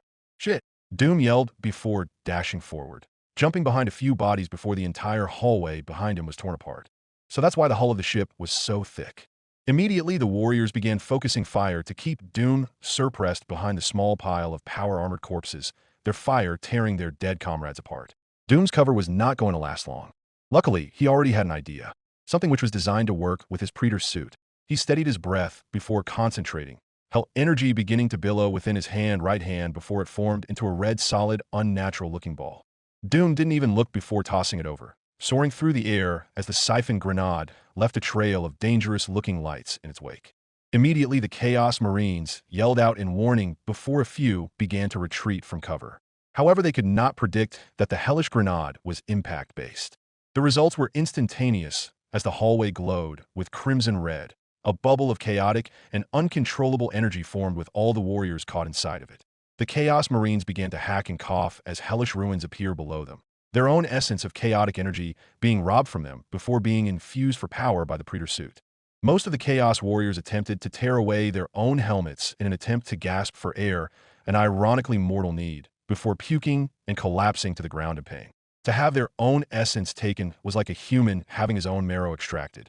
Doom lowered his fiery bolt pistol, toying around with it in his hands before humming a tune, walking and tipping over the corpses of Chaos Marines that had littered the black metal corridor. The few remaining that happened to be alive were still stumbling on the ground as they no longer even had the ability to stand up. Doom merely walked past them before spotting a desecrated-looking elevator at the end of the hallway. He was about to walk forward until he felt a gauntlet grabbed him by the leg. He looked down to see a weakened Chaos Marine, coughing violently behind his helmet as hellish ruins began to weigh him down even further, a side effect of the siphon grenade. You took our gifts. The black armored Marine violently coughed. You dash. Doom smiled before his hand shot out, grabbing the Chaos Marine by the neckplate with ease before bringing him close. The dent in the Doomslayer's armor began to repair itself little by little as the Chaos essence was transmutated into something more useful. I probably said this before, Doom said as his free hand balled into a fist, but I'm the Doomslayer. Bitch. Before bringing his fist forward, slamming his gauntlet into the Chaos Marine's face before imploding his unfortunate head as Doom's mask was splashed with a new set of blood. He dropped the headless corpse before spying the rest of the warband, with the majority now dead or dying. As for the rest of you, I'm not even gonna bother. Doom said before turning around, you're all fucking dead regardless. He left the siphoned Chaos Warriors behind as they attempted to sputter curses and insults. Doom merely got in the elevator before slamming down the mechanical lever, sending a whole set of abused machinery to work before the doors closed behind him, bringing him further into the aegis of fear. Alionaretha's gift lower deck. Joan would admit that the sounds of battle outside of the ship's hull actually calmed her down. It was at least something familiar in a case of being surrounded with so much things that were alien, so to speak. She had given up on attempting to escape for now. Every time she would almost reach the edge, she would only be pulled back by gravity. Eldar imprisonment was fickle, but at the same time effective, giving you a sliver of escape only to pull it away from you, borderline sadistic. But importantly, she did have time to think about who exactly was that man, the one that had willingly conspired with the Xenos. Another shake as the Eldar ship tilted, the metal groaning as it glazed a hit. Joan groaned with disappointment. Was this really how she would die? Being blown up alongside an Eldar ship? She had gone through so much fights, so much pain, and this is how she would be remembered. She lowered her head glumly as her helmet's edges touched her armor. Fate worked in strange ways, but she didn't notice the flickering embers that began to develop at the doorway. Joan tilted her helmet upwards before her eyes widened. A hand began to take form before an arm, and then a torso of some sort of power armor. It wasn't long before a full form began to take shape. His armor was patterned to be that of a skeleton, with a rib cage and bones within the grooves of the armor. The warrior was helmetless, showing off his completely pale skin and deathly thin face. When his body fully formed from the flames, he stood still, holding a flame-patterned chainsword in his left and a skull with piercing, glowing eyes in his right. He looked directly at her, or more specifically her soul, and she could already feel the hate of daemonkind radiate off of him. I am Atticus Centurius, member of the Legion of the Damned. The cursed space marine said, before pointing his chainsword at her. And it would do you well to listen. Adepta Sororita. Joan could only think of one sentence. Why did these things happen to her? Aegis of fear, elevator. Needless to say, Doom had been on all assortments of elevators. He had been on fast elevators, gravity elevators, purpley gravity elevators. But by far, this elevator took the cake of being the absolute worst, as it was slow as hell. Literally, as most of the machinery looked like it had been to hell. Doom sighed before slowly sitting down, placing both arms on his knees in relaxation. He was probably going to have to wait a bit. In the meanwhile, he had a great idea. That idea being to bug Kine again. Kane. Doom said. There was no response. Kine. There was another pause before Doom droned again. Kine dash. Silence. The god of murder yelled in absolute fury as Doom's left hand began to drip blood. My name is Keela Minsha Kine. Refer it as dash. Yeah, whatever. Want to hear a joke? Doom said. There was a pause before the god spoke. Hey, joke? What is that? You know, a joke. Something funny. Ugh, I despise that word. Funny. Kine said. Just like what that weakling god Segarak uses for entertainment. Oh, come on. Jokes are fun. In fact, I have a good one right now. I'll tell it to you. Doom said. Never. I do not wish to hear this. Joke. Kine said as he attempted to speak the unfamiliar word. Too bad. Doom said before chuckling to himself. Okay, what's the difference between a demon and an onion? There was a pause, a lengthy pause, before curiosity got the better of the god. Speak. All right, here it comes. Doom said before continuing. No one cries when you chop up the demon. There was a stifle, a tiny but genuine stifle coming from the god. It was then Doom realized he had made the Eldar god of murder and war almost giggle. Doom almost had to hold back his laugh as he began to hear Kine sputter like a broken stereo after the god realized his folly. What is this? What have you done to me? Then Doom began to laugh. Answer me, Kine yelled in fury. That was a laugh, dumbass. You thought my joke was funny. Lies. It's all dash. Doom began to notice movement around the elevator. Kine immediately paused as well. His eyes adjusted before something struck, the Marine acting instantly as his hand shot out, grabbing the attacker. It appeared to be a small insect of some sort, sporting a swollen and maggot-filled body filled with pus and other horrors, sporting a venom-tipped blade and stinger. Doom sneered before tightening his grip slightly, the bug's upper body expanding before exploding into green, sickly sludge as it got all over the place. Writhing maggots left over began digging into the hull. Ugiha. Fucking disgusting, Doom said, wiping his gauntlet on his armor. What the fuck was that? Kine didn't respond. Instead, the elevator abruptly stopped. Doom didn't even have the time to react before a giant gauntlet smashed through the elevator door. It was corroded and stained green, with piece of it missing as it dripped dirty fluid. It grabbed Doom by the neck before pulling the Doomslayer and forcefully throwing him out. Doom simply stabilized himself midair before planting both feet on the ground, skidding across the disgusting fleshy ground. He barely recovered before Doom deftly avoided a bladed weapon, its trail leaving marks of filth within the air itself. Doom retaliated quickly with a punch directly into the green power armored stomach of whoever was attacking him. There was a grunt before the sound of a minor skid. The Marine looked up before getting a better view of his singular opponent. The hulking warrior's power armor was green, but better looking at it, Doom realized it was that color because of the amount of filth that adorned it. Its helmet was bulky, and a long, protruding, fleshy spike grew out of it, almost like a rhino. His right shoulder plate held a skinned human face, whilst his other held more of the flesh growths. However, the most disgusting feature was the amount of grimy holes that were embedded within the warrior. Insects, like the one before, seemed to thrive within them, eating and consuming the bacteria that seemed to grow at an impossible rate. The warrior said as he inspected the newly made dent within his armor. Sick blood gently poured out of it. The Nurgle Marine held his hand above it before the dent became covered with green filth, regenerating it at a very quick pace. This was going to be a problem, a big problem. The hulking monstrosity stood up as he looked down upon the Doomslayer. You would have made a fine addition to the family. Mortal, alas, Father Nurgle wishes your death. Typhus the Herald of Nurgle said before preparing his literally sick scythe. Thank God Doom had lost his sense of smell a long time ago. Chapter 16, Yup, Aegis of Fear Engines. Look upon me, and dash, the Herald coughed before he spoke. This time he no longer had a slow pause. Know that no one shall save you, mortal. Typhus said before raising his scythe. Filth began to grow around the floor around him as green bacteria began to form colonies. Definitely not a pleasant sight. Okay, Kane, who the fuck is this guy? And why does he look like the illegitimate child of a turd and a rotten piece of steak? That turd is Typhus, the Scourge of Worlds, host of the Destroyer High Dash. Wait, Typhus? Isn't that a fucking skin rash? Focused Doomslayer. Doom concentrated, but not before noticing that Kine for once didn't call him a monkey and instead a more respectable title. Kinda surprising. Typhus chuckled before lifting both arms. Die in agony. The herald yelled before the destroyer hive came to action. The insects swarming out of every crevice and crack of his armor as they flew at unnatural speeds towards Doom. To say Doom was surrounded was an understatement. Instead, he was swarmed like a bug that fell in an ant nest. The destroyer hive was upon the Doomslayer, stinging and scratching his armor. Doom couldn't even see through his visor as one of the insects had its disgusting body pressed against it. The bugs attempted to find a chink in his armor. Doom attempted to swat, crushing about 2 of the insects. But that was only a bare noticeable amount, as about 1,000 still remained. "Kind, little help here, asshole," Doom yelled. Automatically, his left hand began to heat up before spouting fire. The insects sped away from it, like wolves from a torch, as a few slower ones were immediately burned to a crisp, their corruption purged. Typhus paused, his scythe and gauntlet shaking with something uncontrollable. "Kayani, I should have known it would be you," the herald said, his stature brimming with anger. "You killed Ulker, one of Nurgle's children. He was beautiful." Doom looked at Typhus before looking at his left hand, staring at Kine for reference.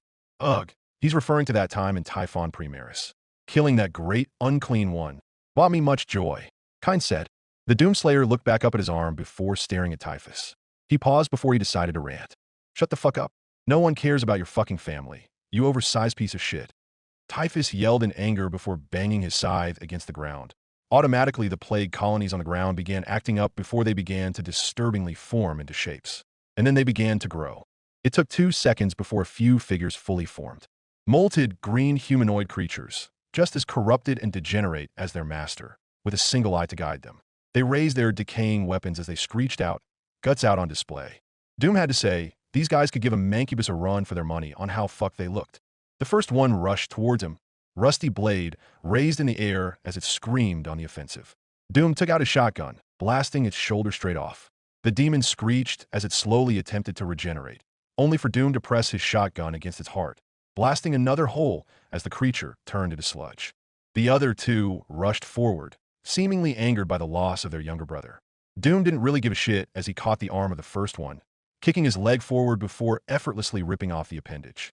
The creature grunted in surprise before Doom shot his hand forward, grabbing onto its singular eyeball before pulling. The ocular organ came loose, dragging a bunch of filthy nerves along with it as the plague bearer screeched in agony. The last one attempted to assist his brethren, but Doom quickly reacted, throwing the eye directly into the face of the other green demon.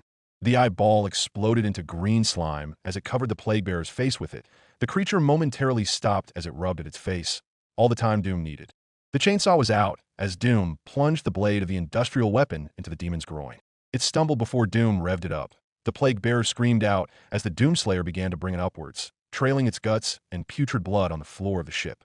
Doom let out a hearty laugh before pulling the blade upwards in one swift stroke, fully splitting the creature into 2 as it paused, before both separate pieces fell apart. However, in the throes of this, Doom didn't expect the attack from Typhus. The Herald had used the 2 demon as a distraction before raising his scythe cut. And for the first time in a long time, Doom felt pain. Aegis of Fear Bridge. Ozek Armin looked upon the battle with great interest.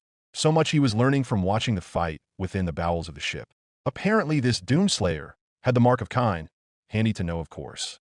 He would have watched even more before a booming voice interrupted his far sight. "Sorcerer," Abaddon said. The sorcerer turned around with a hint of annoyance. "Yes, my lord. I require you to cull the weak from the Tau ships. They're starting to become an annoyance I can no longer ignore." Ozek nodded. "It shall be done." Before waving his hand, immediately he blended the warp to his favor. "And before you leave, where's Karn?" Abaddon asked. Ozek concentrated before he saw it. Fresh Tau blood being spilt as their skulls were collected. "I believe he has happened to board one of the Tau ships with his warband. He might return soon." Abaddon chuckled. "Then everything shall go to plan, it seems. I gain favor from Nurgle as Typhus claims his reward with Karn distracted." The sorcerer nodded, but in reality beneath his helmet he stared on with thought and malice. Not only was that fool Typhus getting to claim the prize for his god, but he was being sent to do a slave's errand. Perhaps he would give the so-called Kalyan Bijel a visit first. Aegis of Fear Engines. Doom looked at his new wound with wonder. Typhus's scythe had managed to breach the Predator armor before cutting a deep gash into his arm. "Strange, almost. Wow, I didn't expect that," Doom said. Typhus laughed. "Do you feel that? The plague running through you? Soon you shall die painfully and slowly," the Herald said. Doom paused before clutching his stomach. "Ugh, yeah." Before slumping over. "It feels like before standing up normally again, like your bullshit. Typhus immediately retained a stance of confusion. You should be dead. This blade was dipped within Nurgle's brew of filth. Typhus said, yeah, but hey, check this out. Doom said before he produced a vial of blue energy from his pouch. Without hesitation, he plunged it into his wound, shattering it. Then his gauntlet began to regenerate, forming itself back together before it looked good as new. All right, good to go. Typhus responded as he slammed his scythe in an attempt to cleave Doom in half. Very well. I shall just have to end you as the gods intended. Typhus yelled as he twirled his scythe before slashing horizontally. Doom deftly dodged before bringing out the super shotgun, the familiar double-barreled saw action once more as he blasted. However, Typhus jumped from the shot, a surprising feat given the herald's size. The uranium-coated pellets cut through the hull as the walls collapsed, revealing the engine room as the hellish machinery went to work. Doom whistled. You're a bigger pain in the ass than I imagined. He casually reloaded the double-barreled. Not only that, but you almost fucked up my arm, you goddamn piece of shit. Your minuscule quirks only serve to quicken your demise. Typhus yelled. This time it seemed the herald was growing annoyed. The rotting warrior raised his scythe. I shall end this. For Nurgle's rotten glory. Then Typhus swung downwards, the blade cutting the air as mold began to eat at the oxygen. Doom held out his hand before the scythe had cut directly through his gauntlet, the blade going through the other side as Doom's very own blood smacked his helmet. Typhus laughed only to pause as he noticed something. It was the Doomslayer's left hand. Suddenly a cacophony of eldritch fire from kind burst out, engulfing the scythe as the flames climbed, reaching the gauntlets of Typhus's power armor. The herald relinquished his grip for just a second. It was all the second Doom needed as his right hand shot out, grasping the staff of the scythe before pulling. The force was so powerful that the weapon was tore away from the herald's grasp. The herald's fingers even bent at an unnatural angle from the quickness of it. And then in one swift motion, Doom steadied the scythe out in his own hand before twisting himself into a 360, bringing the back end of the blade directly into Typhus's helmet. The sound was reminiscent of a tank being with a shell before Typhus went flying, his helmet falling off in the process as he landed in the hole made by the super shotgun. A few bits of machinery was broken as his giant form landed. Doom took the scythe before bringing it down to his knee and breaking it. It sounded like flesh being torn apart as Doom dropped the broken scythe on the floor, walking forward in the process. Typhus slammed his fist against the ground before his body propelled himself up, the herald of Nurgle facing off against his opponent as he growled in anger, unfortunately giving Doom a full sight of his face. Whoa, holy shit, Doom yelled in genuine shock. Is that your face or your ass? Doom said as he pointed. Sure enough, the herald sported a look that only Father Nurgle and his brethren could love, with rotting teeth and skin that looked bloated in pus and green warts. Cease. You're talking, Typhus yelled before raising his gauntlet. A stream of green campfire billowed out into Doom's direction as the Argent Marine raised his hand to cover his mask. The rotten flames burned at his armor, but otherwise unharmed him. Why won't you just die? Typhus yelled in anger before charging forward, slamming into Doom as the herald brought both hands down upon him. The Doomslayer blocked the colossal hit as he bulked, the metal floor even bending from the impact. You first, asshole, Doom yelled before bringing his fist and grabbing, tearing a hole in the side of Typhus as the herald roared in pain. Doom took the opportunity to kick the herald in the chest as Typhus went flying again. This time, Doom walked forward as he cracked both knuckles, the herald struggling to get up as his body was busy regenerating. Doom was about to take out a weapon before he noticed something. The herald was smiling. Then Doom saw it. A distinct distortion in the air as filth began to build up before actual coherent figures began to form. This time bigger than the plague bearers. It wasn't even a second before filthy green bolter fire shot through the fog, striking Doom as the Marine grunted. The plague Marines had arrived.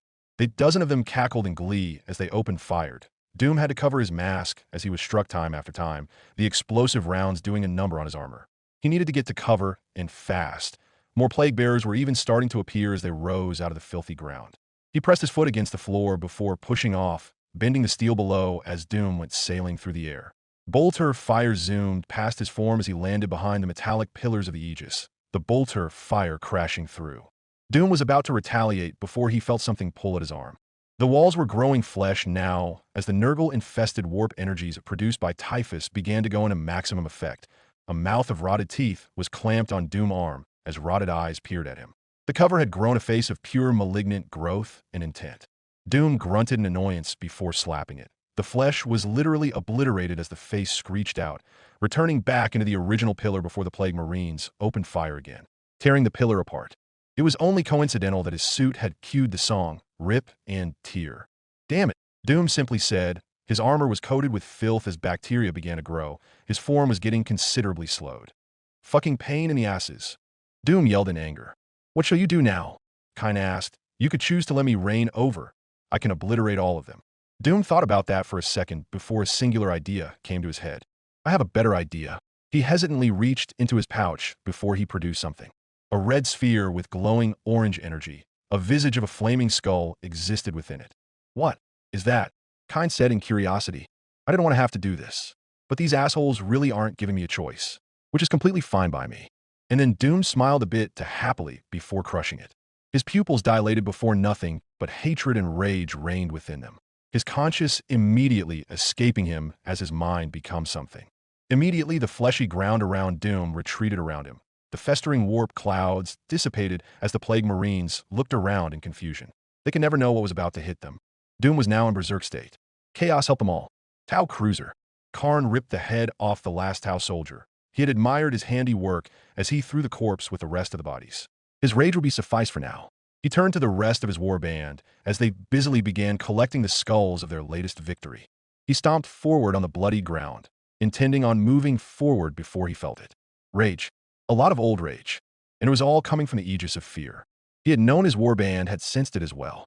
The various bloodletters that had randomly joined in during the fight immediately stopped as they sniffed the air in confusion. They immediately screeched before attempting to follow it, their mouths salivating with blood and saliva as the smell of rage became enticing. What is it? Karn asked in menacing fashion to no one in particular. Something was hardwired within them. Something old yet instinctual as they felt the rage emanate. They wished to fight whatever had been emanating it. Master, it appears the bloodletters have become excitable, a cornate berserker stated. However, Karn didn't listen, as the betrayer came to realization. It is him, Karn simply said before turning to the rest of his warband. We go back to the Aegis. Now, Aegis of fear engines. There was a long, eerie silence as the Plague Marines stood on guard, their bolters and rusted sabers out as they noticed the infested fog slowly dissipate. Typhus growled as he pushed past a few plague bearers that seemed hesitant, his body still busy regenerating.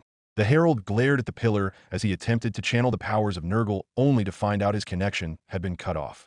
What is the meaning of this? The remains of the pillar had been smashed aside. Typhus turned his head as well as the rest of his warband. Doom stood there, perfectly still as he slowly stepped over the wreckage. Immediately, the Plague Marines opened fire. Doom simply took it, his arms shaking as he flexed his fingers. The visage of pure rage on the Marine's face, the surface of his mask now tinted with red. He immediately rushed forward, way too fast for the eye to even catch up before he outstretched his arm to the closest Plague Marine. Look, oh dash. The bloated warrior couldn't even finish his warning before his body was missing. Doom had landed a furious haymaker directly into the midsection of the warrior's body, his putrid blood and guts flying everywhere as his remains were scattered across the walls. His rusty power armor scrapped into pieces by Doom's fists. One plague bearer attempted to cleave Doom as he stood menacingly over the green bloody pile. The Doomslayer merely outstretched his arm before reaching it forward, breaking straight through the skin and out the back. It screeched before the Slayer pulled, grabbing its spine as it tore free from the demon's body. Doom merely grunted before using the bone like a weapon, smashing the creature's spine onto its body as it splattered into green pus. A few Plague Marines had attempted to fire again, their rounds blowing into Doom as his armor took hit after hit, the explosives within them creating small clouds of orange and green. He simply ignored it. Jumping high into the air, he crashed down on top of another warrior. Despite Doom's smaller size, his rage was paramount as a single stomp caved the warrior within himself, creating a god-awful screeching noise of groaning metal. He turned before ferociously backhanded the Plague Marine to his left as the Chaos Marine tried to defend himself. His head, as well as a portion of his upper body, was smacked right off as his armor and flesh went flying. The last Plague Marine cursed as he had attempted to fire at point blank, only for Doom to grab the barrel of his bolter before wrestling out of the warrior's hands. The Plague Marine attempted counterattack as the warrior swung his gauntlet, but to no avail, Doom simply smashed the butt of the gun into the Marine's mask. The Plague Marine's helmet came right off before Doom bought the rifle back, smashing the Marine's putrid face in as the force knocked the brain matter out the back of his skull. The warrior stumbled as he attempted to yell out before Doom grabbed the Marine's meaty head with his gauntlet, slowly closing it into a fist as he crushed the entirety of the warrior's head. He turned to the rest of the Marines, crushing the rusty bolter like a tin can as he slowly walked to the remaining forces of Nurgle. They raised their weapons. Doom simply laughed, this time manically as he laughed and laughed. There was nothing charming or hilarious about it, just sinister as he kicked the Plague Marine's corpse away. The Plague Bearers began feeling it as they began back away. They could physically feel the anger radiating from Doom, almost like a detergent, as they rapidly began shifting back into the nearby fester before retreating entirely. Typhus looked on with surprise and disdain before looking at the enraged Doomslayer. "Kill him. Just kill him," Typhus yelled as he attempted to channel the help of Nurgle. That wouldn't work, sadly. Not even the powers of God could stand against a raging current of pure hatred. The last 5 of the Plague Marines open-fired. Doom simply charged forward, taking in the fire as he outstretched both arms as grabbed the first Plague Marine into a bear hug. The Marine yelled out in surprise before Doom squeezed, crushing the warrior's body as the pressure made his head pop off like a bottle cap. Doom wordlessly grabbed onto the corpse's legs before swinging in a wide arc, slamming the headless body into its comrades as the force broke the 2 Plague Marines into neat chunks of green meat and blood. One of the last 2 Plague Marines yelled a fearsome cry before donning his festering battle axe. Doom let go of the corpse before the Plague Marine brought it down. The axe embedded itself into Doom's shoulder as a bit of blood spurted. The Slayer looked at it, the now stuck-in axe, before looking back at the Marine. The warrior couldn't even sputter in surprise before Doom wrenched the axe out and cleaved it downwards with a titanic amount of force. It cut the Plague Marine in a perfect 2 as his vital organs poured out the middle like a waterfall. The last Marine attempted to open fire, only for Doom to throw the axe as it went sailing directly into the Marine's forehead. A giant amount of blood gushed out before the Marine paused, inspecting the new head ornament before kneeling and falling to the ground. A pool of blood was now on the ground as various corpses now surrounded the Marine. Now it was only Typhus as the Herald seemed outright angry now. "So, perhaps you have acquired some blessing, possibly from Kine. It does not matter," Typhus said darkly, "because as long as I live, as long as I draw breath, the fog of festering began to appear again as Typhus successfully channeled the warp, slowly walking forward before outstretching his hand. "You shall never dash." Doom grabbed the Herald's power gauntlet. "Escape," Typhus said with a bit of confusion before Doom pulled with all his might, dragging the Herald over and smacking him against the metal. It was almost comical to see a smaller figure throw a fully power-armored demigod over his shoulder as Doom showed no mercy. And then he did again, this time on the other side, as the metal became equally dented. And again, before it became a blur. Typhus's limbs went flying as his body was torn to pieces from the sheer physical trauma. Metal was breaking right off as bolts began shooting outwards. With one mighty pull, Doom slammed Typhus into the hull for the last time as the floor shattered into a crater. The rest of his limbs were finally off, leaving only the arm Doom grasped onto. Typhus now looked even worse than he did before. The Doomslayer merely grunted before dropping the Herald's remains. He inspected the bloodbath around him as he admired his handiwork before craning his neck. His rage was now wearing off as coherent thought flooded back into his mind, looking on at nothing before a voice spoke. "You can't win." He turned to see the Herald, now immobile as he blankly stared at the metal ceiling. Typhus turned, his face now cut and bruised to the point that it was literally unrecognizable. His destroyer swarm was now leaving the crushed hives of his body, almost like rats from a sinking ship as they slowly disintegrated. Many had tried to go against the might of the Chaos Gods. "You will fall, just as countless others have." Typhus wheezed out before chuckling darkly.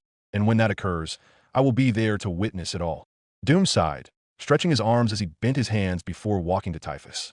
The fallen Herald looked up as Doom brought his foot upwards.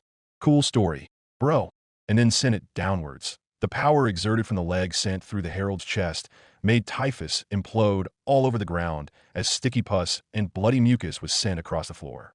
Typhus was no more, now just a pile of dirty waste as it slowly began to dissipate away.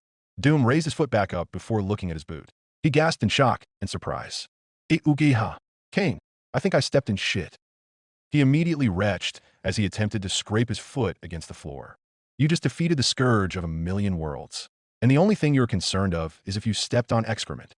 Kine spoke in a slow manner as he attempted to process this information. Yeah. Did you see how fucking nasty that guy was? I could literally make a ton of jokes about his dash." No more jokes," Kine yelled. Doom shrugged, stepping away from the bodies of inertial forces. He was about to turn before he heard Vega reactivate on his back. Testing, testing. 1-2, th dash. Vega, you're back, Doom said. I thought you ran out of power or some bullshit like that. Vega sprung off Doom as the AI went into drone mode. I apologize. I did not predict the effect of warp taint upon my software. Oh damn. Well, are you okay now? Doom asked. The machine paused. Fortunately, while I was shut off, I had managed to torrent a few files from the Adeptus Mechanicus in order to counteract the warp taint. I should be working at dash. Vega paused again before his programming went haywire, switching to a green light on the Tau drone's visor. I am a child of the Omnisia. Cultist of the machine, go dash. Vega immediately regained his control as Doom watched stupefied. The drone paused again before reverting back to its previous state. Maximum efficiency. You should probably download a goddamn exorcist while you're at it, Doom said before he looked at his own armor. It was caked with all sorts of nasty things, ranging from pus and putrid guts. And I need a cleaner, a good one. Suddenly, he burst into flames as Kyne's fury swept over him before quickly residing, burning away the bacteria and fester, but leaving the Marine unharmed. Doom looked around in surprise before looking at his hand. Wow, thanks, Kane. You actually did something nice and productive for a change, Doom said as he began walking towards the exit of the room. Do not take my service for granted, Doomslayer. Kyne said. Yeah, whatever. Let's get the fuck out of dash. Doom noticed his foot nudge against something as he looked down to see an unconscious form on the harsh metal floor, wearing a familiar Sororita's power armor. Her helmet and bolter laid to the side. What the foo, Joan? Doom said as he knelt down. How the hell did she end up here? Doom asked. Kyne didn't answer, and Vega's tiny pincer arms merely shrugged. Doom immediately held her up before shaking violently in an attempt to wake her up. Joan, you okay? The nun didn't respond as the Marine almost felt worry creep up. Maybe he would need to slap her, which might actually kill her if he wasn't carefully. However, it didn't have to come to that, as he felt movement below him. The warrior nun's eyes fluttered open as she stared at the visor of Doom. IWHE dash. And then she swung her head to the left and threw up her stomach's contents, prompting the Doomslayer to stand back up in a hurry. He paused before stating a single sentence. Yeah, you look fine. Chapter 17, Bloody Fun Time. Kalyan Bjel, 5 minutes ago. Hold the line, warriors, Commander Farsight yelled out. Let not a single one of these creatures pass. Fire now pervaded throughout the Tau ships as breakage in the smooth metal hulls seemed to be prevalent due to the inclusion of bolter fire. The Firecast had formed a sturdy line in the loading bay of the ship. It seemed that was where most of the portals seemed to be originating from. The portals flared for a moment before a new stream of demons and horrors came through. The Tau opened fire again, catching the chaos spawn in a flurry of blue plasma as the creatures were melted. However, the sheer amount of them were staggering, a few chaos spawn reaching the front line as they broke through, easily cleaving any unlucky Tau soldier in their way. Farsight cursed as he beckoned his mech to move, brandishing his sword in the process before boosting forward. His blade sliced through the metal pile of corrupted flesh as it cut the first one in half, the creature writhing in agony before his men finished it off. The last spawn was already poised to attack the commander as Ferris' mech raised its sword in defense, only for the creature to disintegrate after being struck by a blue bolt of warp energy as Machu entered the fray. Her eyes glowed an eerie blue as she floated downwards. Farsight merely grunted as he turned his mech back to the onslaught. It is fortunate that you showed up. Apologies, I had to ensure the safety of my own before attending to yours, Machu replied. Whilst most would consider a phrase in a situation such as this to be selfish or rude, Farsight could empathize with her. A leader would always look out for his or her own regardless. Accepted, Farsight said before he pointed at the portals. Can you dash? A giant blast of warp energy immediately blew outward, stumbling everyone as the portals dissipated. Farsight turned his head to Machu with annoyance as the farcer looked back at him. Her face, however, was strewn with alert. That wasn't me. He turned his mech back before he spotted the culprit. A menacing figure stood where the portals once were, clad in an unnaturally blue power armor, wearing a dark visored helmet that was adorned with horns, sporting a freakish staff. 2 Rubrici flanked the sorcerer, the soulless husks raising their weapons. An eerie glow began to grow around the sorcerer. Machu's eyes widened in realization before she yelled out, "Get back!" The Tau warriors in the front didn't head the order in time as a giant wave of corrupted fire swept through them. Machi put her own hand out before a barrier formed around the few around her. The result of the psychic attack had a terrible consequence as the soldiers were charred to ash, the unlucky ones momentarily surviving as they screamed out in agony from the slow melting. Both rubriques open-fired, their bolters decimating the screaming survivors. The Farser narrowed her eyes. Farsight, get the rest of your surviving men out of here. What of yourself, then? The commander asked. You shall require the support. Nothing will help against this. The Tau commander's face turned grim before he gave the order, his soldiers forced to withdraw from losses as they went deeper into the ship. Ozek walked forward in an uncaring fashion, the corpses of the damned paving his way as he looked upon the Farser. It is a shame that the Tau aren't as connected to the warp as much as you and I, Farser. I would have truly taught their upstart race their place. Ozek simply shook his head, which begs the question, what is a lone Eldar cruiser doing amongst a fleet of lowly Xenos? Matcha didn't answer, instead staring venomously at him. Forgive me. Where are my manners? The sorcerer bent his head forward in mock respect. I am Dash. You do not need to tell me your name, Ozek Armin. Your wicked ways already tell of yourself. Ozek paused before he chuckled darkly. Farser Matcha, as wise as ever I see. As expected, Matcha said as her eyes glowed blue. Ozek merely crossed his arms. Really? You challenge me, Farser? The Eldar responded by blasting eldritch electricity directly at Ozek. It struck the two rubric marines as they disintegrated, their souls not allowed release as they levitated close to Ozek. The Chaos Sorcerer merely sighed as he blew his hand forward, the warp power parting from him as if he were a prophet crossing the Red Sea. She stopped the surge as she gripped her spear tightly. The Chaos Sorcerer then spoke. How I envied your kind when I was a follower of the Corpse Emperor. For you, the mastery of the warp was something simply given to you during the beginning of your existence. Ozek walked forward. I, however, was shaped by it, molded by it. My brothers suffered horrible mutations at its hand whilst I survived. And now, I will show you the true power of the Thousand Suns. Machi raised her spear, and now you're merely a plaything to the very god that doomed you, Monkey. I am not. The Chaos Gods are merely a means to an end. Ozek replied in anger. He paused before he chuckled. Why don't you use that so-called battle fate that you Farsers rely on? You must have realized how pointless this fight is, when all it will do is end up with you dead. Machu simply shook her head. The sorcerer gritted his teeth behind his mask, raising his hand to commence an attack. He was about to blast upon the worst of the worst from the warp until something stopped him, a very strange feeling of fate. The Farser tilted her head as she held her spear cautiously. Ozek then relinquished his staff. Consider yourself fortunate, Macho. Something more important just garnered my attention. Ozek said before he raised his staff.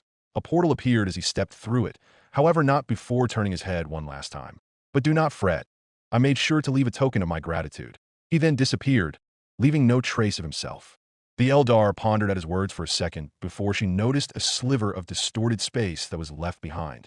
Her eyes widened as her hands instinctively shot out, a barrier of order appearing in front of her before a torrent of warp cascaded around her, bending and twirling the metal of the deck, as the immaterial did as it pleased. It finally stopped as the Farser gritted her teeth and breathed heavily from the effort. She was alive, yet the same couldn't be said for her surroundings as it looked utterly destroyed and twisted. She sensed the captain attempt to message her as she put a hand to her ear. Yes, Captain. Farser, a void ship has appeared. It has orc markings. The Eldar's eyes widened. Blood Flag's void ship. The orc captain leaned forward on his seat elegantly, inspecting the conflict with a keen interest before leaning back and stating his unique foresight on the evolving situation in typical orc fashion. What a zog is going on? Spiky boys, fishy gits, and pansies fighting without US. He then pointed his meaty finger towards Spookums, who was in the process of playing Throw the Grot with Brickfist. Spookums, I want to hear the boys sing. The cabin orc saluted, on it, boss, before throwing the Gretchen into a nearby scrap pile, running up to a few orc boys that were hanging around a few barrels. Boss says that Wheezy gonna sing. That seemed to rile up the crew, the orcs now grabbing nearby barrels and shudahs as makeshift instruments before the bashing their weapons against any soundable part. 15 orcs on a deaf men's hulk, looking down to barrel the gun, grunting to each of a true big, sharp teeth, saying this one will give us some fun. The booming grew in intensity, Blood Flag steering the hulking ship as a immobile chaos ship came into view. 13 orcs with the captain's chest, hoping to quench their greedy first, grunting to each of a true big, sharp teeth, saying I was the one that saw it first. Blood Flag's meaty green hand smashed the big red button, the ship speeding up as it shook violently, red lighting indicating that the ship was going at orc speed. A few Tau fighters were smashed along the way, barely deterring the speeding space hulk. One lone orc left to steal the loot, wishing it didn't turn out so, grunting to himself true big, sharp teeth, saying I shoulda let the pilot dash. Go! The ship hit its mark, a disabled Chaos cruiser, as it exploded into a dying star. Blood flag ship breaking through to the other side. Why? Aegis of fear, present time. To say it was awkward was an understatement. It was super awkward. After helping the sister battle to her feet, Joan had automatically gone into defense mode now that she had magically got shit out from nowhere. So there was no talking at all. In fact, she had been outright ignoring him in the past minute or so after entering the slow-ass elevator. She hadn't even questioned the Tau droid, which was a big surprise, as Vega lazily floated next to Doom. That made him decide that she must have really been on edge to not go bats-hit crazy from seeing something that was heretical. A long elevator ride with no elevator music whilst being stuck in an awkward situation was not on the Marine's bucket list. Doom tilted his helmet as he pretended to inspect the interior before whistling his favorite metal tune. Joan tilted her head. The red eyes of her helmet showed no emotion. There was another long pause as the Doomslayer coughed. "Listen, is there something wrong?" Doom asked. Joan didn't respond. "Do you have a sore throat?" No response again. "Is it that time of the month for you?" Joan paused before she slowly turned her head. "What?" Doom sighed in relief. "Oh, great. And here, I thought you were possessed." The Marine stretched his hands before turning his helmet to hers. "So, anyways, I wanted to ask, what's the deal with your hair?" Doom asked. "Was it always white like that? Or did you get dyed? Like that little tattoo beneath your eye? I mean, it's religious and edgy, but still, it's probably not a birthmark." The Marine said as he ran it on. Joan balled her knuckles, her power suit trembling with a sudden rage before she spun her fist, denting the metal on the side of the elevator. There was a long pause as Doom and Vega watched her, unsure of what to exactly say. "Why are you like this?" Joan yelled out. "We stand at the command ship of Chaos, the heart of this madness, and all you do is joke." Joan said in anger before pointing at his AI companion. "And to add insult, you host an abominable intelligence within a Xenos machine, our presence. Hey, leave Vega out of T-dash." However, the Marine's eyes spotted something on Joan's hip, a small pouch with the symbol of a Templar's helmet, a mark of a Knight Sentinel. His hand immediately shot out, grabbing hold of the satchel and tearing it straight off the battle nun's belt, much to her dismay. "What are you, Dash?" He didn't respond as he opened the satchel. A slew of ageless and religious relics spilled to the floor with a crack, some even predating hell itself, as the priceless artifacts thudded against the ground. Doom got on his knees, wiping his gauntlet across the metal floor, even breaking a few trinkets as they crinkled before his hand stopped. Joan got over her shock before even curiosity overtook her. She stared down. "What is it?" The Doomslayer held it up for her to see. It appeared to be a small doll of some sort, wearing a tiny multicolored set of Plastipredor armor as it played a small retro theme. "What is that? An ancient weapon?" Kine asked as within Doom's head, breaking his conscious silence. Vega unknowingly was about to answer. "It appears to be a Dash. A new fucking collectible. Fuck yeah." Doom yelled in exhilaration. "I don't even think I've gotten this one yet. Must have been hidden in the depths of Argent Nur for a really long time." Doom said as he held it in front of his mask. "Check it. It's even got movable arms. That is what I'm fucking talking about." Joan stared at him. A fully grown man in high-tech green power armor that could tear an SLYTH's jaw open, playing with the doll as he sat on the ground. This had to be the work of the warp. "By the way, Dash," Doom looked up at her. "Who gave you the Knight Sentinel satchel?" She paused as she looked at him, before she slowly spoke. "It was them, the ones that you asked about." "The Legion of the Damned?" Doom asked. Joe nodded. He looked at the action figure before looking back at her. "Oh, well now I know why they sent you." "You do?" Joan asked in curiosity. "Yeah, how else could I have gotten a new addition to my collection?" Doom said gleefully as the doll disappeared, now inducted in the Predor armor. It says that this one represents Seraphim. Interesting. Maybe they're trying to tell me something." Joan was about to ask what he meant only for the elevator to stop. "Chill," the Marine said as he pressed his helmet next to the elevator door. They had appeared to have reached their destination. The Sister of Battle shut her mouth behind her helmet as she stared at him. There was a long moment of silence before Doom reached his arm back, balling his gauntlet into a fist before punching straight through the door. The surprised hiss of a creature was heard before the Doomslayer pulled back. A bloodletter was in his grasp, much to Joan's surprise as she immediately backed away from the flailing demon. Doom wrestled its control as he wrapped his arms around the creature's legs before turning it sideways. It roared out in fury as the Marine lifted the creature over his head, and then he brought it down on his knee.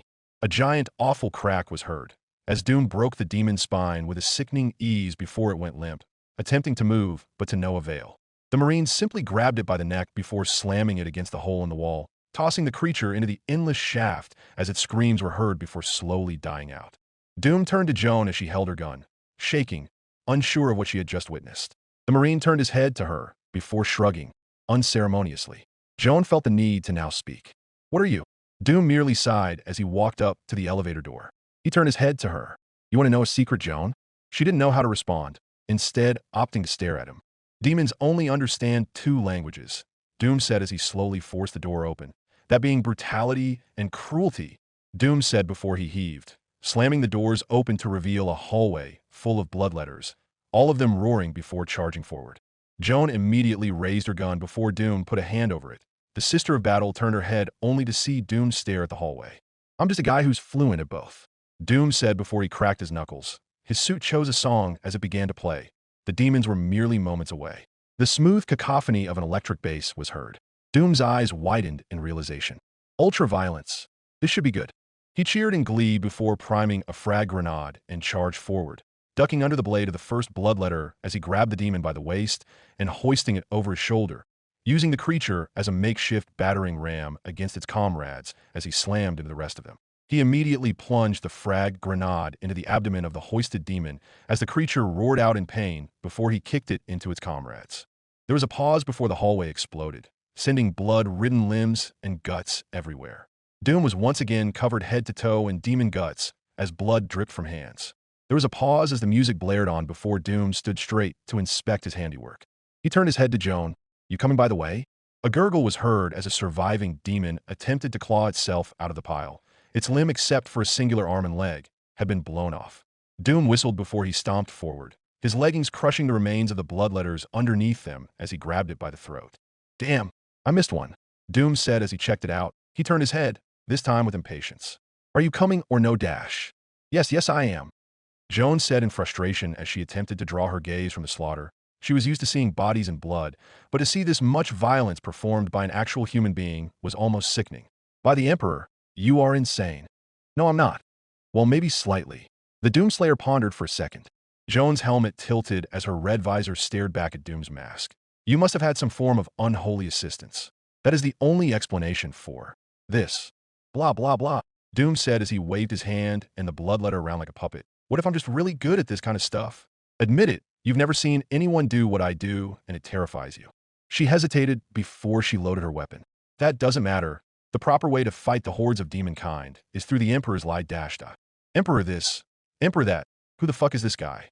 Doom asked. He turned his head to the wounded bloodletter as he gestured to it. "The Emperor didn't kill these assholes, ID dash."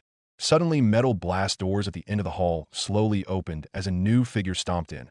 A Chaos Marine in full red armor seemed to vigorously look around before he turned his helmet to the Doomslayer. There was a pause as the two stared at each other before the Berserker pointed, whirring up his chain's word in the process. "Found you," the Berserker bellowed before he charged forward, yelling a fearsome cry. Doom frowned before he pulled back his arm and tossed the bloodletter directly at the cornate Berserker. The demon traveled straight through the hallway as the Berserker furiously smashed the creature aside, blowing a fresh paint job of blood across the wall. Doom paused as he got an in-depth analysis before coming up with a conclusion.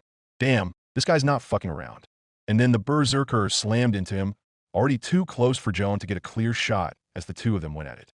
The Red Marine roared out, attempting to raise his chain word before Doom slapped it away, the blade clattering uselessly on the ground. The Berserker growled as he pulled back a gauntlet and brought it forward only for Doom to block it as the Green Marine launched a furious uppercut, catching the cornate Berserker right in the helmet as the Berserker was thrown upwards, the Red Marine's body smashing into the ceiling as a fountain of blood began to drip down, his body shaking as if it refused to die before finally stopping. Doom tapped the corpse to see if it was still alive before shrugging, turning his head to Joan. "Who the fuck was that?" Doom asked. "A Berserker," Joan whispered as she stared at the hanging corpse in shock. "Oh, okay," the Doomslayer said before walking past the body, pulling out his heavy rifle in the process. "By the way, put that big fucking gun you have to use. We got company." Sure enough, 4 more figures approached from the blast door, the group of them sporting normal Chaos power armor. They held normal bolter guns. The first Chaos Marine yelled something before taking out a bolter, firing it off at the duo. Joan and Doom fired back. However, even the Green Marine came to learn that the FMJ rounds were not very useful against the power armor of the Chaos Marines as they bounced off. He kept firing before a bolt round struck the Doomslayer in the shoulder as it detonated, jerking him sideways as it shredded his pauldron. "Fuck," Doom yelled as he put a hand to it. Now that his rage had worn off, it had seemingly made him more susceptible than usual to damage. His shredded armor now reflecting that as it slowly regenerated thanks to the argent energy he had stored. However, pain only served to anger him, and anger served to determine him even further. Joan fired off a few more rounds, nailing a Chaos Marine that had been trying to get through the doorway as his chest exploded from the bolter round. She turned her head as she ducked behind cover. "Cover my ass," Doom said as he bought out his rocket launcher before he began to step out of cover. "By the Emperor, what are you doing?" Joan yelled out. Doom paid her no heed as his free hand grabbed the leg of the hanging berserker, wrenching the body from the ceiling before throwing it. The corpse of a headless power-armored berserker zipped straight through the hallway as the air gave way. The Chaos Marines that stood in the way narrowly dodged before turning their weapons back to the target, only to see a cluster of rockets heading straight towards each of them as the end of the hallway blew up into a magnificent orange. Freshly splattered body parts flew through the air as they imploded, leaving charred pieces of power armor in their wake. The Doomslayer paused before he let out a whoop. "Fucking A." He then began to rigorously strum his rocket launcher as if it were a guitar. Jones silently stared at the destruction, her head now contemplating in thought as she looked at the cheering Marine. What'd she gotten herself into? Aegis of Fear Worship Bay. Karn snarled in anger as he reached the upper deck, his warband following behind him. His pure rage alone could be felt by even his warriors, as the ones closest kept a good distance away from him. He felt close to the source, so close. Yet most of the time, they had only found the remnants of battle, most of it left being bloody chunks of Chaos Marines or bloodletters. Yet none of the invading party, which made Karn assume that whoever was attacking was either incredibly skilled or simply alone. It had to be him, the green armored mortal. Even more to add fuel to the fire of rage that began to bubble inside him. This opponent may actually be worthy of a skull on his armor. He grunted, his warband nodding as they separated, going down another corridor in order to look for him.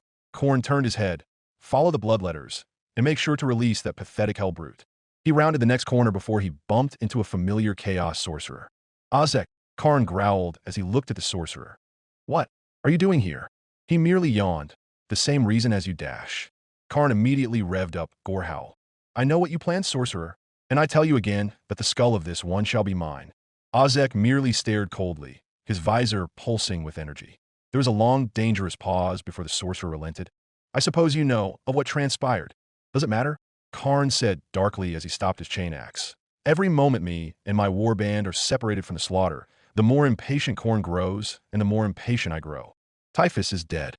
Karn paused before he tilted his head, before he walked off, preparing for battle. Ozek stood there before he sighed in annoyance. "Coronates. Quick tempers, slow minds." He simply said before slowly sinking into the shadows. He would need to be patient to win this battle. Aegis of Fear Worship entrance. The two of them came across another entrance. This time the doors heavily decorated with heretical relics and artifacts, and Joan regarded the large door with disgust. "The amount of heresy I'm witnessing is sickening." "I know, right?" Doom said as he stretched his arms. "Well, come on. Let's go inside, shall we?" "Go inside there?" Joan asked as she shook her head. Who knows what sort of heretical depravity we might encounter? Why is she hesitating? After all, the Emperor is with her. Kyne said darkly before chuckling. Doom simply looked at his hand before scowling. "Shut the fuck up, Kane. Nobody likes a snarky piece of shit." "What?" Joan asked as she turned her head to him. "What?" Doom replied. Joan paused as she gave up. "Regardless, I believe we should attempt to find another way. Emperor knows what could be awaiting behind that set of doors." Doom pondered for a second before turning his head to his robotic companion. "What do you think, Vega?"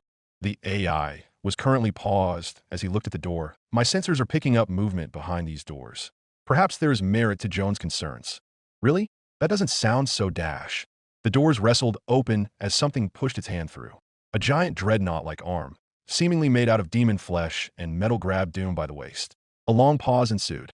"Oh, for fuck's sake, not again," Doom said before he was ripped violently from his spot, disappearing behind the door. Joan's eyes widened as she attempted to run up only for the doors to close. "Strange. Did I make a miscalculation?" Vega asked. The Sister of Battle turned her helmet to the drone as she stared in disbelief. Containment. Doom's world was spinning as whatever had him began to flail him around like a rag doll. He gritted his teeth in anger as his hands reached down into the fleshy bits of the Hellbrute's arm before smashing into the pulpy stuff. It roared out, raising Doom in the air before throwing him into the ground as he created a giant dent before rolling into the middle of the large room. He stood up to look at his opponent as Doom scowled. "You're gonna pay for doing that, fuckface." The Hellbrute merely roared in response as it raised its twin-linked autocannon before firing, its exposed face twisting with insanity. The Doomslayer ran to the side, just barely avoiding it as the massive rounds destroyed the floor he had been standing on, forcing him to take cover behind a pillar before watching it get torn apart. His Gauss cannon materialized in his hands as he waited for his opponent to overheat before getting out of cover, charging up a shot before firing. It struck the corrupted dreadnought directly in the shoulder as it screeched out, its cannon arm falling off its body as its exposed face sneered out before charging forward with its remaining arm. Doom ran toward it, narrowly dodging as its sharp metal hand as it attempted to cleave him before grabbing onto its arm. It roared out in surprise as Doom grunted, turning sideways as he threw the gigantic dreadnought to the side, its armor scraping against metal as it came to a stop, struggling to get up. He wasted no time, jumping on top of the behemoth as he grabbed onto its little chest piece. The exposed face hissing at him as it stared at him in pure hatred, it attempted to grab at him only for Doom to slam its giant metal arm away, knocking the limb straight off as it disconnected. He then pried open its metal chest like a can of beans. The controller eyes widened as it finally understood what was happening. And then Doom grabbed it by the neck, pulling it out as the thing screeched out in agony, the tubes that connected it to its frame disconnecting as it dragged pieces of its flesh. Doom grabbed its legs as well, before holding it sideways and pulling. It screamed as its midsection came apart, its organs and blood falling to the floor as Doom threw its halves down, hard, smashing it into even more gore. The way he killed the user kind of reminded him of the time when he had dealt with the Hellguards. The nostalgia bringing a smile to his face as the doors on the other side opened, a whole warband of berserkers and bloodletters arriving. "Get up, Hellbrute. Slaughter is about to dash." The berserker looked at Doom, standing on top of the dead frame. There was a pause before the cornate berserker yelled, "There he is," before they all revved up or prepared any weapon they had at their disposal. "Oh, fuck off," Doom said as he simply reached for the giant autocannon that the Hellbrute had left behind. Immediately, all the berserkers at the end of the room paused, as did the demons, as they watched him lift the impossibly heavy weapon over his shoulder. "And tell your god I sent you." And then he fired, the autocannon booming as it sent artillery-sized rounds at the end of the hallway. The gigantic bolt rounds cleaving through their ranks as blood and body parts were flung all over the place. He slowly began to walk forward, firing the cannon as he yelled out in anger. Moments of demon slaughter like this made him truly feel alive. The cannon clicked as it ran out ammo, Doom snorting as he tossed it away. A few survivors revealed themselves, some demon, some berserker. But it wouldn't matter, because for Doom they would soon be the same, dead. A few cornate berserkers rose out, now clearly angered and riled up as they let out a fearsome cry that shook the walls, their axes and swords brandished as they charged forward. Blood for the blood god and skulls for his throne. The first one swung his axe down, Doom grabbing the handle before it reached him as he swiped his leg underneath the berserker. The warrior was forcefully suspended in air for a split second, allowing Doom to slam his fist down into the man's chest as his power armor broke like a shell, bursting into gore. Two bloodletters ran up next in Doom's proverbial chopping block. The demons raised their swords as they attempted to double-team him only for it to have the opposite effect. Doom simply slapped their blades as they swung down, breaking the warp-forged metal as their orange eyes widened. He grabbed the first one's horn, tearing it off as the demon screeched out before he grabbed its neck and sliced its throat open. It gurgled out before slumping over dead. The other one attempted to slash at him as Doom used the same horn and swung it to the side, eviscerating a hole in its stomach as a line of guts came pouring out before Doom took out his shotgun and pressed it against the face of the demon, pulling the trigger as a wave of blood washed over the floor. The rest of the cornate berserkers were not even fazed by the show of brutality. Instead, they seemed more excited now as they roared out in glee, the rest of them charging forward. Doom simply responded with his hatred as a berserker, using a surprising set of speed, dragged a sword by the side of Doom's chest, the blade having enough power behind it to even embed itself in the Predator armor. The two looked up at each other as Doom grabbed the warrior by the head and lifted him, slowly dragging him to the side before slamming his entire body into the ground, killing the berserker instantly as he became one with the floor. The Doomslayer grabbed hold of the sword, wrenching out of himself as he grunted. He spotted another berserker was running at him. Doom simply threw the sword with as much force as a cannon, slicing the berserker from the midsection as the warrior's separate halves fell to the floor. The Chaos Warrior still crawling towards him in a mad craze before Doom thrusted his hand forward, Kine's fiery sword penetrating the warrior's armor as it cauterized his insides. He didn't have time to inspect his handiwork before a blast of a plasma pistol caught him in the upper body, knocking him back a bit from the blue explosion. Doom grunted in annoyance before bringing out his own bolt pistol, catching the berserker in the shoulder as the warrior flinched, a new hole developing in the warrior's armor. He took advantage of his stumble as he grabbed the warrior by the legging, his gauntlet breaching through his flesh as the berserker yelled out in pain before falling to the floor. And then, like many times before, he twisted it as he broke every bone in it before smashing the leg into the warrior's helmet, killing him with his own foot. However, his back was turned for a split second as Doom felt an axe dig into his shoulder. He gritted his teeth, turning his head to the attacker, his face now angered as he grabbed the berserker's arm and in one swift stroke tore it off. The warrior roared out in pain before Doom smacked him across the helmet with said arm, a loud crack and a spurt of blood coming out of the warrior's respirator to show that his neck had been broken from the sheer force as the berserker fell backwards. Doom turned around with the arm in his hand and roared out in a crazed fashion, only to realize he was the only one left alive. "Ah, damn," Doom said as he dropped the limb. "I hope nobody saw that." "I did. It was displeasing to watch." "Oh, shut the fuck up, Kodash." The giant doors at the far side immediately opened up, a new Khornate berserker entering the room. Doom turned his head as he grunted, "Great, who the fuck is Dash?" He was responded with a power-armored fist to his face, the glass that had endured hell itself literally cracking from the sheer force of the warrior's punch. Doom went flying as he smashed into two pillars before skidding off the third one and onto the ground. He looked up from his lying position as he let out a pained chuckle. God damn, now that was a punch. The attacker stepped over the gory floor as he walked toward Doom, brandishing a gigantic chain axe that was decorated with skulls as the warrior's exposed beefy hand held it tightly. Two tufts of blue plumage descended off his helmet's decorative structure. He wordlessly grabbed Doom by the collar of his armor before smashing him into the pillar. Doom responded by bringing his two legs back before kicking downward. Whilst it would have killed any normal Chaos Marine, the man simply flinched back a tiny bit and growled, releasing Doom as he fell to the floor. The warrior didn't even give a second before kicking him, smashing him through the column and out the other side. The Doomslayer groaned before he chuckled lightly, slowly rising up as he looked at his opponent. "It is Karn. It will be wise to prepare yourself." "Doomslayer?" Kine spoke as the Marine tilted his head. The champion took the moment to speak up as he held onto the chain axe. "I see. That pretender kind resides in your arm mortal," the hulking warrior said as he pointed. "I wonder what shall happen if I were to tear him away from you. Would you weaken? Would you die?" Doom narrowed his eyes as he stood up. "Listen here, fucker. Kane is just some piece of shit who tried to take over my body. I don't rely on him for anything. Besides, who the hell are you?" The Chaos Warrior merely stared at him before speaking. "I go by many names, but there is one that I am fond of." Dashi tightened his grip on the axe. "I am Karn, the betrayer, champion of Khorne."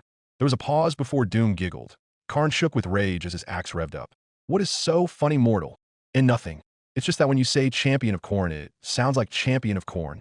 And then he began to laugh. "What are you? A fucking serial masco Dash." Karn swung his axe, the air breaking from the speed and power behind the swing as it grazed the edge of Doom's armor. The Marine grunted in surprise, flinching back as blood began to seep through the chest wound. "Silence. Your words are displeasing upon the ears of myself and my God." Karn yelled in fury as his axe revved up again. Doom put a hand on the pillar before he straightened himself out, ignoring the wounds on his body as he slouched. "I'm surprised. You don't really seem to care about the fact that I slaughtered all your friends. That hardly matters. The death of my warband axe is proof that your skull is worth taking." Karn sneered as he looked down at him. "Now stand up and fight." Doom sighed. "Suit yourself." He then reached his hand out, his chainsaw materializing in his hands as he revved it. The industrial blade whirring to life as fumes came out the exhaust. "So, we're gonna throw down, or what?" Karn readied his axe. "Yes, mortal." And then the two charged at each other, both revving their weapons as they collided. Sparks flew in a torrent of rain as the two champions had their helmets pressed up against each other, both of them gritting their teeth. A powerful force set in as the metal ground began to bend around their leggings. They briefly separated before bringing their chain weapons against each other, ushering a storm of sparks as their weapons collided in brief moments of contact. Karn slashed his weapon downwards, slicing a line in Doom's shoulder as the chains dug out his flesh. Doom simply responded by using his free hand to slam an uppercut into Karn's helmet, the champion's head flinching back before slowly turning back down. The attack had cleaved off the intricate helmet as he looked down, his red eyes and bald, scarred face now visible as they were filled with rage. There was a pause as Doom spoke, impressed the hit didn't knock the warrior's head off. "Holy sure Dash." And then Karn pushed him back, swinging his chain axe in an effort to decapitate Doom. The Marine narrowly dodged before Karn punched him right in the face, the impact curving the air between the two of them as Doom went flying again. The glass of his Predator helmet now cracked as he landed. "No mortal has ever struck me like that," Karn said as he felt his jaw with his free hand. Korn was right. "Your skull is worth taking." Doom simply chuckled, taking off his helmet and spitting out a tooth and a wad of blood before putting it back on. "You're going to have to try harder than that. Just like that sissy some of you call the god." Karn paused as he tilted his head. "Are you speaking of Slaanesh?" "Yeah, he died like a little bitch." "Ah, that must have been pleasing to see," Karn replied as he smiled to himself, his scarred features twisting. "Sure was." There was a pause as the two of them looked up at each other. A bizarre understanding being exchanged before Doom put his chainsaw to the side and raised his fists.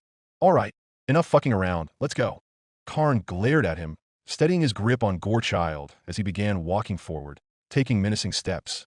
The two reared their hand back, balling it into a fist before punching forward, their arms meeting each other as the sound reminiscent of thunder cracking was heard. The air crushing upon itself from the impact zone as buffeting winds filled the giant room. The champion brought his foot back in an attempt to kick him again, only for Doom to narrowly dodge it and throw a vicious right hook, his fist catching Karn right in the cheek as the berserker's face jerked to the side, spitting out a wad of blood as he cracked his head back, his teeth gritted. Doom used the opportunity to jump and launch a colossal kick with both of his leggings. The impact bent Karn's armor before he was launched to the other side of the room as the champion left a crater in the wall. The Doomslayer rushed up to him in an attempt to capitalize on the displacement, only for Karn to grab hold of the Marine's chest, doing a 180 turn and smashing Doom through the wall as the Marine rolled across the floor. A few heretics that were at work immediately swiveled their heads to the disturbance. Doom simply got up from the ground, grabbing the closest one as the heretical mechanic beeped in surprise before Doom tossed the machine man directly at Karn. The champion snarled as he smashed away the corrupted tech priest, only to see Doom using the distraction to rush him, the Marine grabbing hold of his power-armored waist before lifting him. Karn struggled as he felt himself fall backward as the Marine performed a German suplex, smashing the champion against the ground and causing them to fall through.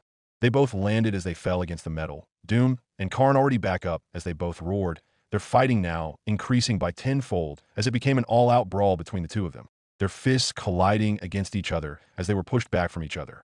For the first time in a long time, the two of them felt actual exhilaration, the thrill and rush of a true opponent as Doom smiled like a madman.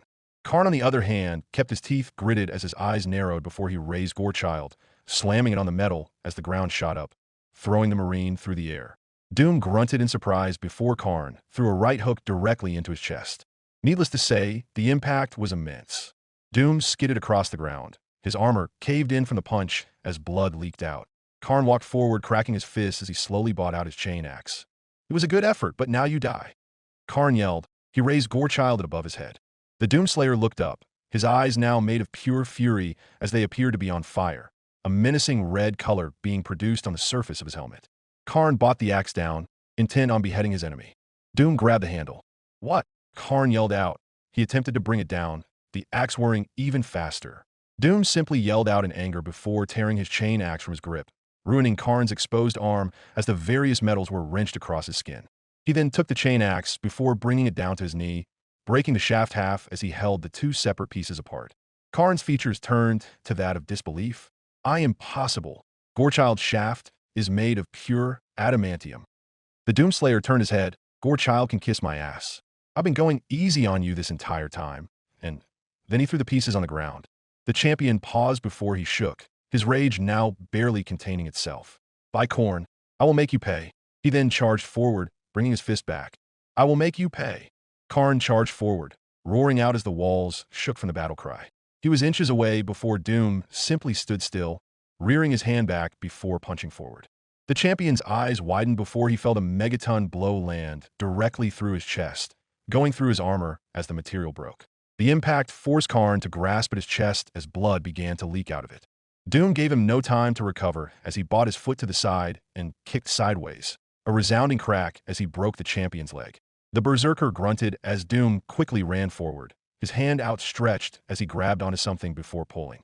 A few bloodied nails fell to the ground as the tubes on the back of Karn's head disconnected. The champion roared out, his gauntlet clawing at the back of his head before Doom punched him in the shoulder, knocking him across the floor. The giant room was silent as Doom looked at his opponent, Karn slowly stirring as he pressed a gauntlet on the floor, rising despite his fatal injuries. The Doomslayer pointed, his voice now full of menace and hatred, his soaked armor slowly dripping with the blood of the damned. Don't get up. There was a long pause before Karn grunted, his teeth gritted. You removed my nails. You removed Angren's gift. Doom simply looked at the strange implant before crushing it. Karn slamming his fist down as he fully rose to position. A font of blood leaking from the back of his head as his eyes turned red with a maddened rage, charging forward again. Doom raised his fist in preparation as he glowered at Karn with his calm hatred. And then the air distorted as the champion disappeared. Nearby planet. D. Karn yelled out, his rage boiling over as he punched down, decimating the landscape as the ground twisted. Karn blinked, noticing it was normal ground he had destroyed and not the marine that had been in front of him just seconds ago. He turned his head before his eyes widened, a warp portal slowly closing before disappearing completely. The sky was dark on this planet, yet that did not matter. He knew who was responsible for his displacement. The champion of Khorne looked to the sky, roaring a single name, the trees shaking as leaves fell. Ozek. The champion paused, fuming with rage. However, without the nails, it had quickly subsided, a distant weariness overtaking him as Karn put a hand on his forehead. He did not see the dark Eldar shardnet fall upon him. Aegis of fear. Doom simply looked at the closing portal as he tilted his head before he was enclosed all around, reality shifting around him as he became quickly trapped. The sensation reminding him too much of the sarcophagus he had been bound to as he attempted to move. Kyne's voice resonated again. Doomslayer, you must free yourself. The marine stirred before grunting. He no longer wasn't in a joking mood due to the fight. His eyes scanned around as he spotted the perpetrator, a figure in sorcerer's power armor as he walked out of the shadow, his hand outstretched as it billowed the powers of the warp. Ozek Armin seemed amused. That was too easy. Doom slowly walked forward, shattering the air around him through pure grit and determination. He got barely a feet in front of Ozek before the sorcerer casted it again, now using both hands to channel the warp prison as Doom was forced to a standstill. The sorcerer gritted his teeth behind his mask. Amazing. Somehow you resist my power. Doom merely grunted, unable to speak as the warp tightened around him. Ozek paused before he chuckled. Now, don't fret. I believe we have an appointment with Siege, and I shall get my own answers as Dash. That will not be necessary, Armin. A dark voice spoke out. A power-armored foot stepped out of the shadows, revealing Abaddon as the Chaos Lord stood imposing. The sorcerer turned his head, a sneer behind his helmet as he pointed his staff. Oh, come to take my discovery away, Abaddon. You are too late. This mortal is mine to study. Abaddon stood still before sighing, looking to the side. Ugh, perhaps my deceit worked too well. And then the champion began to change, his cadapheric tie-patterned Terminator armor turning into gray, formless flesh as his bones twisted. The sight was incredibly surreal, as both Doom and Ozek watched with surprise. Finally, it stopped. Abaddon was now a strange being that sat cross-legged within the air, mutated flesh twisting and turning as its hollowed teeth stood outside its fleshy mouth. It spoke, yet the words did not come from it. Instead, the noises came from around. Perhaps now you shall recognize me. Servant. Ozek seemed to pause. Cinch, and I am not your servant. I demand to know why you are here. The god seemed amused. Doom stared at Cinch, pure hatred radiating from behind his visor as the changer of ways analyzed him like an object to be studied, learned from even. There was a long pause before the god seemingly figured out. So it is true. He has returned. Cinch spat. Ozek tilted his helmet. Who? You know of this mortal? Cinch paused before snapping his fleshy fingernails. Doom immediately found the ability to speak again. So he said the first thing that came naturally. When I get out of here, I'm going to fucking kill you. The god of change did not seem amused. Instead, he simply held out his hand before a scroll materialized. A menacing red symbol appearing on the parchment as the marine's eyes widened behind his helmet. A warning created by the demons of old, or more specifically, the mark of the Doomslayer. Now tell me, do you recognize this? Doom paused, his tone serious. Consider me surprised, demon. You did your research. Cinch paused before he held his hand, levitating Doom higher. Then you are a threat that must be quickly contained. I demand info, Cinch. The sentence coming from Ozek as the Lord of Change turned his head. What exactly is this threat? This mortal was easily Dash. Do not underestimate this. Abomination. Cinch spoke. I have read the warnings. He has brought demonkind to its knees once, and I plan on preventing that from ever happening again. But first, Dash. The Lord of Change held a palm out before Doom felt his left hand burn. Kine, what the hell's going on? He's separating us. The god of war's tone shifted to that of pain. I dash. Cannot. Hold. And then the burning subsided, Doom's mind now quiet as he realized what happened. "You son of a bitch!" The Doomslayer yelled, his body trembling in anger. "What did you do to him?" "Nothing. I merely removed a problem from the equation." Cinch glowered with menace as he pointed his mutating finger. "Now to solve it." Doom paused, feeling an uncontrolled rage begin to rise within him as his mind filled with violence. Visions of constant demon slaughter filling his mind as the red flowed. And so, hatred took the wheel. "Red!" Doom yelled, red light streaming from his armor as hellish pentagrams began to appear. Cinch and Ozek's eyes widened. "He's invoking his true power. Help me contain him, pawn." Ozek paused before hesitatingly nodding. The containment of the Doomslayer was beneficial to both parties as the sorcerer reaching for his staff, only for something to impact his chest, shredding the pauldron and making the psyker stumble. That would have surely killed him were it not for the second layer of psychic protection. He turned his helmet to the end of the hallway as he spotted the culprit, a sister of battle alongside a Tau drone. "Come and face your judgment, heretic." Ozek merely growled. "I would normally find your attempt of hurting me entertaining, but I have no time for games." The sorcerer raised his staff before casting the incendiary of Cinch, blue-white fire racing from his palms as Joan's eyes widened. She jumped to the side, the fireball melting the metal like glass as she felt her soul sear. She clutched her chest, yelling out in pain from the psychic attack. He was about to cast an infernal gaze to finish her off before he heard something shatter. Doom had broken free, smashing away the constricting fabrics of reality like paper. Everybody could then feel it, an unspeakable hatred radiating from the man, a hatred that was beyond ancient. And that hatred was heading straight for Cinch, metal bending and breaking beneath the Doomslayer's leggings as he raised his fist, red runes of power developing around the gauntlet. However, despite the demon-ending threat, the god did not move or fight back, instead only raising his hand. It almost looked as if Ozek then realized what the god intended. It was a lure, a trap this whole time. A vortex began to form at Cinch's palm, the twisting nether peeling metal with ease from the floor and walls of the ship. Vega attempted to backpedal using the drone's thrusters. However, it was no use as the AI was sucked in first. Joan attempted to grab onto her cover, yet her mortal grip could only hold for so long. The sister of battle, gritting her teeth as she held onto her bolter, rushed in by the winds of the warp. As for the Doomslayer, the Marine seemingly paused as he was slowly sucked in, unable to hold his ground. So his crazed mind tried the next best thing. Letting out an inhuman roar, Doom jumped in the air, propelled forward by the rushing current of warp as his fist rapidly approached Cinch's face. However, just before he was able to hit his mark, the Doomslayer lost his momentum as the lower half of his body got sucked in, the raging current of the warp bashing against his armor as he fell through.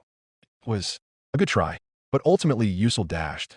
A fist shot out of the other side of the vortex, breaking through the unstable current before striking Cinch right in the face as the Lord of Change spat out a wad of luminescent blood, the liquid spreading across the walls of the ship. The fist then disappeared, brushed away by the warp. There was a long pause, Cinch raising a hand to wipe the blood off his gray cheek before laughing, turning his body to Ozek. "Now, leave this place, my champion. There is much work to be done." Ozek paused, not liking the fact that Cinch, the one who had damned his legion, considered him his champion. Regardless, he slowly raising his staff in preparation, ready to traverse away within the warp and leave the warband to die.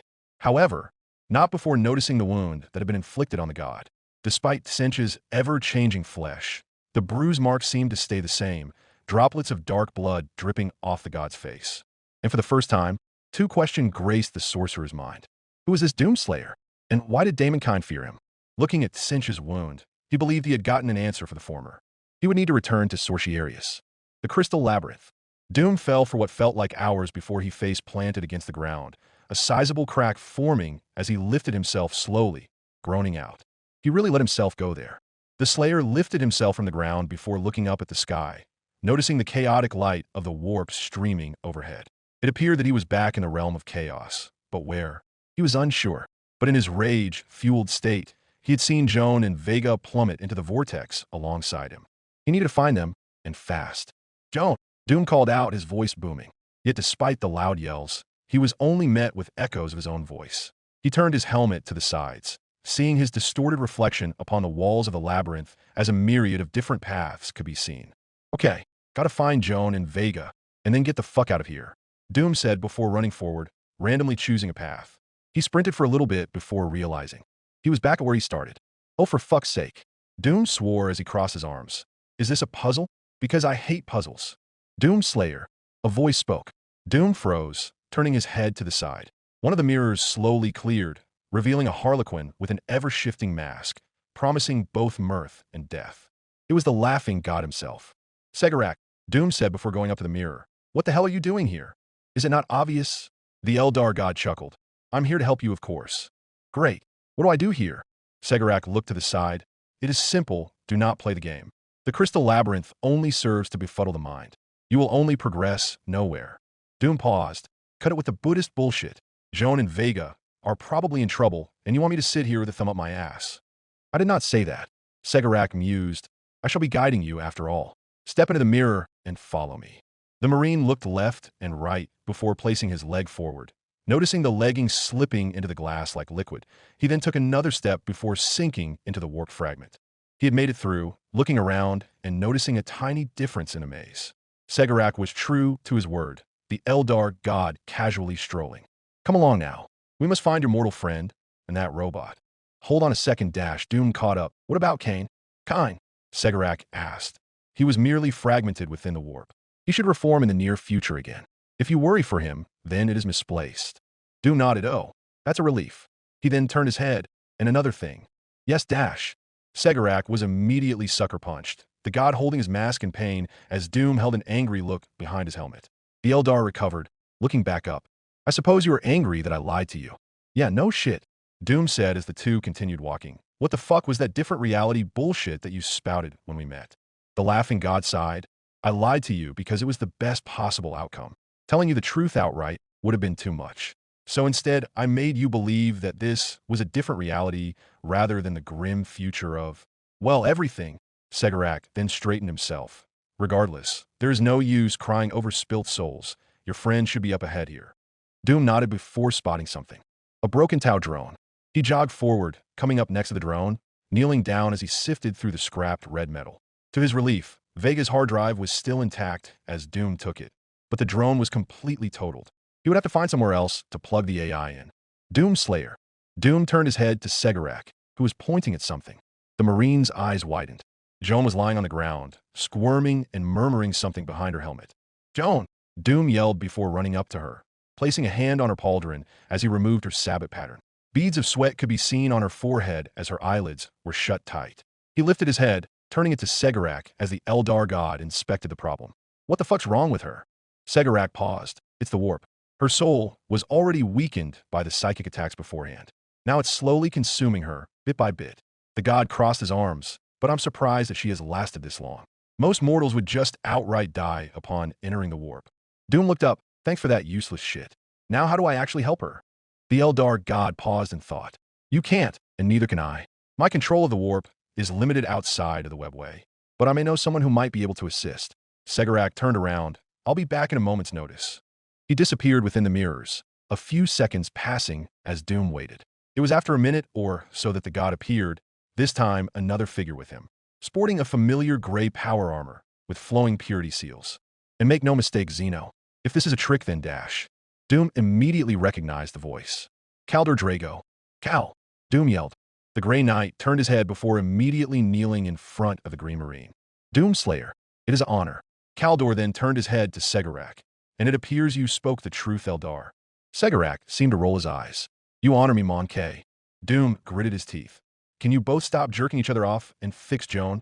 Kaldor nodded, walking up next to the sister as he placed a gauntlet on her forehead. There was a pause before Kaldor stood up. It is just as I feared, Doomslayer. Her soul is beginning to taint. One of the many demons that reside in the warp is attempting to take control of her body. Great, Doom asked. I punch demons, not exorcise them. The Grey Knight seemed to pause in thought. I may have an idea. Kaldor brandished his weapon. By cutting her with the Titan's word, I can drive out some of the taint, but ultimately, it will have to rely on her own strength. Doom paused as he looked at Segarak, the Eldar slowly nodding. He then looked back down at Joan, noticing her teeth beginning to chatter as she murmured something. He knew the answer. Do it. Kaldor nodded before bringing his blade to bear, grabbing hold of her wrist. He then gently ran the plasma blade across, cutting a gash on her skin as it cauterized. Immediately, the Sister of Battle seemed to spasm, yelling out in pain, her eyes shut. It carried on for a few seconds before it began to die down. Caldor's eyes widened. She is losing. Doom looked down at her, narrowing his eyes as he took off his helmet. Come on, is that really the way you want to go, you fucking weakling? Just like your sisters. He stooped forward, whispering next to her ear so Caldor couldn't hear. The Emperor is also a pussy, and so are you if you don't beat this. That seemed to have an effect, her sleeping form pausing before convulsing, now fiercely against the warp. The Doomslayer smiled. Get ready. Caldor tilted his head as Segarak watched from the sidelines. Immediately Joan awoke before balling a fist, attempting to punch the Doomslayer. The Marine laughed as he caught her fist. Good to have you, Dash. And then she followed up with her second, striking him in the face. Ow. Yeah, okay. I deserve that one. Joan nodded before looking at the cut on her wrist, turning her head on the floor before her eyes widened. Caldor dragged Dash. Hush, child. Save your strength. She seemed to nod in disbelief before sighing, looking up at the ever-changing sky of the warp. Are we dead? Segarak shook his head. No, Mon K. You, me, Caldor, and the Doomslayer are all very much alive within the warp. Joan looked at him with a cautious gaze. And Eldar? She then turned her head. Why is it always Eldar? Doom chuckled. You know, if it weren't for Segarak getting Cal over here, you'd be a playground for demons. Doom then put a hand beneath his chin. And then I probably would have had to kill you. She grunted before rising up, Doom helping her to her feet as she put on her helmet. Turning to Caldor Drago himself as she knelt. It is an honor to be graced by your presence, Supreme Grandmaster. Caldor smirked. It is not me who you should be kneeling to, but the killer of Slaanesh who stands next to you. Her face froze.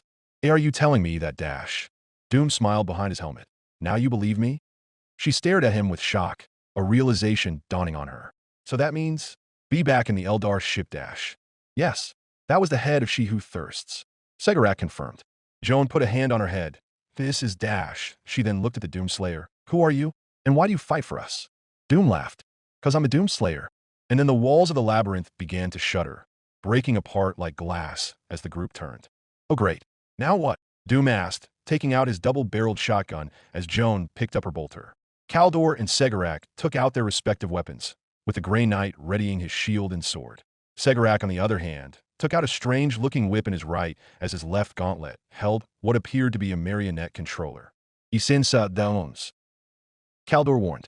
The labyrinth then disappeared, followed by the appearance of pink-fleshed and multiple-limbed creatures as a fortress of ever-shifting stone appeared. The horrors poured out as the sky filled with manta-ray-looking creatures called screamers. Flamers followed by the flanks of this mutated army as they jeered and hissed at the group. A bird-looking demon led them, its wings spread as it held a staff that promised corruption. It pointed at Caldor, hatred in its beady eyes. It is you, Caldor Drago. Must you always interfere with my master's plans? Doom turned his head. Friend of yours? Caldor narrowed his eyes. Yes. Kachin, the demon who casted me into the cursed warp. Great. Doom cracked his knuckles. The Marine then pressed on his helmet, BFG division beginning to play as he smiled. Let's kick his ass. And then the four of them braced themselves for the oncoming onslaught.